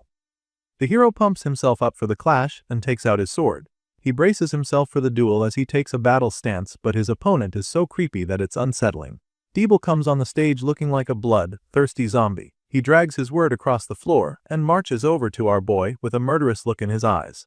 For this guy, it's only a matter of time before he fulfills the wish of his master, Professor Bradley. He's been brainwashed, and now, he can't wait to send Gray to meet the professor. We all know that Bradley Varian is dead, so Deeble is basically threatening to send our boy to hell. It's almost time for our boy to fight for the future of the Divine Eye program, and he still doesn't know how serious it is or how deadly his opponent really is. Just then, the moderator announces that it's finally time for the selection match for the inter-year battle to commence, and as soon as he starts the fight, Gray goes in with the first strike. He manages to take a swing in the blink of an eye, but Deeble Rodart casually blocks his extremely powerful blow. This zombie, like warrior, stops his attack like it was nothing, And this leaves our boy shocked because he can't believe it. He didn't know what this psycho was like on the battlefield, so now he's starting to rethink a lot of things. Our boy is so stunned, but he quickly snaps out of it when Deeble forces him back with a terrifying counter swing. The force from Deeble's strike was so heavy that Gray can still feel the tremendous vibrations from his own sword, so now he knows that he has to be more careful during this battle. Professor Ariel did tell him that Deeble's reflexes were booted, so he can understand why the guy managed to block his blistering strike, but after feeling the force from the heavy counterattack, he's starting to wonder if the guy had his arm strength buffed as well. Just thinking about this leaves our boy torn, because the odds are really stacked against him.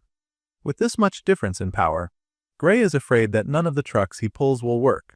So now the big question on his mind is, how the hell is he supposed to fight such an opponent?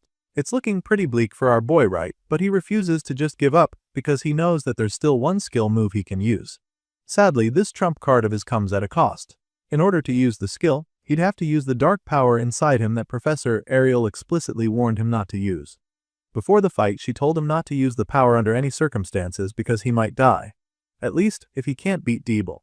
The worst that would happen is that he'd take his loss and move on. Gray assured the professor that he wouldn't use the power, which relieved her, but she went ahead to explain things to him. The tournament is important, no doubt, but it's not worth his life, and she made this very clear to him before the fight. Besides, the arena's defensive barrier won't hold against it, so he might even end up killing his opponent if he uses it. There's just way too much risk involved in using that dark power, so our boy ultimately decides to keep his word and not use it. While he's pondering on all this, Deeble lunges at him to finish him off. You see, the truth is that Gray is actually willing to risk his life if it means that the Divine Eye program is on the line, but what he can't risk is the possibility of killing someone at a school tournament. With this in mind, our boy gets his head back in the game and decides to take Deeble on with all the combat skills in his arsenal. The psycho delivers several strikes, but Gray blocks all of them and begins to make some attacks of his own. Of course, Deeble's reflexes are sharper than ever, so he's able to counter Gray's strikes with ease. Seeing this, our boy is a little intrigued. He's noticed that Deeble's movements are weirdly simple, which is unexpected from someone with his physical stats and reflexes. On paper, this zombie psycho shouldn't even have to break a sweat to take Gray down, but for some reason, he's not doing anything spectacular. It's almost as if he no longer wants to win the fight just yet, and Gray can sense that something is off. Obviously, Deeble isn't lacking in technique, so our boy concludes that the guy is holding back for some reason. Deeble hasn't really made our boy struggle, so he can't help but wonder what the guy is planning right now. He's still trying to process what game the psycho is actually playing, but before he can come up with an idea, the guy sneaks up on him with a terrifying ambush. The hero doesn't see the attack on time, and by the time he realizes it, Deeble is already too close to him. He tries to move back in order to create some distance between them, but he trips due to the pressure, and Deeble immediately closes the gap between them. By this time, Gray is already falling on his back, but the swift psycho is also thrusting his sword at his face. Our boy sees the tip of the blade coming at him. It's inches away from his face, so he already knows that he won't be able to dodge it. Still, he doesn't give up completely, so he somehow manages to block Deeble's thrust with his own sword. Gray is absolutely stunned when he opens his eyes to see that he blocked the strike, because he feels that he definitely shouldn't have made it in time. Now that he's bought himself some time, he takes a big swing of his own that forces his opponent back a few steps. Gray still doesn't understand how he was able to block the last attack, and it makes him wonder if Deeble weakened his attack on purpose. The staggering student stops moving forward a second after Gray pushes him back, and that's when Professor Ariel notices something off with her divine eye. She senses an ominous energy coming out of Deeble's body, and after taking a closer look, she sees a dark purple flame burning where his heart is supposed to be. The sight sends chills down her spine because now, she's afraid that this fight might be too one-sided. She expresses her concerns to the other professors, but Budra is the first to snarl at her. None of them seem to think that the matchup is too unfair for Gray.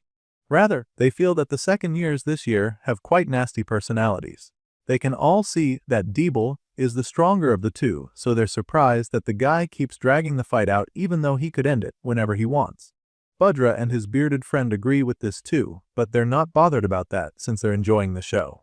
As far as they're concerned, the Divine Eye student has his hands full just trying to block Deeble's attacks, and yet he won't surrender. That being said, they feel that it just proves Gray is not strong enough to compete. Budra chimes in at this point, suggesting that Gray already knows that the Divine Eye program is about to be abolished, and is just trying to make the decision easier for them. The fat man continues to mock Ariel and her students, claiming that the entire program is going to turn into a total mess if they keep on waiting. All those backing him burst out laughing, feeling that he's right about this. They assume that Gray is helping them prove their point, so they joke about what a considerate student he is for thinking of the Academy's needs. Unfortunately, our boy is still having a hard time in the arena. He's struggling to keep up with Deeble's ruthless barrage of attacks, so Professor Budra is happier than ever. Just then, Professor Ariel shouts for them to end the fight, informing them that it's too dangerous, but of course, Budra is having way too much fun to agree with her. He snaps at her the moment she says this, asking her what exactly is so dangerous about the fight, because the last time he checked, this was supposed to be a mock battle. His bearded colleague supports him on this one, butting in to make Ariel look like she doesn't know what she's talking about.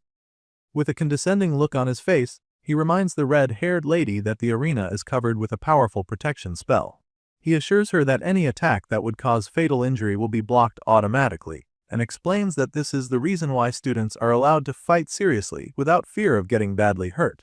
Obviously, this nosy geezer is just trying to piss her off, because just like all the other professors there, she knows exactly how the protective spell in the area works. In fact, she knows more than they do because they aren't aware that the protective spell has its limitations. Anyway, the man keeps trying to make her look stupid, suggesting that she has another reason for wanting to stop the fight. At this time, we see that our boy is struggling even more. He's trying really hard to hold his own against the ruthless psycho, but it's getting a lot harder. Meanwhile, Ariel is already fed up with their annoying statements, so she hits back at the troublemaker. She informs the bearded man that she knows all about the protection spell, and then makes it clear to him that it won't be strong enough to safeguard Gray from Deeble's next blast. Sure enough, before she can even finish explaining, the ruthless psycho unleashes a devastating surge of dark energy. It's truly overwhelming, and our boy is so stunned when he sees it because he has no idea what it is or how he's going to survive it. He just stands there, frozen in fear as the dark power is about to swallow him. Professor Ariel is equally horrified by the sight before her, and she can't do anything either, so she just looks on in fear. At this point, it looks like our boy is finally done for. Dark bolts of energy shoot out of Deeble's sword, through his arm, and in that split second, he unleashes a deadly dark slash that speeds toward Gray like an unstoppable missile. The beam of death reaches our hero in the blink of an eye, and what follows is a massive explosion that rocks the entire arena. Huge clouds of dust and smoke rise up and cover the entire arena for a second, and by the time the air clears out, we get to see the insane damage that was left behind. Right in the middle of the stage, there's an incredibly deep hole running across the length of the arena. This is the result of Deeble's devastating slash, so our boy is currently thanking his lucky stars that he didn't get hit by that blast. This dark beam of death missed him by mere inches, and just as Ariel feared, it tore right through the arena's defensive barrier with so much ease. For the first turn all day, Professor Budra actually feels scared because of how terrifying the display was. He looks up at the barrier that has now been breached, and the expression on his face is nothing short of pure horror. He can't believe his eyes, and neither can any of his colleagues sitting next to him. They all just stare at the destruction with their jaws dropped to the floor, and Ariel doesn't hesitate to remind them that she warned them about it. Right now, the broken barrier isn't even her biggest concern. I mean, the deed has been done already. Her main fear now is what kind of damage Deeble might cause next. She curses Bradley for experimenting on the poor kid, and she can't even believe that the twisted scientist actually planted something that dangerous in a student. It's just way too sinister for her to stomach. Anyway, while the other professors are busy gasping and staring at the damage, she takes the initiative and attempts to fix the shield.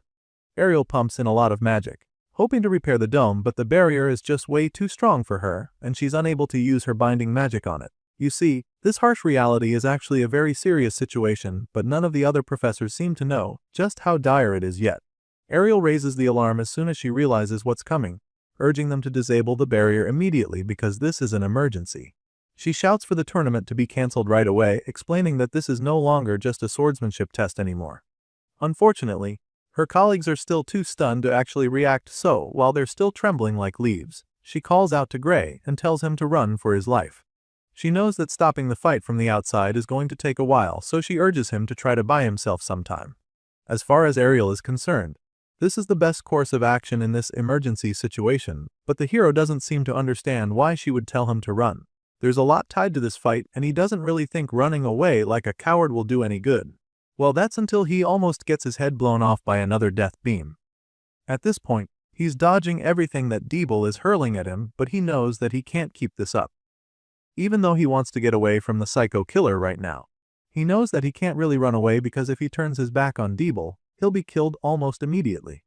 While our boy is trying to survive on the battlefield, we see that the students and professors in the stands are also starting to feel the heat. You see, with the protective barrier now broken, Deeble's dark energy is now seeping out through the crack and hurting the audience. They groan in pain as the excruciating waves hit them, and Heathcote also notices this. For some reason, he's not really affected by it, but he's still pretty concerned about the others. The professors finally cast a spell to sort this out, but he knows that it will take at least 30 seconds before it reaches the guys in the stands. As far as he's concerned, that's way too slow, so he decides to take a drastic decision. It's still pretty early to try that move, but he believes that Gray should be able to pull it off regardless. With this in mind, he calls out to his student, telling him to think of his body as the sword. He tells Gray not to swing his sword, but to move his body with that power within him. Meanwhile, the boy in question is still jumping all over the arena to avoid getting blown to bits, so he's pretty confused when Heathcote suddenly tells him to think of his body as a sword. It's definitely not going to be easy, but if his professor says he can do it, then he has no choice but to believe it.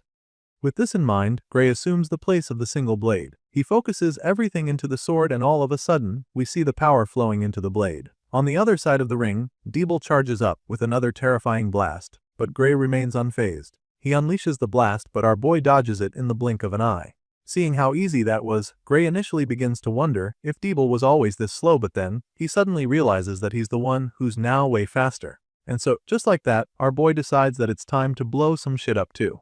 Gray infuses the dark energy into his sword, and the blade immediately starts glowing with ominous red flames. He points the sword at Deeble, and with a stern look in his eyes, he unleashes the blast.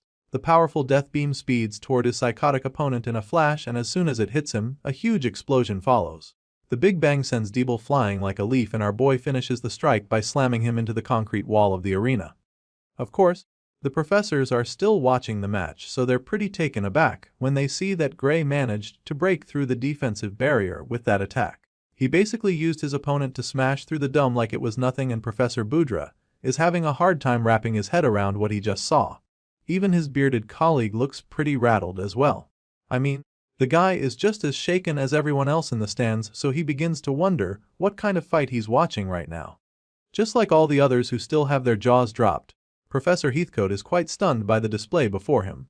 There's a gaping hole in the thick wall of the arena, which just goes to show how insane the impact was.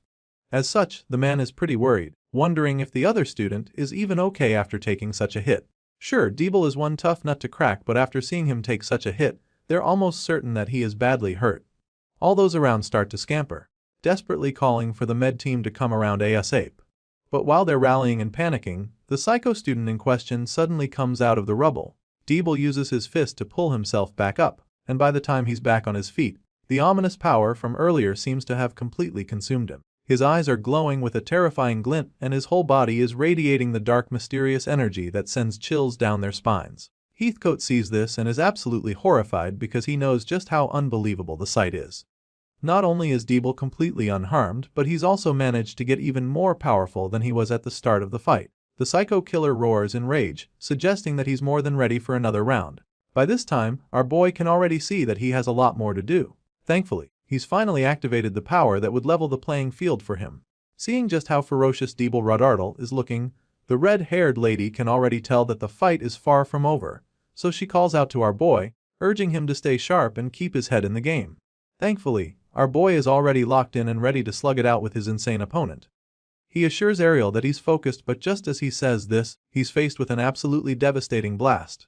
The strike moves so fast that he's not able to do much despite seeing it. Deeble unleashes several tentacle-like attacks, and our boy is forced to dodge every single one of them. Knowing just how deadly it would be if he got hit, it's definitely not easy for him, but he skillfully evades all of Deeble's attacks. While our boy is busy holding on for dear life on the battlefield, Professor Boudra remains absolutely terrified up in the stands. Apparently, the fat man didn't imagine that the fight would turn into something so dangerous, so every time the students unleash something powerful, his heart skips a beat. The man can't believe what he's watching because it's all so overwhelming.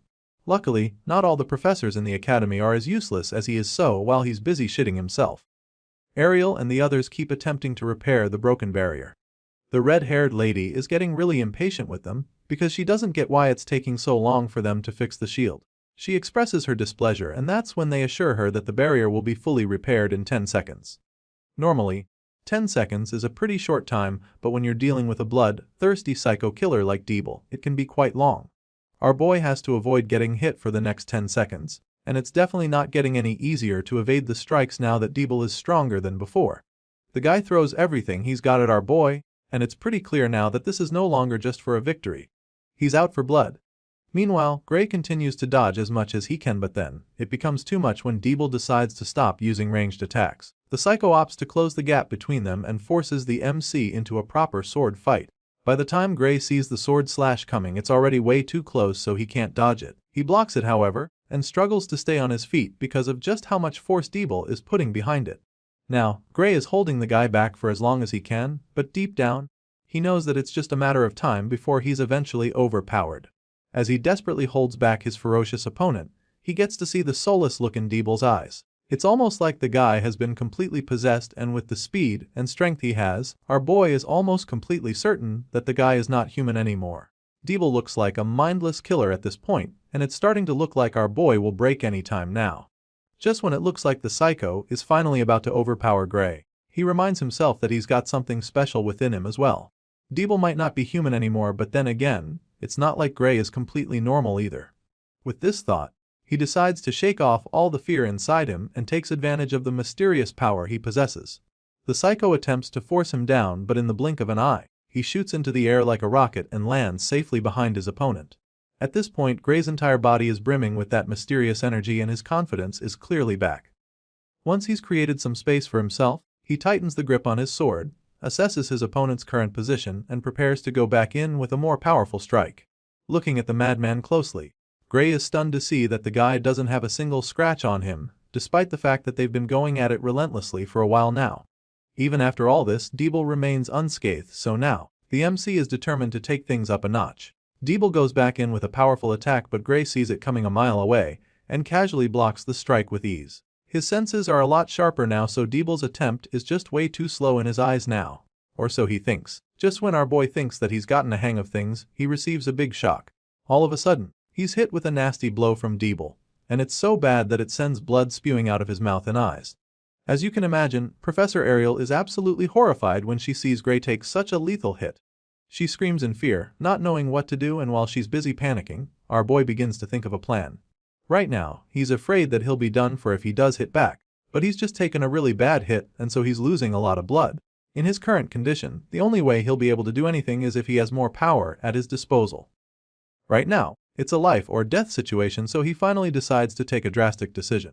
Gray activates the mysterious energy inside him, and it gives him such a massive boost that he's suddenly able to slash Deeble's arms right off in the blink of an eye. The poor kid screams in agony as both his arms fall to the floor in a bloody mess, but the look on Gray's face is so cold that it's kinda scary. As his arms get sliced off, the guy falls on his knees like a corpse and dark clouds of smoke shoot out of his body in the place of blood. And while all of this is happening, the professors just look on, absolutely mortified. Their jaws are dropped to the floor after seeing what just happened, and as the dust settles, we finally get to see what the arena looks like. It's totally wrecked, with rubble scattered all over the place. It looks like a war happened, and it's safe to say that it was won, because those two fighters definitely threw everything they had at each other. A few seconds later, we see that the barrier has been disengaged, and by this time, the professors are finally able to go into the arena to check on the injured student. They fly down here and immediately wrap the armless boy with several magic ropes and lift him up out of there. While they're at it, Gray finally gets back on his feet, gasping for air as he tries to catch his breath. He's still huffing and puffing when all of a sudden, he suffers another lethal hit. It's just as bad as the first one when he was coughing out blood. Professor Ariel sees him in that state again, so she immediately rushes over to him to help him. The lady uses her healing magic to try and help him out, but she quickly realizes that it won't be enough to save him, so she calls on the others to cast their healing magic on him too. Without any hesitation, they all combine their magic in order to heal him, and after only a few seconds, a wide smile appears on Ariel's face because it seems to be working. The red-haired lady is so relieved to see that Gray's wounds are healing, but she's not even able to dwell on the thought for long, because the boy does something that leaves her speechless. All of a sudden, our boy gets back on his feet to thank her, and with the excited look on his face, you'd never imagine that he was just on the brink of death. Just like the other professors, Ariel is absolutely stunned because she can't even understand how the kid is able to stand already. They're all flabbergasted by how uppity Gray is all of a sudden, so they're pretty concerned. As for our boy, he feels completely fine, so he simply asks the lady to take a good look at him and check if everything is alright. As such, the red-haired lady doesn't hesitate to check him out with her divine eye, and she's even more taken aback by what she discovers. Her eyes widen in disbelief by the time she's done inspecting Gray's body. Apparently, the kid's soul doesn't even have so much as a scratch on it despite using that much power just now. It's truly amazing as far as she's concerned, and there's no doubt that it's good news. Hearing this, our boy just gets even more curious, so he asks her to tell him what she saw concerning his body. Well, clearly, since he's standing so casually on both feet, it's pretty obvious that his body is fine, but she still informs him that the healing magic took care of it. As far as she's concerned, nothing should hurt anymore, and this is all really great news. It looks like everything worked out perfectly in the end, but Heathcote isn't looking too excited. In his mind, they just managed to lessen the backlash, which is exactly what he thought would happen. On the other hand, Professor Ariel doesn't appreciate his remark. She clearly expected more from him and the others, so she snaps at him, informing him that the only reason Gray is still alive is because of the healing magic they used. Seeing how pissed she is, the man decides to choose his word wisely and admits that they managed to limit the damage faced to wounds that healing magic could fix. In his mind, that's actually good enough for the meantime regarding how crazy that battle was. In any case, Heathcote proceeds to let Ariel know that he wants Gray to withstand the recoil on his own someday. He wants the kid to get tougher and even more powerful by himself, but he is also aware that it would take some more time before that is possible. At this point, our boy has already heard quite enough of the conversation to know what they're talking about. After hearing what Heathcote just said, he realizes that all that insane training he went through was for this. The scene shifts, and later that day, we catch up with the red-haired lady, who is still busy trying to clean up the mess from the inter-year battle. While she's at it, Ariel admits that a lot of things went off script. She supervises the investigators and cleaners as they go about their business and then suddenly asks Heathcote to help her confirm who exactly won the match between the two fighters. You see, the second-year representative Deeble's protective barrier was activated by Gray's attack towards the end of the battle, and so he's basically the winner of the selection match. The final result is announced at this point as all the freshmen in the stands go absolutely crazy.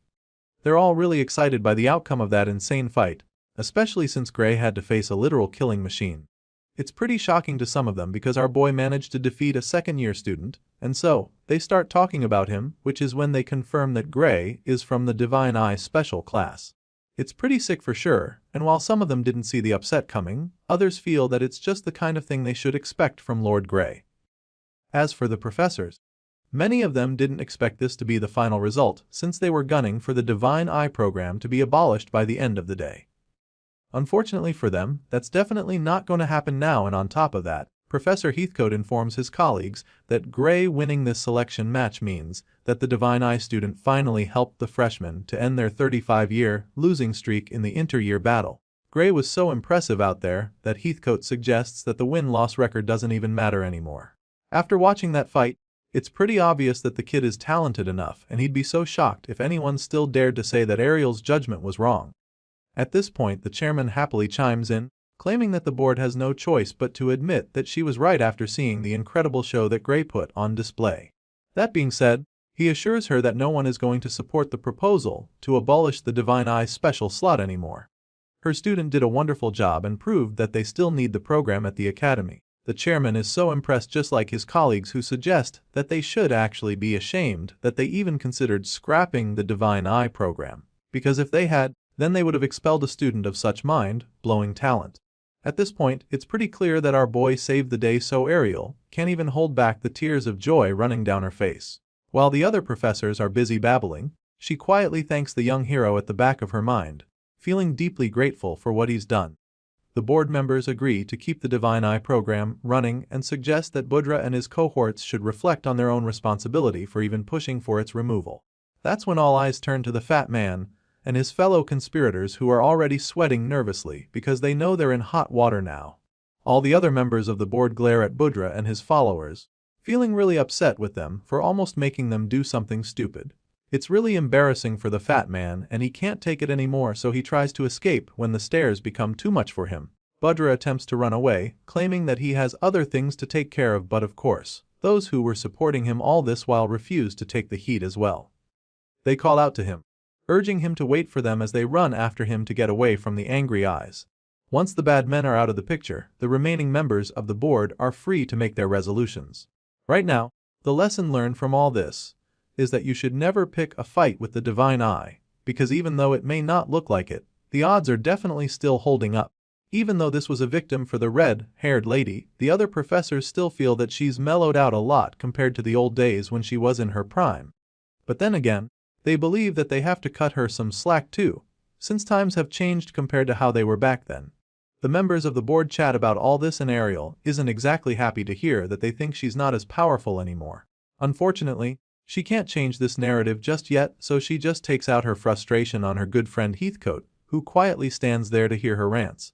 Seeing everything going on and how the others speak of Professor Ariel, even after he just helped protect her pride, our boy can't help but think that something might have happened to her in the past.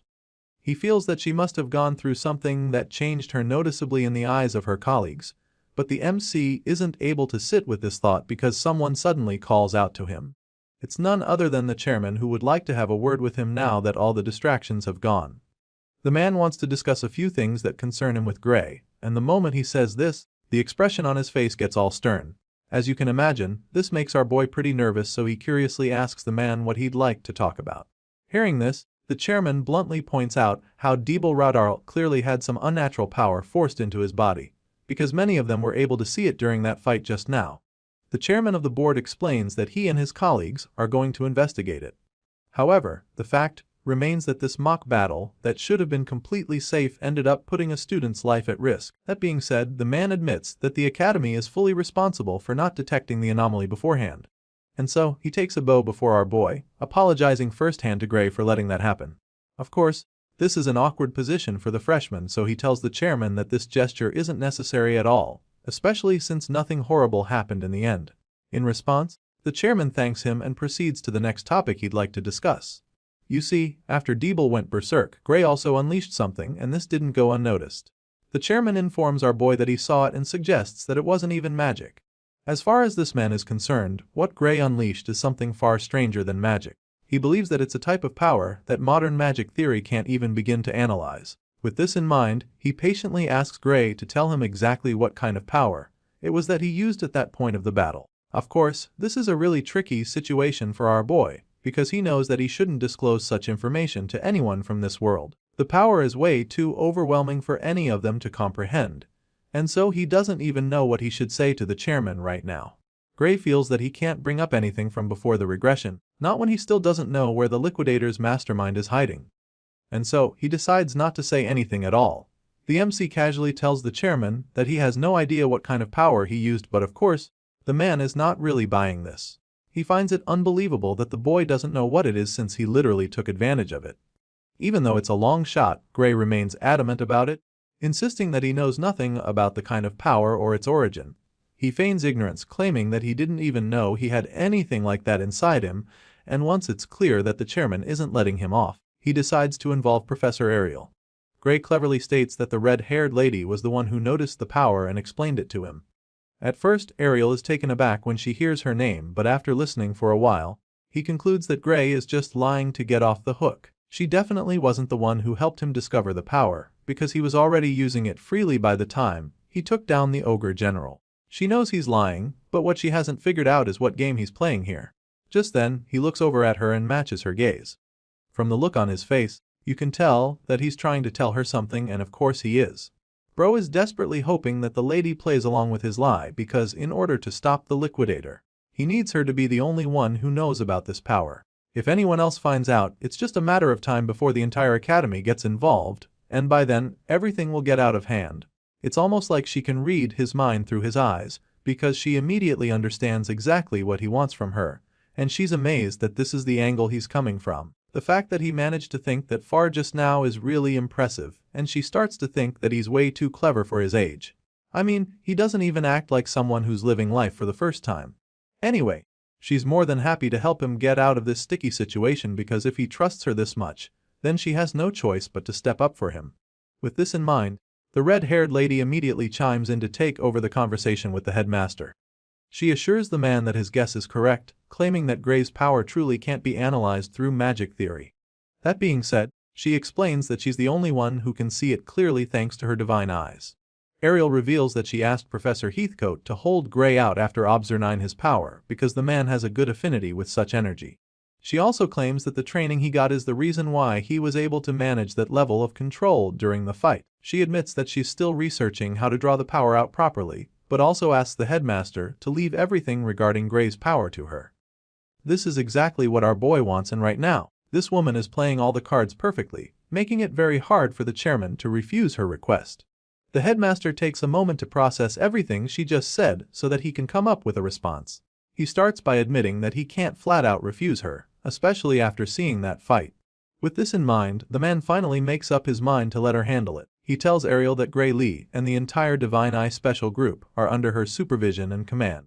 He gives her full control over the situation, but also tells her to say the word if there's anything the Academy can do to assist her.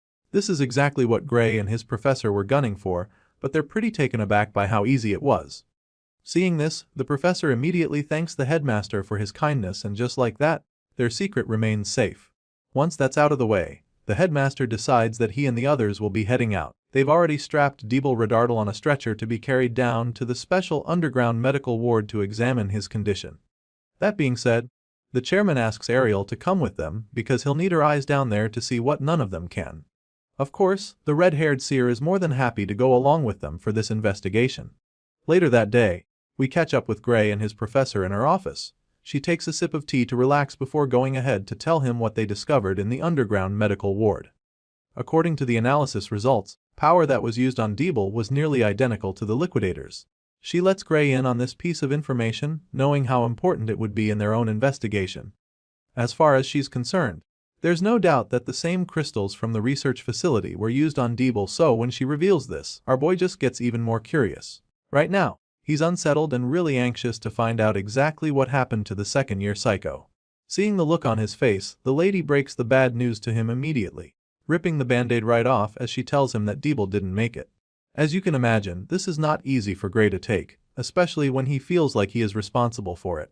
He just stands there, frozen in shock, and tries to ask if it was because of what he did, but Ariel quickly assures him that it wasn't his fault. She tells him that Deeble stopped being himself from the very moment that the dark power inside him got activated.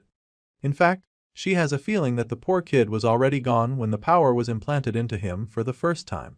The lady insists that Gray doesn't have to feel guilty, assuring him that he's not responsible. However, she also has a feeling that this whole saga was aimed at our boy.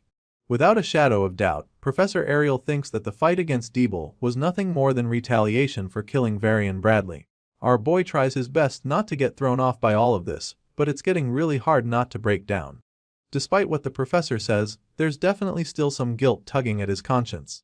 What really leaves him feeling sick right now is the thought that some tampered with Deeble even after Varian's death. If someone was able to perform sick experiments even after Varian was gone, it means that there's a third party involved, and so Ariel believes that there's definitely a bigger fish behind all of this. It makes her think that maybe Varian wasn't even the mastermind behind it, so she's determined to keep digging till she can get some answers. The lady decides to keep looking into the connections but admits that it's going to take some time before they actually find something. Still, her intuition tells her that the deeper parts of the Academy are involved in this.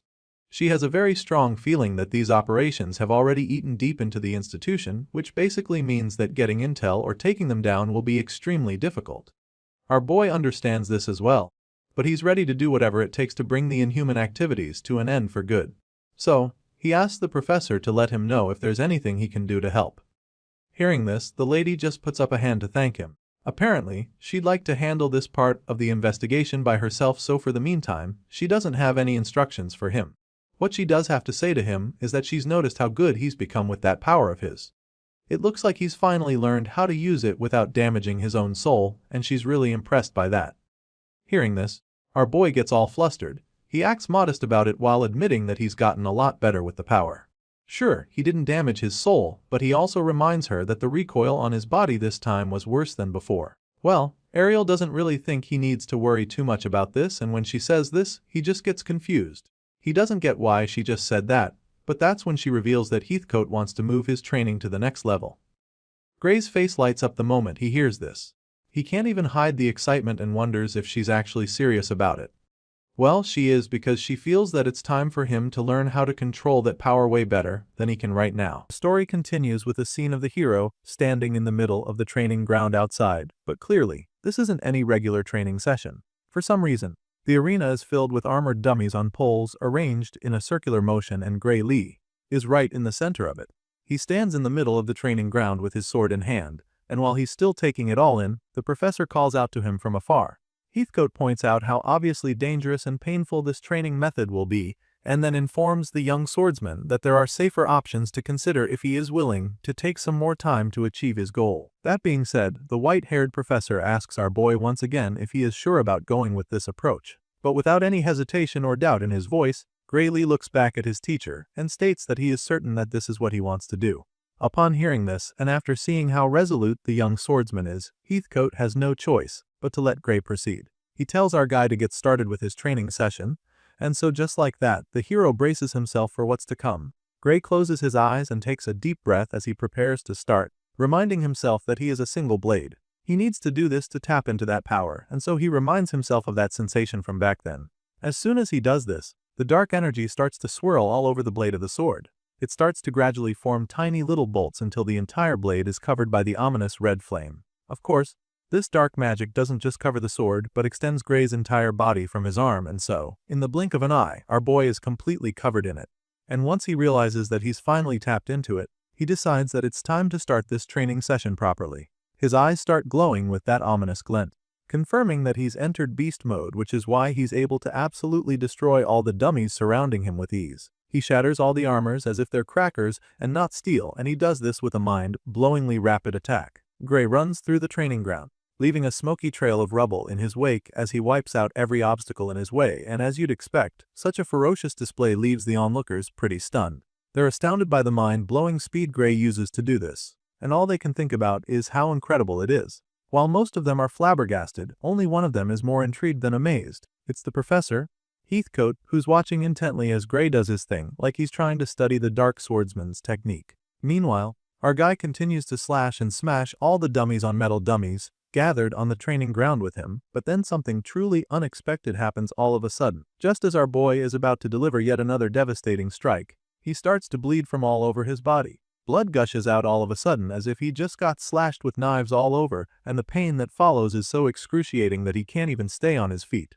Despite this shocking event, Gary somehow manages to stick a superhero landing, but as you can imagine, this doesn't last for long because of how much blood he's already lost. For a second, it looks like he might actually be okay, but then our guy starts to feel really dizzy and immediately collapses on the floor, flat on his face, where he continues to bleed out. The guys in white who were standing on the sidelines appear to have been aware that something like this could happen, so as soon as Gray falls down, they light up and begin to activate recovery magic to help him. These healers use their magical abilities as a team to seal all of Gray's wounds and stop the bleeding in a flash. Right after they do this, the dark swordsman regains consciousness and is finally able to sit up. He's still pretty exhausted, so he just stays in that spot for a while and thanks them for helping him. After confirming that Gray Lee is fine, Professor Heathcote walks up to the young swordsman with a big smile on his face. He commends Gray on his display. As far as he's concerned, the guy is really looking good now. Feeling that our boy managed to even hold the power a bit longer than last time. That's definitely progress, so the professor is confident that Gray's body should gradually learn how to endure the backlash as they continue to practice. Meanwhile, as soon as our boy gets back on his feet, he notices something off with his right wrist. He didn't notice it back then, because he was so focused on completing his assignment, but now, he can feel the pain a lot more, which makes him realize just how much it hurts when he actually uses this dark power. He informs Professor Heathcote of this, expressing his concerns, but the man simply tells him that the pain and suffering he's feeling just means that he's now pushing past his limits. The white-haired man is very much convinced that they're making progress even though it's taking a toll on Gray's body. And on this note, he admits that he also understands that this training model is a bit excessive, so he reminds the dark swordsman that it's entirely up to him to decide whether or not he wants to continue with it.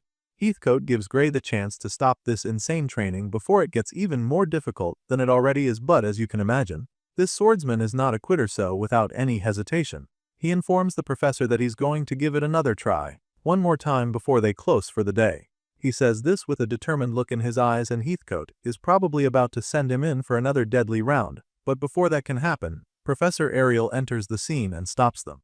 The red-haired lady marches onto the training ground with a pretty disappointed look on her face. Heathcote and his apprentice are surprised to see her, and before they can even say anything, the lady bluntly reminds them that this particular training is limited to once a day.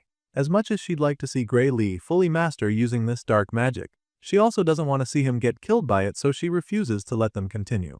Of course, the excited swordsman feels that he can go one more round, so he protests, trying to convince the red-haired lady that his body is already completely healed. Besides, with the new method he's been using, his soul isn't even supposed to get damaged, so he doesn't understand why she won't just let him keep training. Seeing how eager he is to continue, Professor Ariel decides to explain the situation better to him. She confirms that physical injuries can indeed be healed with recovery magic, but also explains that there's more to it. Apparently, if Gray takes any severe damage again before his nerves stabilize, then it could throw off his senses when swinging a sword. She explains this to him, feeling that he should understand what she's trying to say better than anyone since he has actually experienced it in the past. Remember the scar that Gray got as a child from being bullied by Belder and the others? Well, the damage from that injury was the same reason why he was told that his swordsmanship would never improve, and this is exactly what Professor Ariel is trying to avoid. By letting him go back in with newly healed wounds and unstable nerves, she could be putting him in serious danger, and that's not a risk she's willing to take. Upon hearing this, Professor Heathcote immediately sided with Ariel. The white-haired man is pretty relieved that she won't let Gray continue, because even he isn't sure that he'd want to repeat this kind of training multiple times a day. At this point, our guy realizes that it's 2 versus 1 in this debate, and so he just stops protesting. While they're still talking, one of the healers who was watching the whole thing falls out to them. The guy seems pretty puzzled because he doesn't get why Gray is in such a hurry to get stronger all of a sudden.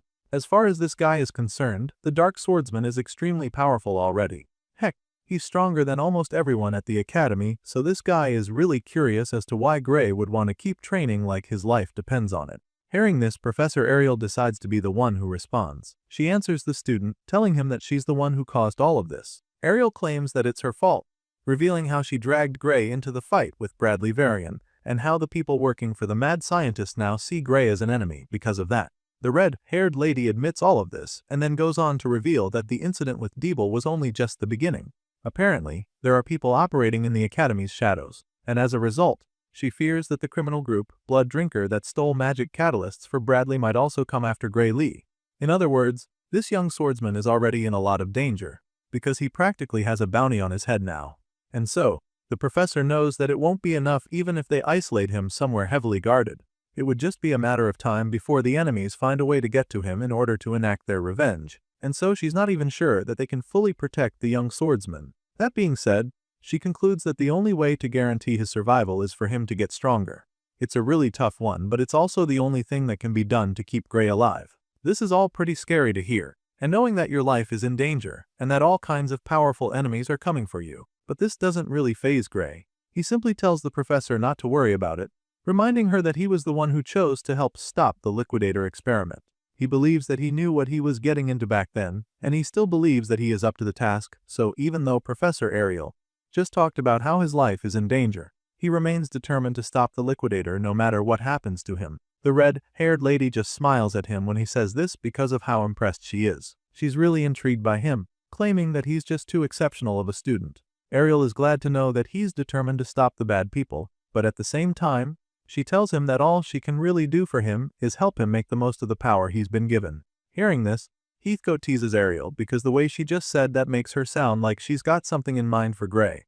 Apparently, the lady has an idea for our boy to master his power without risking his life, and she's actually mentioned it before. Right now, Gray has no idea what she's talking about, so he just stands there, staring at her and her colleague.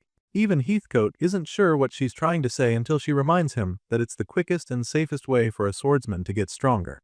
At this point, the white-haired professor finally gets the hint. A small smile creeps up on his face when he realizes that Ariel is suggesting that Gray changes his sword. Apparently, this is the fastest way for him to improve, but this comes as a shock to our guy. Upon hearing this, he lets go of the sword he was holding even though he's still very confused. As far as he knows, the Academy-issued sword is supposed to be a top-tier custom weapon, so he can't really imagine that there are much better swords for him at this level. Sure enough, Professor Ariel agrees that the sword he's using right now is more than good enough for a first-year student like him. However, Gray isn't any ordinary freshman at the Academy, and so this sword can't withstand the power within him. Ariel explains this to him, and when he takes another look at the blade, it's very easy to see her point. The The blade is ridden with cracks and chips at so many points, and it's pretty clear that it can't stay in one piece much longer in his hands. So, he agrees with the professor, knowing that no ordinary weapon could handle the kind of force he uses when he fights. That being said, Ariel offers to take the young swordsman to her vault, flashing the shiny key at him to get him all excited. Well, it works because Gray can't believe that he'll get access to her treasury. He's not the only one who is shocked though, because even Heathcote is shocked that the red-haired lady actually wants to give the boy one of the weapons in there. Even though the man sees it as a really big deal, Ariel really doesn't see anything wrong with it since Gray is still her student after all. With this in mind, she proceeds to turn the key, and this instantly unlocks her vault. The hidden safe sudden begins to appear out of thin air, which leaves our boy in awe. Ariel believes that Gray has earned the right to have access to her vault, and so, just as the gates of this hidden storage open up, she encourages the young swordsman to follow her. Gray Lee makes his way into the professor's private vault, and the moment he enters the place, he is absolutely blown away by what he sees. His eyes widen in shock and his face literally lights up from all the gold scattered in Professor Ariel's secret vault. The place is flooded with more treasure than Gray has ever seen in his life, and on top of that, it's also very massive, which just goes to show how much gold this red-haired lady has in her possession. As you can imagine, it takes him a while to process what he's looking at, but the professors seem to be familiar with stuff like this. Apparently, it's one of the perks of being a professor at this academy. Anyway, our boy quietly follows the teachers as the secret entrance suddenly disappears, and after walking down the massive hall for a while, the red-haired lady starts trying to remember where the sword section of her vault is. She recalls almost immediately, but you can't even fault her for not remembering because this place is just so massive. Once she's able to remember where it is, she tells the others to follow her, and while Heathcote marches quietly behind her, Gray keeps staring all over the place in disbelief. Soon enough, they arrive at the destination, and once they're there, she shows our boy all the swords in her collection and informs him that the idea here is for him to find a sword that would suit him. Once again, even the sword section of Professor Ariel's vault is mind-blowing. It's literally a long hallway with shelves on each side, filled with all kinds of swords. It's definitely the biggest sword showroom that this freshman has ever seen in any of the lives he's lived, and so, he's pretty overwhelmed at first. Besides the fact that this place is just too big, Gray also notices that there are so many dangerous-looking swords. It's a lot for him to take in, and so he doesn't even know where to start from. Professor Heathcote immediately agrees with him on this, sounding pretty confident that there is not a single collection of swords as extensive as this one anywhere in the world. That's a pretty bold statement, and for good reason, because this place is pretty much knife heaven. The red-haired lady listens to everything they have to say and admits that it must be really hard for Gray to decide on a single sword with this many to choose from. Ideally, she would like him to test each one of these swords with his full strength to see which one is the best fit. But this can't happen for some pretty obvious reasons. For starters, due to the nature of his power, he can only do that with one sword per day. And even though he wouldn't literally die of exhaustion and injuries after a few tries, they also don't have all the time in the world to test thousands of swords. With this in mind, Professor Ariel decides that they'll just test his power with a few of them one by one. That being said, she proceeds to select a few of her personal favorites. The first one she has in mind is the sharpest sword in her collection. It's a miracle she was able to even figure out which one was the sharpest with how many she has hanging on the walls. Anyway, she hands the first sword over to Gray Lee, who is pretty overwhelmed by just how heavy it is. He almost starts staggering when he carries it for the first time, and when he informs the professor of his challenge, she simply assures him that the blade makes up for it by cutting extremely well. She's confident about this, and also very eager to see how he handles it, so she conjures up a pillar of stone for him to give it a try. As soon as Gray sets his eyes on the target, his focus shoots up in a flash. He locks in on it and assumes a battle stance to allow him to take a big swing. With laser focus, Gray Lee delivers a powerful strike that splits the stone pillar in two instantly. The sword goes through the hard rock like butter, and as soon as Gray realizes what just happened, he is so blown away. His eyes light up with amazement laced all over his face, and the red-haired lady can definitely see this. At this point, she chimes in, stating that the sword is certainly powerful but admits that it is probably a little too heavy for him to use in actual combat. Professor Heathcote feels the same way, so he doesn't hesitate to air his opinion. As far as he's concerned, no matter how sharp a sword is, it's pointless if the user can't use it to hit anything. This definitely makes sense since the best swordsmen are quick with light swords to aid agility. But then again, Heathcote also feels that it wouldn't hurt for Gray to have a sword like this regardless. After all, against sturdy, large, lumbering opponents like divine beasts or structures, such a sharp and heavy sword might be useful. Professor Ariel doesn't have any problems with this idea, so she agrees to let Gray keep the heavy sword, and then also promises to give him a magic storage pouch, so he wouldn't have to carry it around. That way, it won't get in the way as long as he puts it inside the magic storage pouch. After the professors are done saying all of this, our boy just goes ahead to express his confusion. He's surprised by everything they just said about him keeping the sword because he knows for a fact that this isn't a blade that you can just lend to someone just like that. It's so massive and incredibly sharp, so he knows that it's definitely a treasure that wouldn't be given to any other student. Well, he's right and Ariel confirms this, but she doesn't mind letting him keep it because it's way better than allowing the sword to keep collecting dust on the wall like all the others. To her, it's better for it to be in the hands of someone who can actually use it. Besides, she believes that it will definitely come in handy when he's finally facing the villain behind everything that Varian did. This is the same enemy who is behind the summoning of the Liquidator, so she's pretty sure that he won't regret having the sword when fighting a force that powerful. As soon as she says this, our boy begins to have flashbacks from his past life. The terrifying memories of scenes from the battlefield where they lost to the Liquidator run through his mind in a flash, making him remember just how hopeless they were against the Liquidator. The heroes of the world did everything they could, but they were no match for the World Ender, and it really didn't make a difference at all if they were there or not. Thinking back to how helpless he was on that day, Gray becomes a lot more grateful for the sword he's just been given. He thanks the Divine Eye for lending him the sword, proving that he's now ready to take on the responsibilities that come with the blade. Seeing that they're now on the same page, Heathcote tells Gray to avoid showing the sword to other people unless he intends to use it. However, the young swordsman doesn't understand why he needs to hide the blade. He asks the white-haired man why he needs to keep it a secret, and that's when Heathcote reveals that a sword like this is actually worth about 10 billion at least if put up for sale. In other words, this sword costs nothing less than 10,000 gold coins, and that's a pretty mind-boggling figure. Our guy has a hard time processing this information because he probably never imagined that a single object could cost that much. It's a lot to take in, and it immediately makes him reconsider his earlier decision to keep the sword. Gray is pretty overwhelmed by the price tag on the blade and claims that he can't keep something that expensive. It's just way too much for him, but all his protests fall on deaf ears because Professor Ariel sternly informs him that she will not accept returns. After making this very clear to him, she goes on to explain that she's giving him the sword and not lending it to him. He keeps saying that he's being lended the blade, so the lady wants to clear the air on that. She knows that he'd probably hold back from using the sword if it were borrowed, and that would defeat the whole point of letting him have it, so she wants him to know that it now belongs to him. Gray just starts smiling nervously when she says this because he still thinks that she is joking with him. However, she's not even trying to pull his legs, so she bluntly tells him that she's dead serious about it. Professor Ariel doesn't mind letting him keep it, because if she could protect the Divine Eye's admission with just 10 billion, she would gladly do so. It's a price she's willing to pay, and so she goes on to say that the sword is a late reward for what he's already achieved so far. The lady is trying so hard to make him accept the gift, but it's just so overwhelming for him. Gray keeps trying to protest, feeling that it's too much for him, so Ariel decides to use force. Since he doesn't want to take the hint, she snaps at him. Since he's refusing to play along, she decides to take it as him trying to say that her Divine Eye's admission isn't even worth spending a mere 10 billion. At this point, our boy is forced to agree with her, because anything otherwise would just be looking for trouble. He's already scared of her, and since he doesn't want to piss her off any further, he stops protesting and thanks her once again for the sword. This time around, he accepts it as the new owner and promises to take good care of the blade. Seeing that he's now on board, Professor Ariel drops the ferocious act.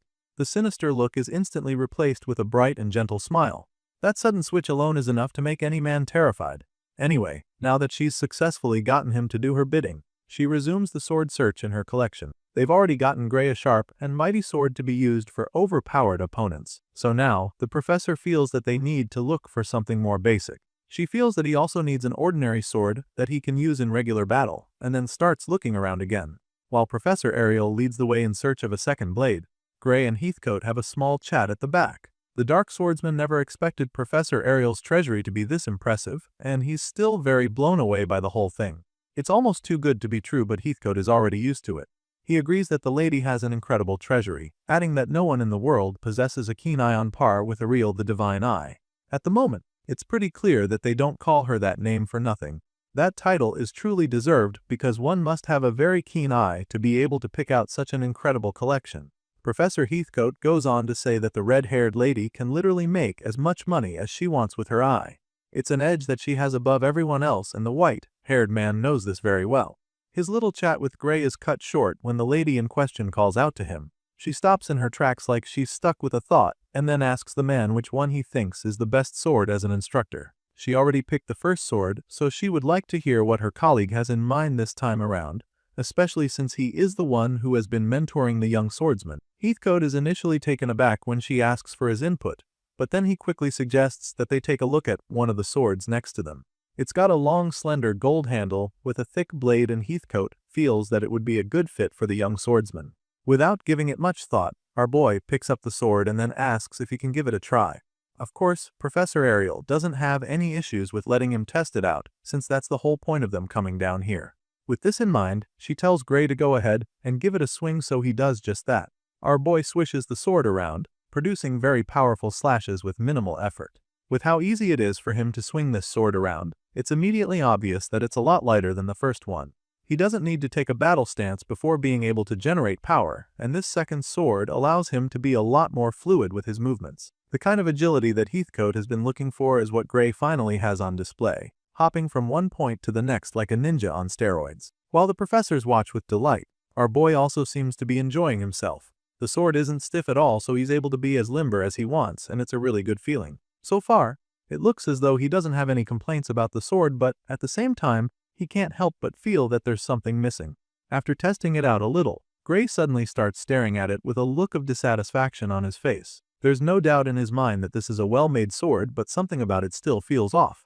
At first, he assumes that he might be having this idea because he's not yet used to the sword, and just as this idea runs through his mind, Professor Heathcote interrupts his thoughts. The white-haired man can see the uncertainty on Gray's face, so he can immediately tell that this sword doesn't seem to suit him properly. The man was really hoping that this would be the sword for his student, since it checked all the boxes for him. But now that it's looking like it's not the right one, he comes up with another idea. While Gray is still trying to figure out why the long-handle sword doesn't feel right, the white-haired man goes to bring out another sword. Heathcote claims that this very sword was made for experimentation, and he's of the opinion that this might just be the one that finally suits his student. By this time, our boy gets to see the sword that his master is referring to. It's some kind of futuristic sword glowing with a bright blue aura and shiny gems beaming from the extremely long blade. At first glance, you can already tell that this is a special blade, which explains why Gray Lee is left speechless the moment he sets his eyes on it. That's it for this episode. Until next time.